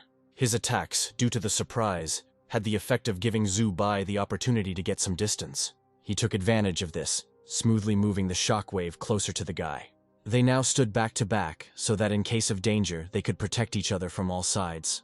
But now their main enemy was at the exit, so they aimed their weapons, preparing to fight. This behavior greatly irritated Shinjun, because he clearly expected easy resistance and victory. Zubai immediately said that he would stay here and fight, while Chen Wang-sun joked that they would be packed here together. It turns out that Chen Wang-sun managed to cut off the teacher's hand, which is why he showed it to him sarcastically. In a second, a new hand appeared in place of the wound, and he asked if the guy with such an ability envied him. The guy was of course in complete shock, especially when he saw that his hand was also functioning. It turns out that the body of a heavenly demon can always be reborn, which is what gives it such an ability to recover. Zubai immediately remembered his roommate, asking if this was his doing. Only Shinjun asked if this was the same thing as turning a human into a heavenly demon without using test subjects. He found out who they were talking about, immediately explaining that he didn't even force her. It's just that some of them want to stay in school, and others, like guys, want to get more points. Now Chen Wen-sun also realized that the school legends of the old dormitory were true. His children, the test subjects, were there. Shinjun only nodded his head that they were right, reminding them that he had already conducted an investigation with the church, and they would never confirm that these were his doings. Of course, this made Zubai's rage grow exponentially, and he attacked the teacher, calling him a terrible word. When he tried to hit him, the guy's sword simply crumbled, and the teacher's tentacles weren't even scratched. It turns out that he had improved all the way to the 6th realm, so now only Zhang Shui himself could defeat him, and the guys couldn't do anything. However, their spirit was not affected at all. On the contrary, they tried to fight with all their might, especially Chen Wan-sun, who defended Zubai. Saying that it was all useless, Shinjun now directed his attack at him. But Chen Wan-sun's gift of seeing the enemy's attacks in advance greatly saved his life, dodging every tentacle. But even though it was a phenomenal success, it was simply impossible to avoid the huge tentacle. Now Zubai came to his defense, positioning his body so as not to harm his friend in any way. Although they managed to survive, they were not prepared for the next attack, having been captured. Pulling them towards him, Shinjun rudely remarked that he had no time to play with them, as it was time to return with the spoils. To make sure the boys didn't risk using their spiritual power on him, he squeezed them tighter, drawing blood. The teacher continued that Zubai would go with him, but he had no need for Chen Wan-sun at all. So, using his tentacle with teeth, he directed it at him, adding that he would be killed. Not even a second passed before they simply crumbled and the boys fell to the ground. They felt very exhausted, but a familiar voice to Zubai made him raise his head. It turned out to be Li Shuju, stretching his arms, having recently been in custody.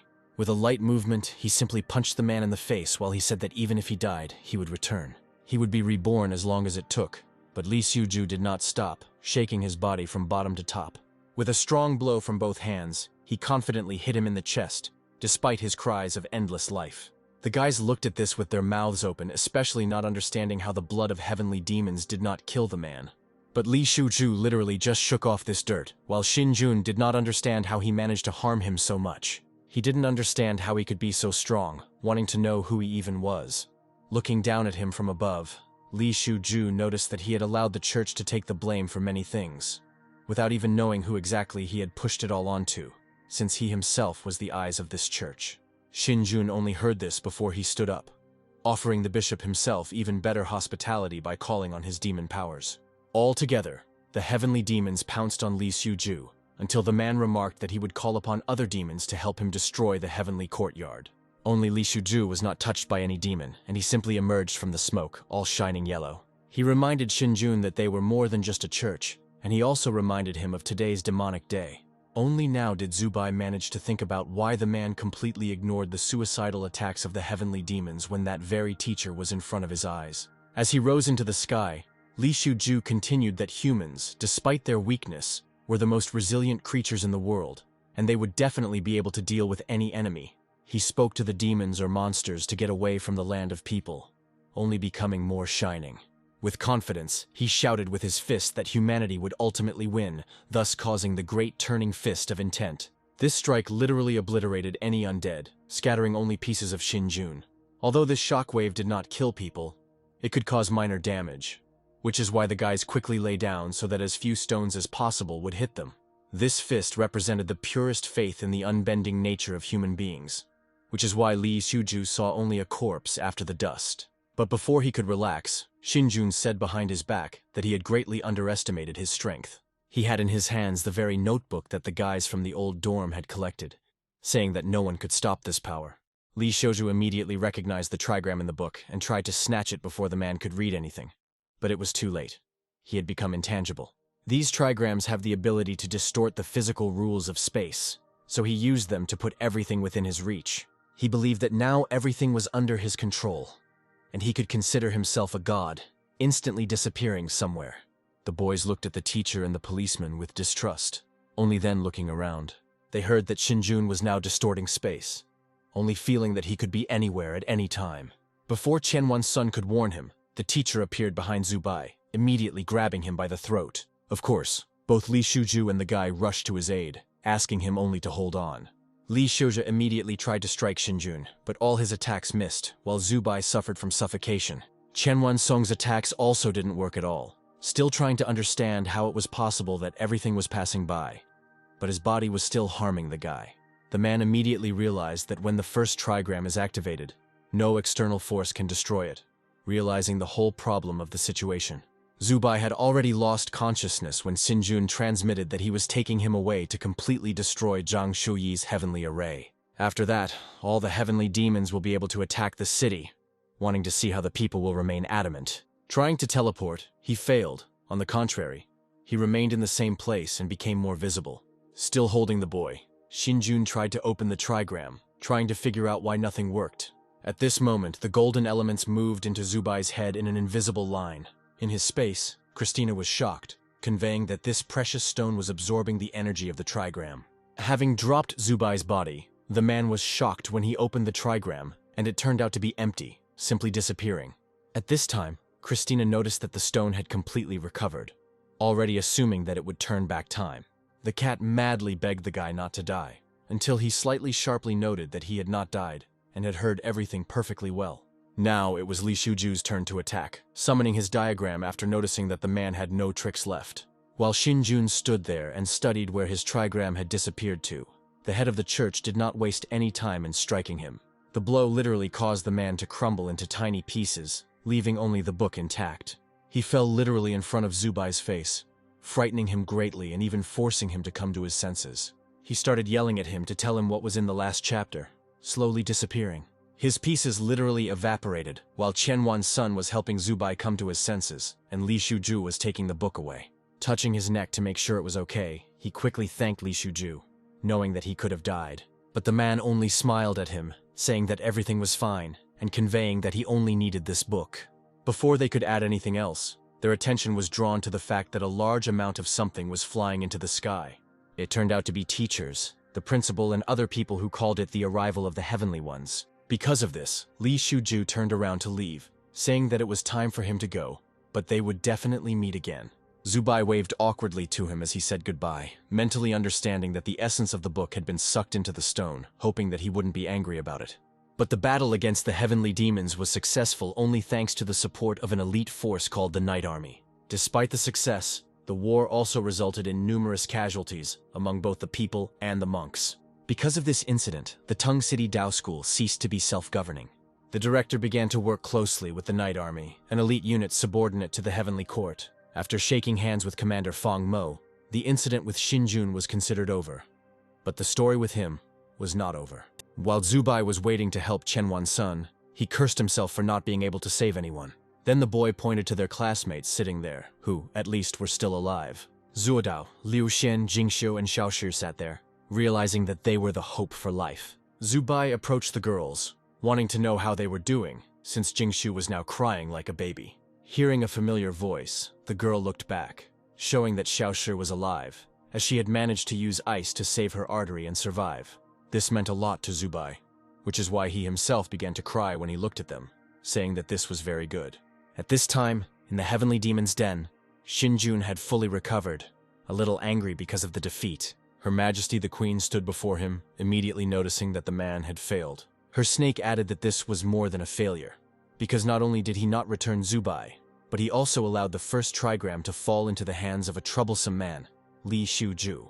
Only Xinjun reminded him that he had been working hard for 10 years and had not yet failed completely. He believed that this operation was not only for Zubai, but also for what he had done for their future by killing a bunch of students. He only asked to wait a little while to bring back Zubai and destroy the city of Tong, dialing someone on a wireless earpiece. The boy was sitting in his private room at school when he received a call from Xinjun. He told him to beat Zubai so that he would leave the school, to which the boy happily agreed. Even the next day, people continued to rescue the wounded, because the demonic invasion happened suddenly and ended disastrously. But in this city, they have long been accustomed to life and death, quickly recovering from destruction. A little later, people assembled a monument from the destroyed parts to commemorate the heroes who died for the city of Tung. There Zubai looked for familiar names of people he had lost when Zuodao came to him. He learned from the girls that he was here, asking why if he could not resurrect the dead. Having said that they would train hard, why would he not lose to him again? Zubai was not very interested in this, only asking if he was so offended that he did not participate in the battle. Turning around to look at him, the guy sincerely hoped that he was really strong or stronger than him, so that his name would never be here. Of course, Zuodao was angry, but something inside him trembled from these words, barely containing his emotions. But their conversation was interrupted by Chen Wan's son, who said that they still had a long way to go before they could be on that list. He came here to deliver a message from Principal Zhang Shuyi, that the three of them would have to report to special education classes next week. Having conveyed that they had received points for the restoration of their bodies, Zuodao left them, conveying that the guy was too talkative. Soon, Zubai returned to the dorm, fed Aisha well, and returned to cultivating again. He accumulated a large amount of points, deciding that he needed greater defense against attacks on the body so that his organs would become stronger.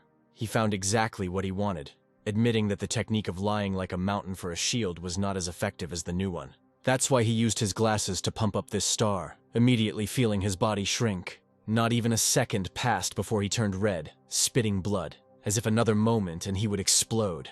This state of his greatly frightened Aisha, who stared at him with excitement. Christina laughed a little and stared at her, asking her not to be afraid, because it was just training. She herself was very gloating that Zubai was now in pain, watching his suffering, while the dog did not quite understand her. After half an hour, it was finally over, and the guy's red skin let go, as if it had cooled down. Now he sincerely felt that his organs had been strengthened again, hoping that Zuodao was no longer his rival. Only Christina was not at all interested in this, only reminding him of the last point, offering to look at its strengthening. When I started reading, there was an ability that squats also gave a shield, and the body could be manipulated, increasing laziness, without understanding why this is. The teacher returned to the training area and asked Zhang Ran to come to him for a minute. The teacher told him that in a couple of days new students would appear in the special class, but they needed to be polished in terms of character. It was the special courses instructor, Young Hu, who told him that the boy was the last one in the class, asking him to teach a lesson to the newbies. Bowing to him, Zhang Ran happily agreed, promising to do everything he could. Young Hu immediately turned to the exit, telling him not to be distracted from his practice. It was he who was connected with Xinjun, pleased that he had a chance to get to Zubai. A week later, near the special training hall, Zuodao and Zubai met Qian Wangsong for the first time.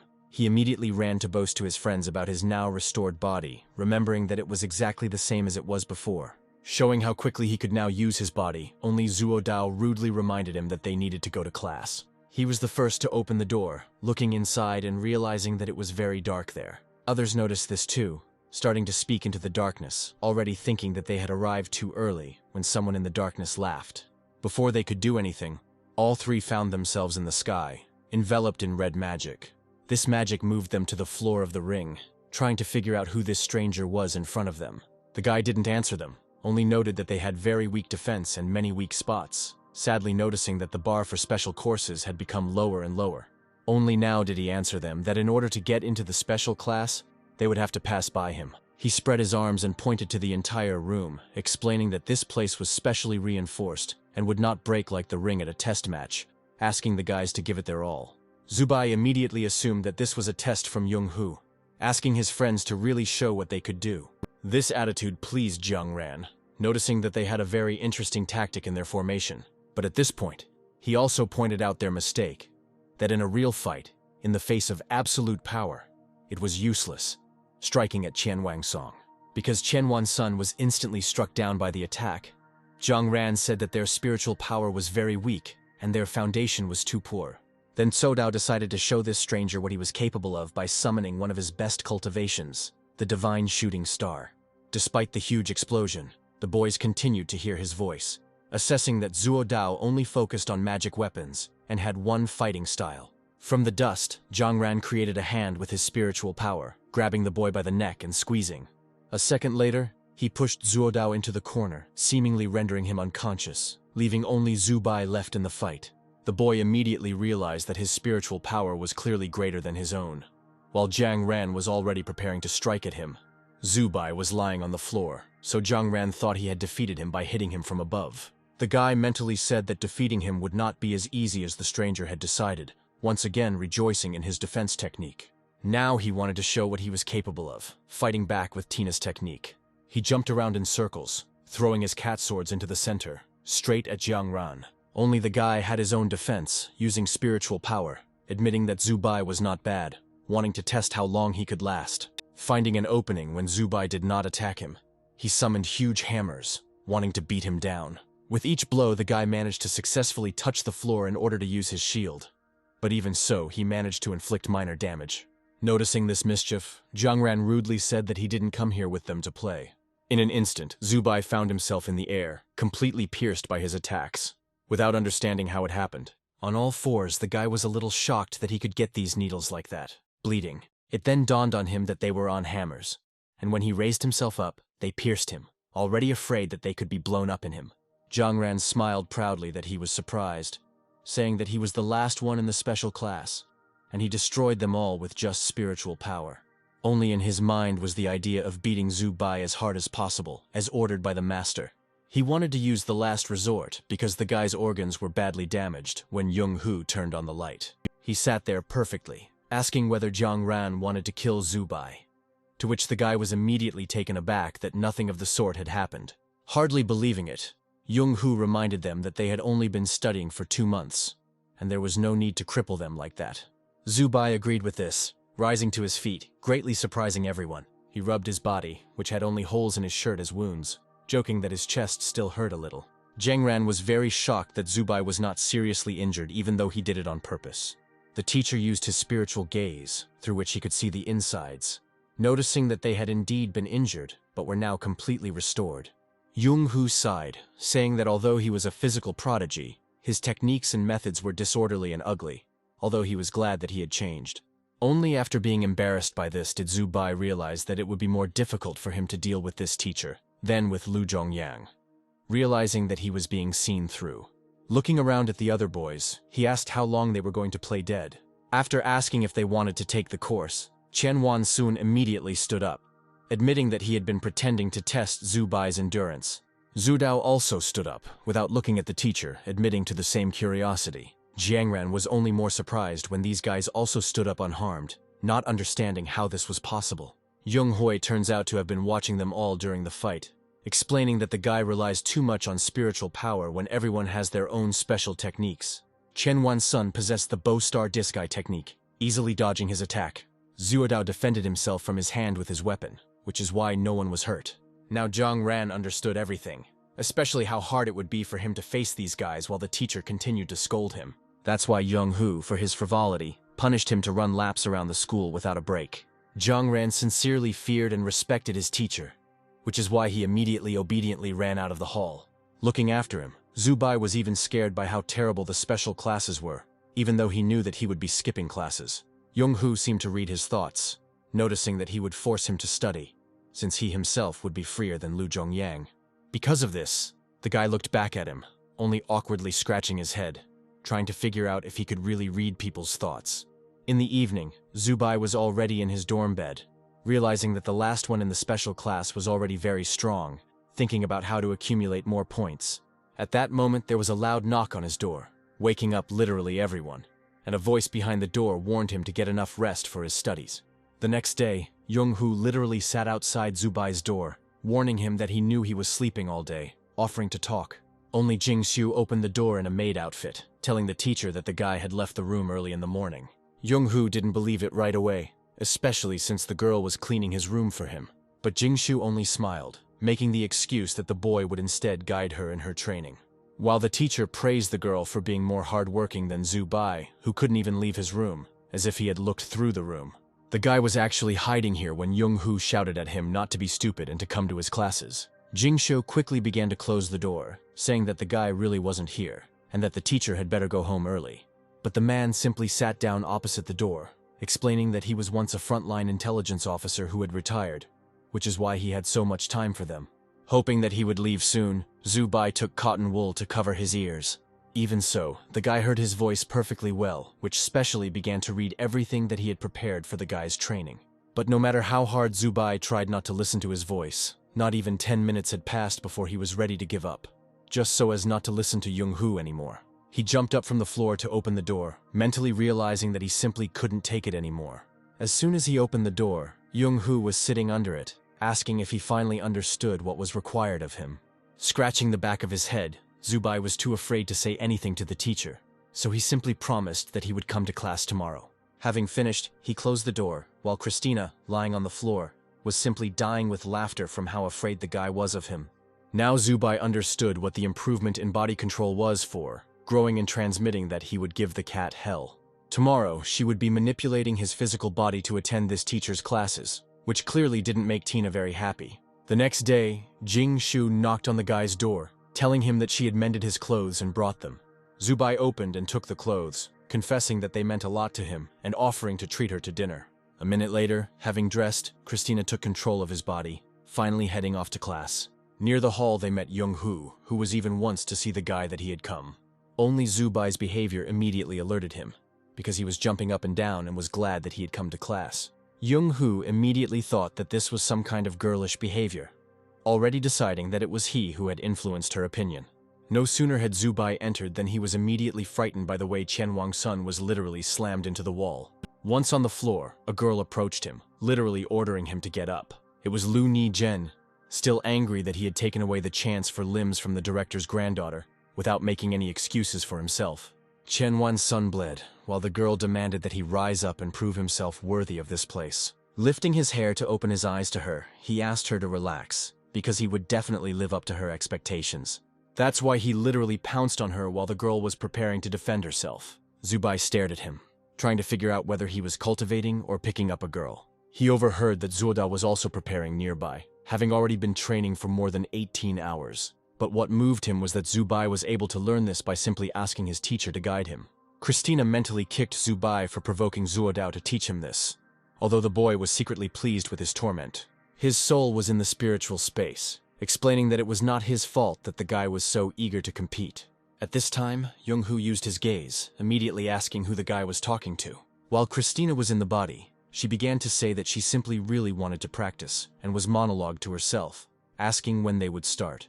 Only Young-hoo asked him to behave decently, grabbing his face to find out who dared to pretend to be his disciple. Christina and Zubai were very afraid that their system would be exposed and they would simply be killed, not believing it at first. The teacher had no chance to see who was in his body, only sadly noticing that it was indeed Zubai.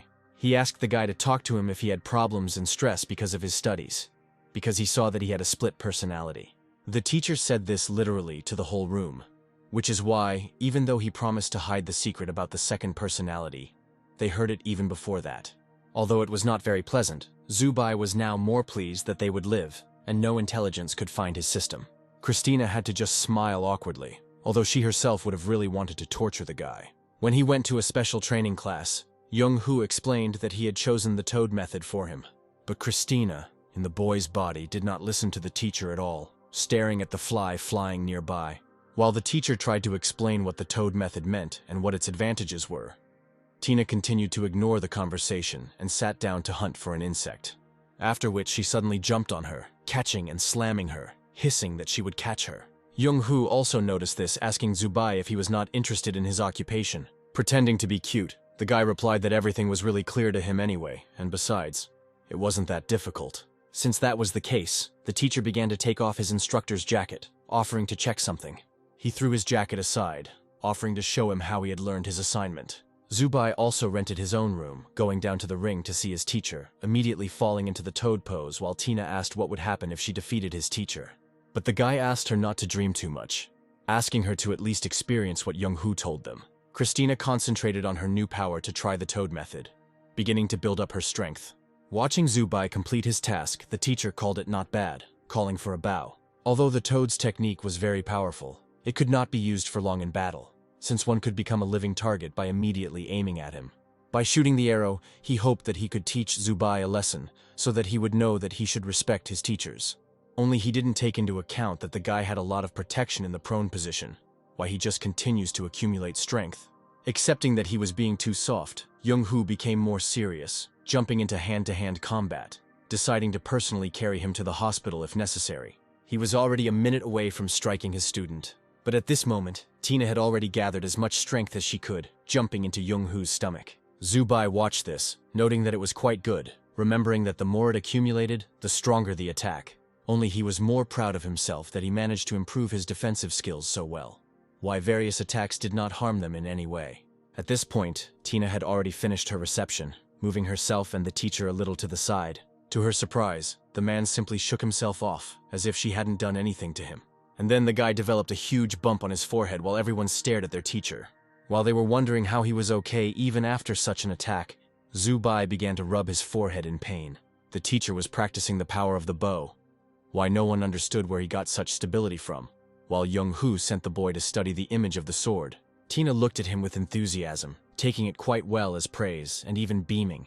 Jumping towards the exit with joy that the teacher had praised him, Chen Wang-sun ran after him to give him the jacket. The others began to whisper that they thought the teacher had lost, but they simply returned to training while Young-hoo was shaking in pain, as his back was badly injured. In truth, the teacher could have really lost and been disgraced, bleeding. But he used his spiritual power in time. Chen Wan-sun and Zodao began to discuss Zubai, saying that it would now be much more difficult to fight him. While Young-hoo tried to escape to the hospital behind their backs, the guy rushed to the second training ground, going down the stairs to the master.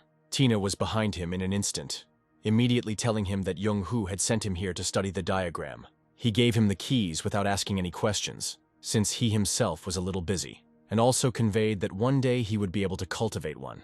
He was currently preparing his precious disciple, Liu Bingxin, who was currently at a critical point in her sword transformation, thinking about how to make a convenient sword weapon for her.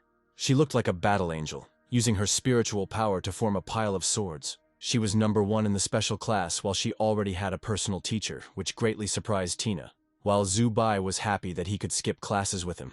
Deciding to push his limits again, Zubai demanded that Christina take back control, which the cat had to agree to. In an instant they switched places, and now the body was once again controlled by Zubai himself. He ran away from this teacher, going into the rooms of understanding number 5 himself, and the breakthrough took place without any problems. Now the monster he was so scared to death now looks a little cute. The next room was also easy, although with a different condition, but Zubai was not even distracted. The 7th room didn't give him any problems either. It was just lying in a creepy forest. The only thing was that it was a little difficult for him because of the various insects and snakes. The 8th room also presented a slight challenge, but he did not give up. He only felt pain, realizing that with each next room everything was getting worse and worse. Outside the room of understanding, he was examined by the library people, who found that his body was normal and his spiritual state was fine.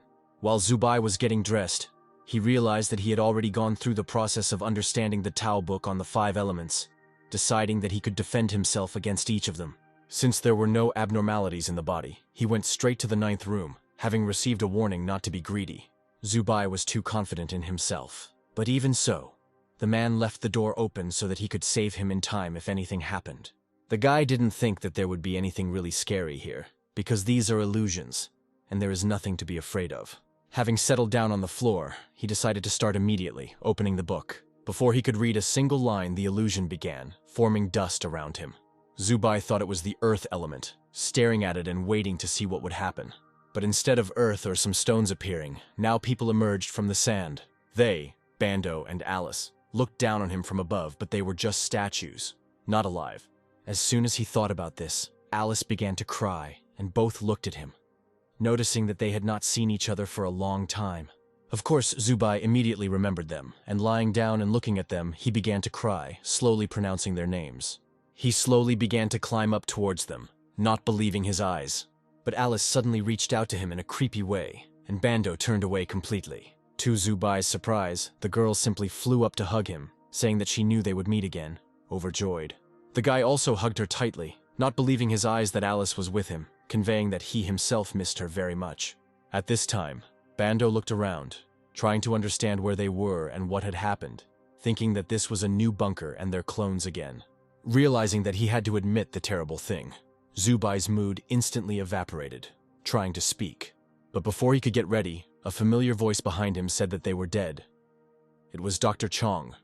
Noting that cloning would never happen again, he then added that the human race had perished, surprising Alice and Bando. Other children appeared behind Dr. Chong, saying that the problem was that they were all dead at the base. Only Zubai survived, and this guy is their only hope for humanity. The guy began to reassure Dr. Chong that in fact, people had not died out, and that there were still many people in his city, Tong. But the man interrupted him, asking if they could defeat the heavenly demons, immediately knowing the answer, and asking not to adapt to them. Zubai himself remembered the recent attack of the heavenly demons. What a fuss there was among the people who could not fight against them. Dr. Chong remembered doing research on combating heavenly demons, and those who had survived the spiritual infection had unlimited potential and were the keys to combating them. Looking up, the scientist was simply insanely broken that he did not understand how his best methods of camouflage had failed, that the demon had managed to find them. Zubai immediately remembered what exactly happened then, and how it happened. Why his sense of conscience began to weigh on him. At that moment, Alice and Bando also began to crumble, also wanting to know the truth about how they found them. They gradually began to disappear, still torturing Zubai with questions about how they were found and why. The girl looked at them with fear and trembling, unable to swallow the lump in her throat to tell the truth. Alice, literally cut to pieces, began to turn into dust, asking with a creepy smile what caused their tragic death. Clutching his head, it put a lot of pressure on Zubai, as if everyone already knew the truth, but they were demanding an answer from him. All the children came up to him, hanging over him and putting moral pressure on him, as if demanding that very recognition. Zubai remembered how it happened, remembered what he did as a child, confessing to them that it was he who called the rescue team. These thoughts and memories seemed to drive him crazy, which is why he screamed that it was all his fault, forcing himself to tears. He remembered thinking then that rescuers would come to his signal and save them all. He did not want, and did not even think that everyone would die because of this. But now all the children looked at him with emptiness instead of eyes, pointing out that it was all his fault he killed them.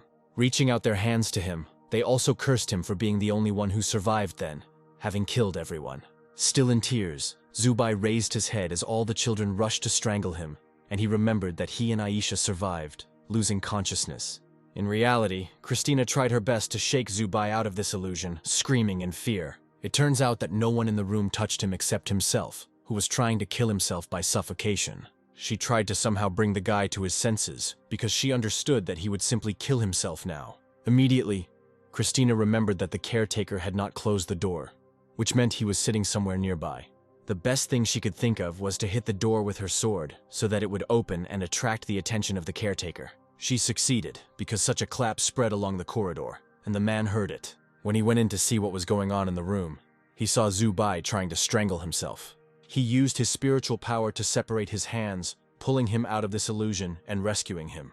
Only after some time, Zubai remained in his room after that, hugging the dog tightly. He looked incredibly depressed, and Aisha didn't understand at all what this sudden attention was about, as if with fear. Christina didn't even make any sarcastic remarks about this situation, mentally understanding that it seemed very difficult for the guy.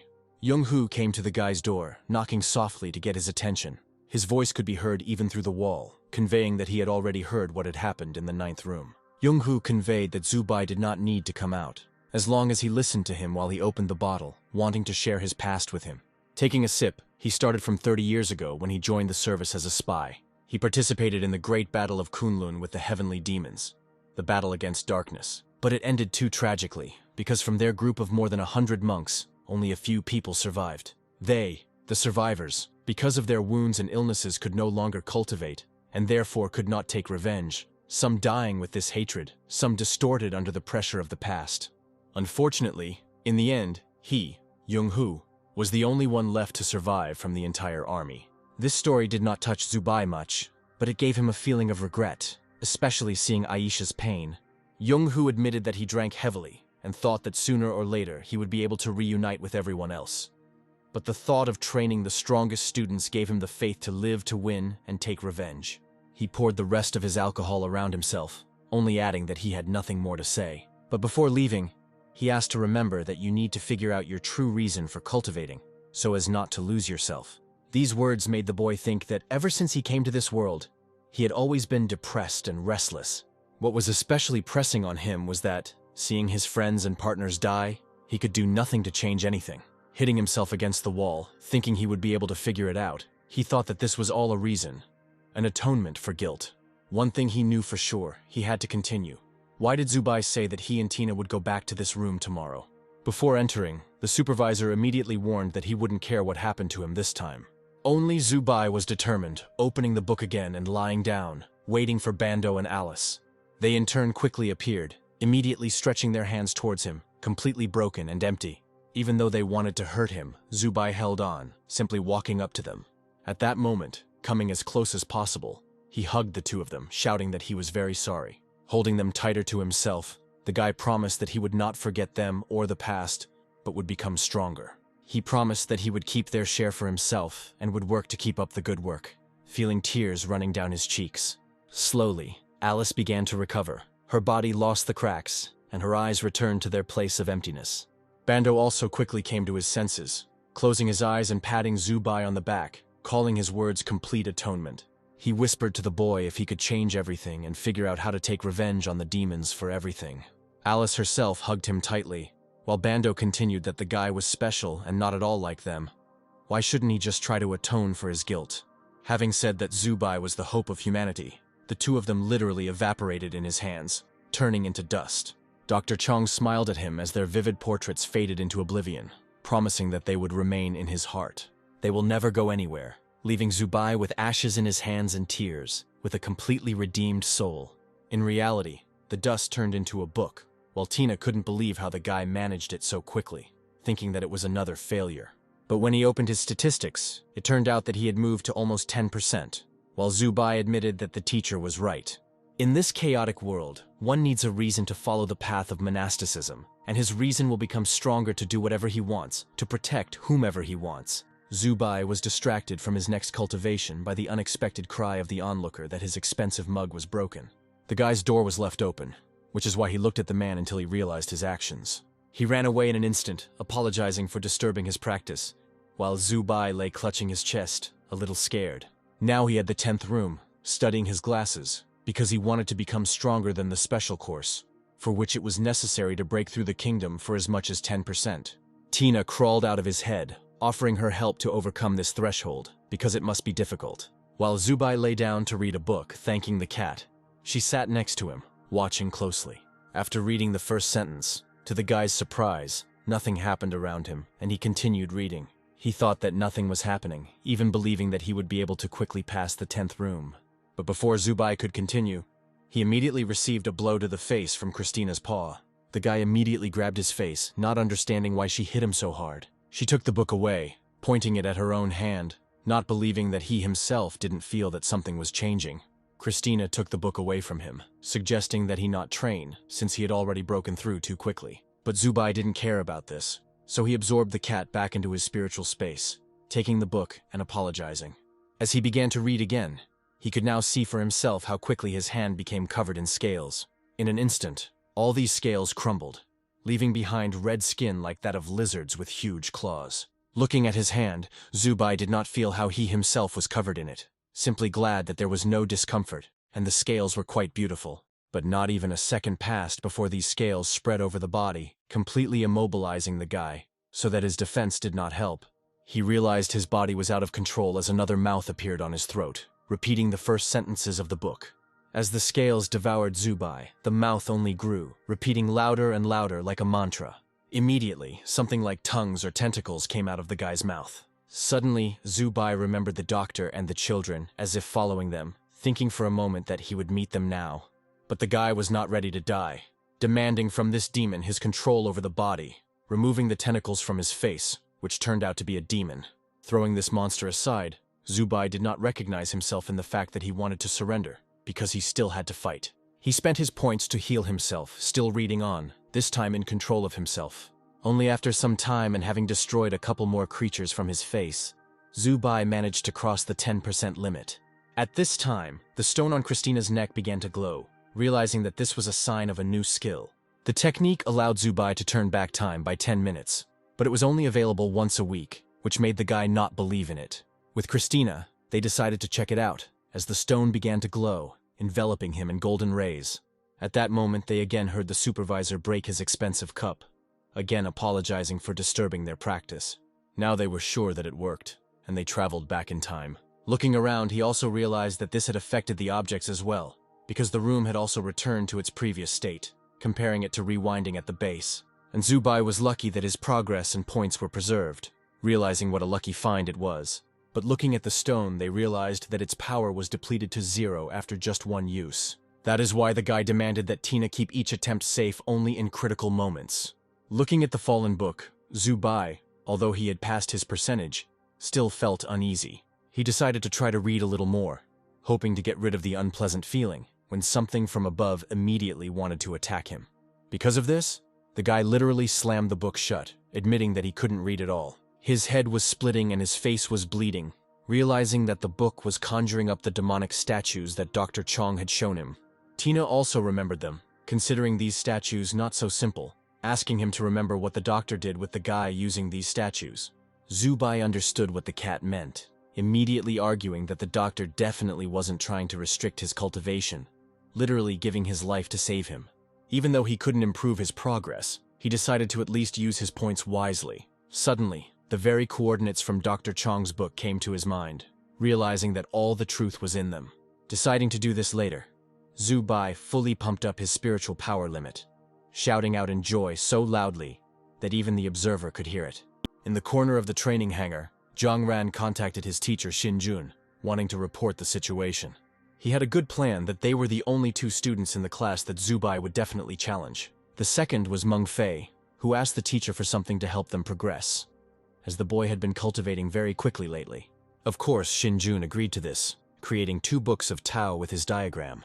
Red was for the study of sacrificing one's flesh and blood for a powerful explosion that would destroy even the highest cultivation realms. The blue one was so that the boys could hide their cultivation and no one would be able to find out their level. After giving them the books, he asked them to beat Zubai in exchange for them becoming heavenly demons, leaving their human shells and becoming immortal.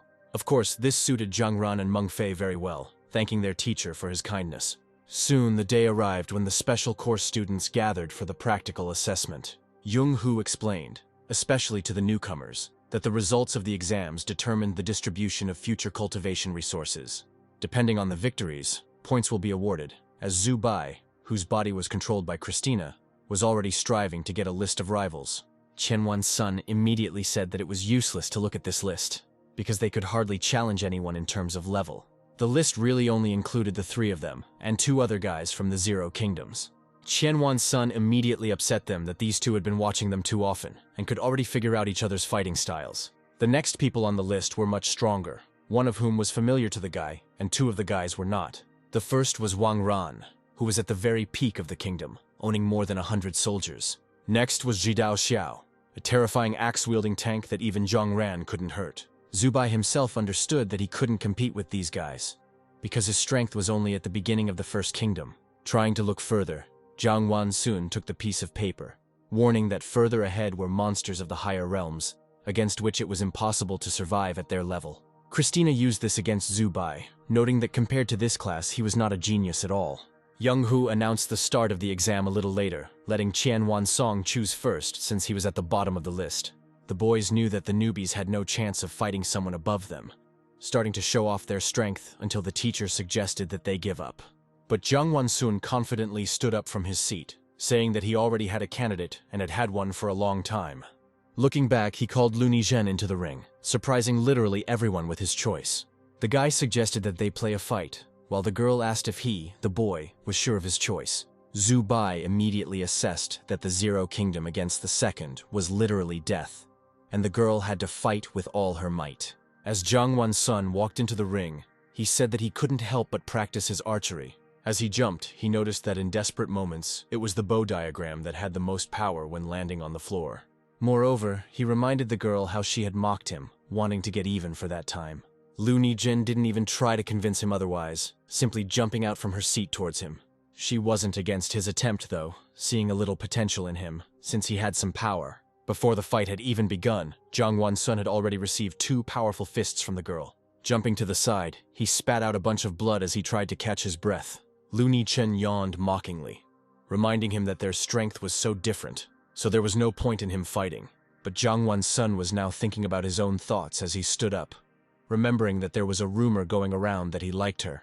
So he made a heart shape with his hands, telling her that it was no longer a rumor, because he really liked Lu Nizhen. This confession on the battlefield embarrassed her very much. She couldn't even find the words. Her feelings mixed into force, asking the guy to just die here, hitting him hard between the legs. Her blow almost threw him up, realizing how fast and strong she was, and he hadn't even used his strength yet. To prevent the boy from flying too far, Lu Nizhen grabbed his legs, charging her strike.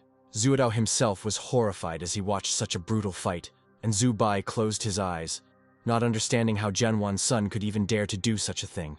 Tina didn't understand why he fought in close combat if he practiced the bow, until Zhu Bai suggested that he wanted to reveal his potential, or was it true that he was giving in to the crazy girl in love? Through the dust, he could see the girl hovering over him, trying to say something, but her anger was stronger. After looking at the floor for a while, Jiang Wansun himself was surprised to see cracks on the reinforced stone. It turned out that this blow was for the guy's face. Why Lu Nizhen didn't understand how he managed to dodge it. She immediately remembered how he dodged her powerful fist, realizing that he was actually anticipating them, rather than dodging faster.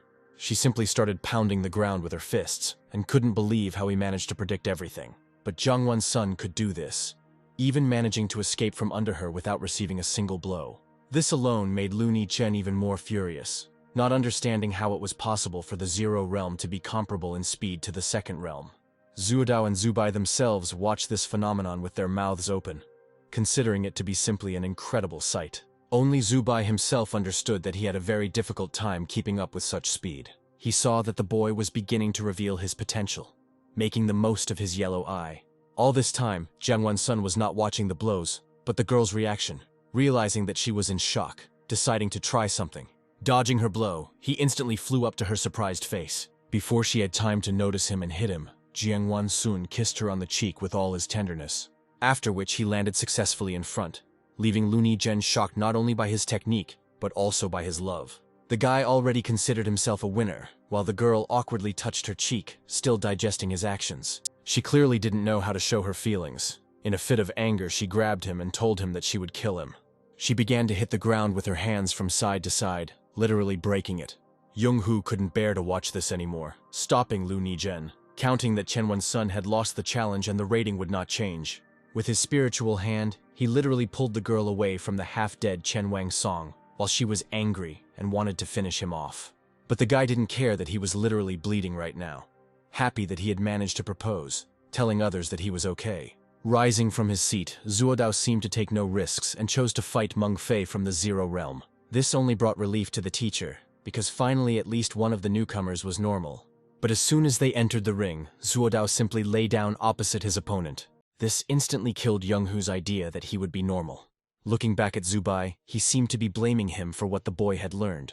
But Zhu Bai only shrugged his shoulders, saying that he had learned it himself. Thinking that this was some kind of mockery, Meng Fei shook his head, saying that he was underestimating him too much. He decided to teach him a lesson first by using his ghost step ability to move quickly. Thanks to his speed, he tried to injure Zuodao, but he quickly began to dodge, like Chen Wansun, lying down parallel.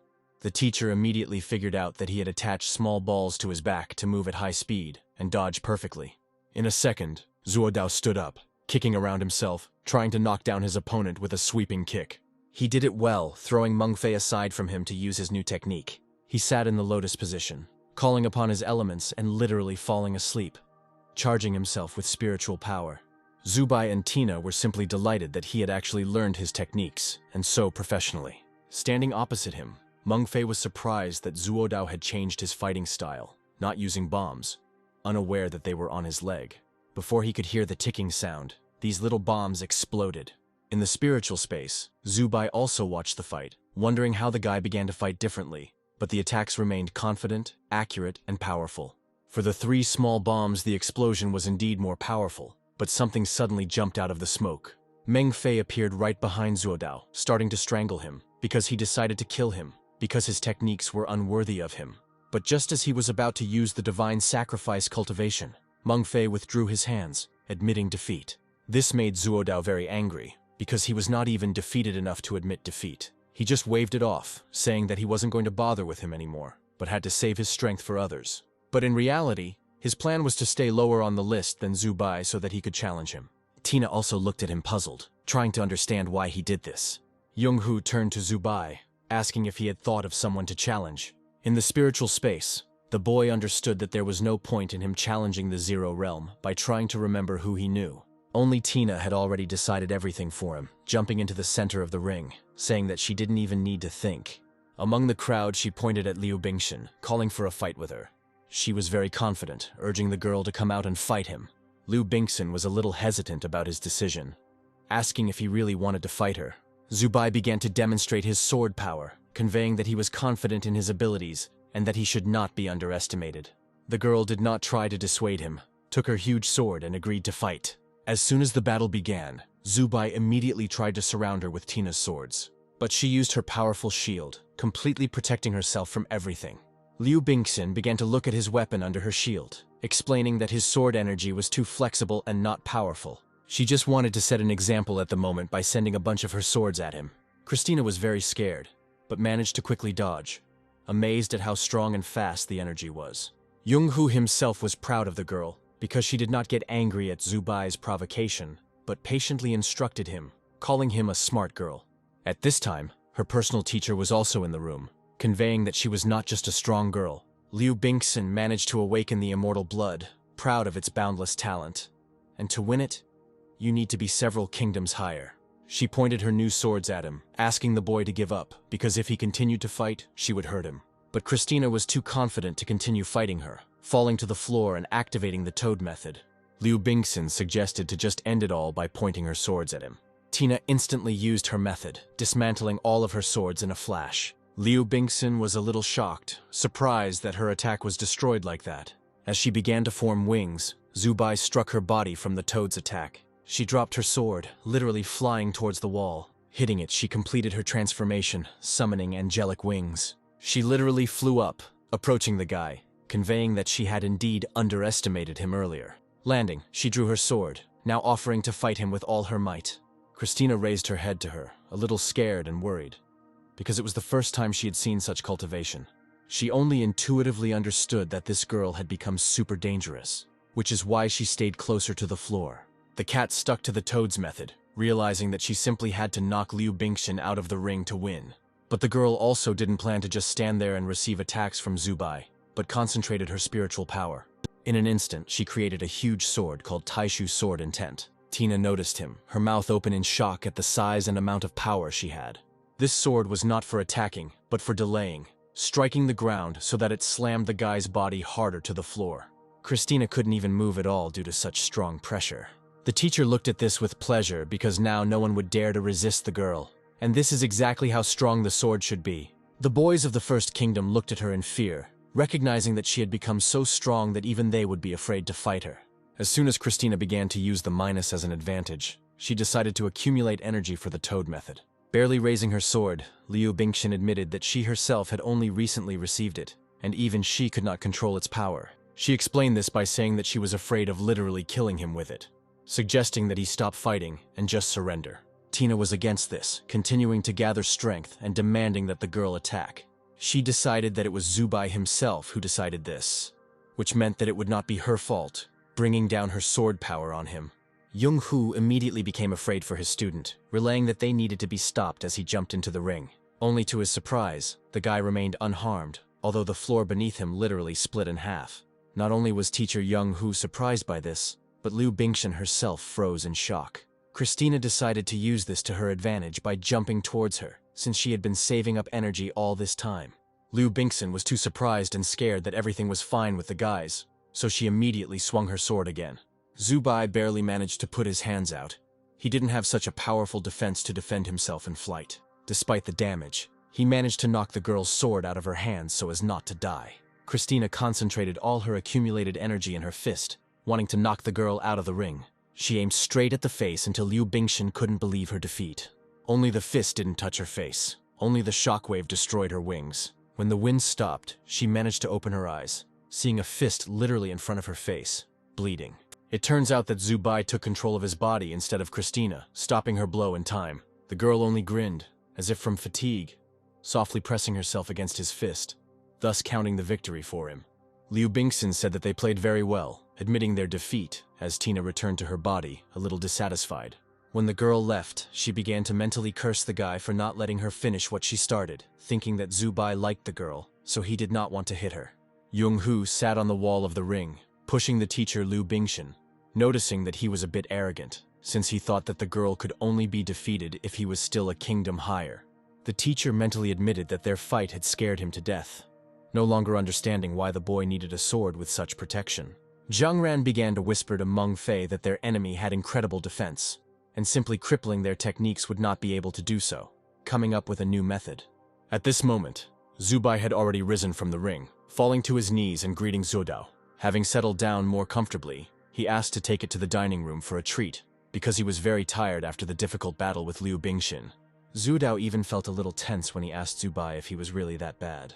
Chen Wan's son also returned from the hospital, surprised that the guy was treating them, but at the same time dissatisfied with just plain rice. Zubai didn't even immediately understand such impudence, reminding him that they were already giving it to him for free. Chen Wan's son tried to seek support from Zudao, asking him to say that it was just dog food. But the guy is already eating with his mouth full, saying that it is also delicious, admitting that all his points go to materials for cultivation, and he himself has not eaten for a long time. Zubai was genuinely shocked that the guy spent so many resources on materials alone, so he handed him his bowl of rice as well, until Jian Wan's son noticed that Liu Bingshan was watching them. Looking back, he actually noticed that she was watching, even waving at them, while the guy was rattling off some numbers. Realizing that it was for him, Zubai looked around, trying to figure out what numbers he was referring to. Chen Wan's son explained without embarrassment that these were the 3 values of the girl's body: the circumference of the chest, waist, and hips, because he was used to documenting it that way. Behind them sat a still angry Lu Ni-jen, while the boy explained that his eye technique not only helped with the bow, but also with looking at the figures of girls, offering his friends to look at their images of them. Zubai and Zuodao immediately waved their hands and refused to let him take out his notebook. Hiding the notebook deeper, he still noticed that Lu Ni-jen had the best body as she appeared behind them. A moment later, her hand hit the back of the guy's head, slamming his face into the table. After beating him up a bit, Lu Ni-jen noticed that he was behaving very badly, sending him off to training. While Zuodao was taking another bowl of rice, glad that there was no blood in it, Zubai realized that his friend was to blame. But the numbers reminded him of his recent goal, admitting out loud that he would like to know what the letters in these coordinates meant.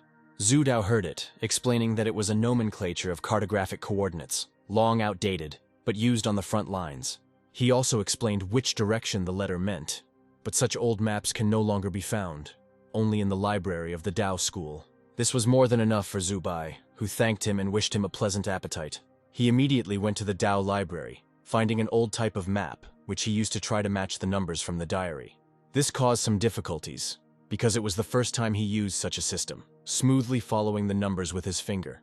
Finally, he settled on one spot that roughly matched the numbers, delighted that it was right in his city. He immediately went there, determined to find out right away what Dr. Chong wanted to hide there. Just in case, he took a map and Chen Wan's son's stone with him, strictly following the route. Finally, he came to the building marked with these coordinates, not quite understanding what it had been before. Zubai was faced with a problem in the form of a closed gate, which he first tried to open. But instead of swinging open, the gate literally fell as if broken. Deciding not to be distracted, Zubai continued on his way, only noticing that the place seemed very old and abandoned. Entering through the main entrance, the guy did not notice that it was written on top that this was a clinic building. He simply wandered through the corridors, trying to illuminate the entire space, wondering where exactly Dr. Chong could hide the information. At the same time, the guy asked Tina to also be attentive and monitor the situation around her. At this time, Zhang Ran and Meng Fei followed Zubai, not quite understanding what he was doing here, but decided to split up to lower his guard. Meng Fei was supposed to go meet the guy, while Zhang Ran would make sure no one else killed them. Closing the door behind him, the guy seemed to know that there was nothing here except them, wanting to cripple Zubai personally. He headed straight down the corridor, hoping to find it as quickly as possible, and immediately saw something. In front of him, literally immediately, stood a closed door and someone's silhouette. Thinking that it belonged to Zubai, coming closer, he began to know him, introducing himself, and not understanding why he did not listen to him. He patted him on the shoulder, as if in a friendly manner, not understanding why Zubai was ignoring him, trying to see what he had there. Only he wasn't hugging a guy at all, but a strange copy of him, from whose back a mouth emerged, thirsting for blood. This frightened Meng Fei greatly, causing him to shout throughout the building for help, which was how Zubai heard him. This immediately made Tina very nervous, as did the guy, not understanding who else could know about Dr. Chong and come here. But they also had no intention of leaving the man in trouble, and with quick and dexterous movements, they ran towards the screams. Meng He barely escaped from this monster, but his arm was still injured. Only he was stopped by a voice from the ceiling, asking what he was doing here, and whether he had even shouted. Looking at him, Meng Fei didn't immediately recognize who it was, but simply froze in horror. Having come to his senses, he immediately ran away, not understanding where he had ended up. On the ceiling there was simply Zubai, who had already descended to the floor, not really understanding what was happening to the guy. But Christina still reproached him that climbing walls and ceilings was indeed a bit scary. To such a comment, Zubai reminded that she was actually a cat that sits in his head and talks, which is even stranger, as two glowing eyes appeared behind their backs. They didn't see them, but together they felt something strange, mentally asking each other if it was their imagination. Because of this, they slowly looked back, because there was a feeling that there was someone behind them. And so it turned out, because Dr. Chong was sitting under the ceiling, in bandages and with a bunch of limbs. Christina immediately hid in fear in Zubai's spiritual space while he was asking Dr. Chong if he remembered him. Only Dr. Chong simply leaned towards him, examining him, while the boy realized that he was just a clone. The man couldn't say anything. Why, after thinking for a bit, his mouth opened on his neck. Zubai immediately instinctively began to defend himself, summoning his swords, but was in no hurry to attack him.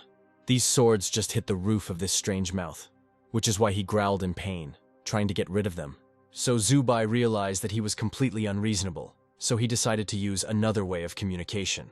Having settled down on the floor and gathering strength for the toad technique, he beat him with his hands, without causing any harm at all. But the guy realized that his attack power was approximately equal to the First Kingdom, that the toad technique would be effective. So he jumped on him, immediately throwing him straight into the wall, not allowing him to defend himself in any way. Due to the force of the blow, Dr. Chong not only fell, but also dropped a bunch of rocks and dust on himself. Zubai approached him, realizing that since he survived here, there must be some place. He just needed to scare the clone. It worked out well. Why did Dr. Chong run away? And the guy began to watch, because such monsters had an instinct to run to the safest place. He thought that this was where the secrets left by Dr. Chong might be, motivating the frightened Tina to move on. But they were distracted by an unexpected cry that seemed to come from Zhang Ran, who was trying to understand what was going on here. He seemed not to expect Zubai to be here, waving awkwardly and asking what he was doing here. Of course, his presence made the guy very nervous, trying to find out what he was doing here, as his partner began to sneak up on him.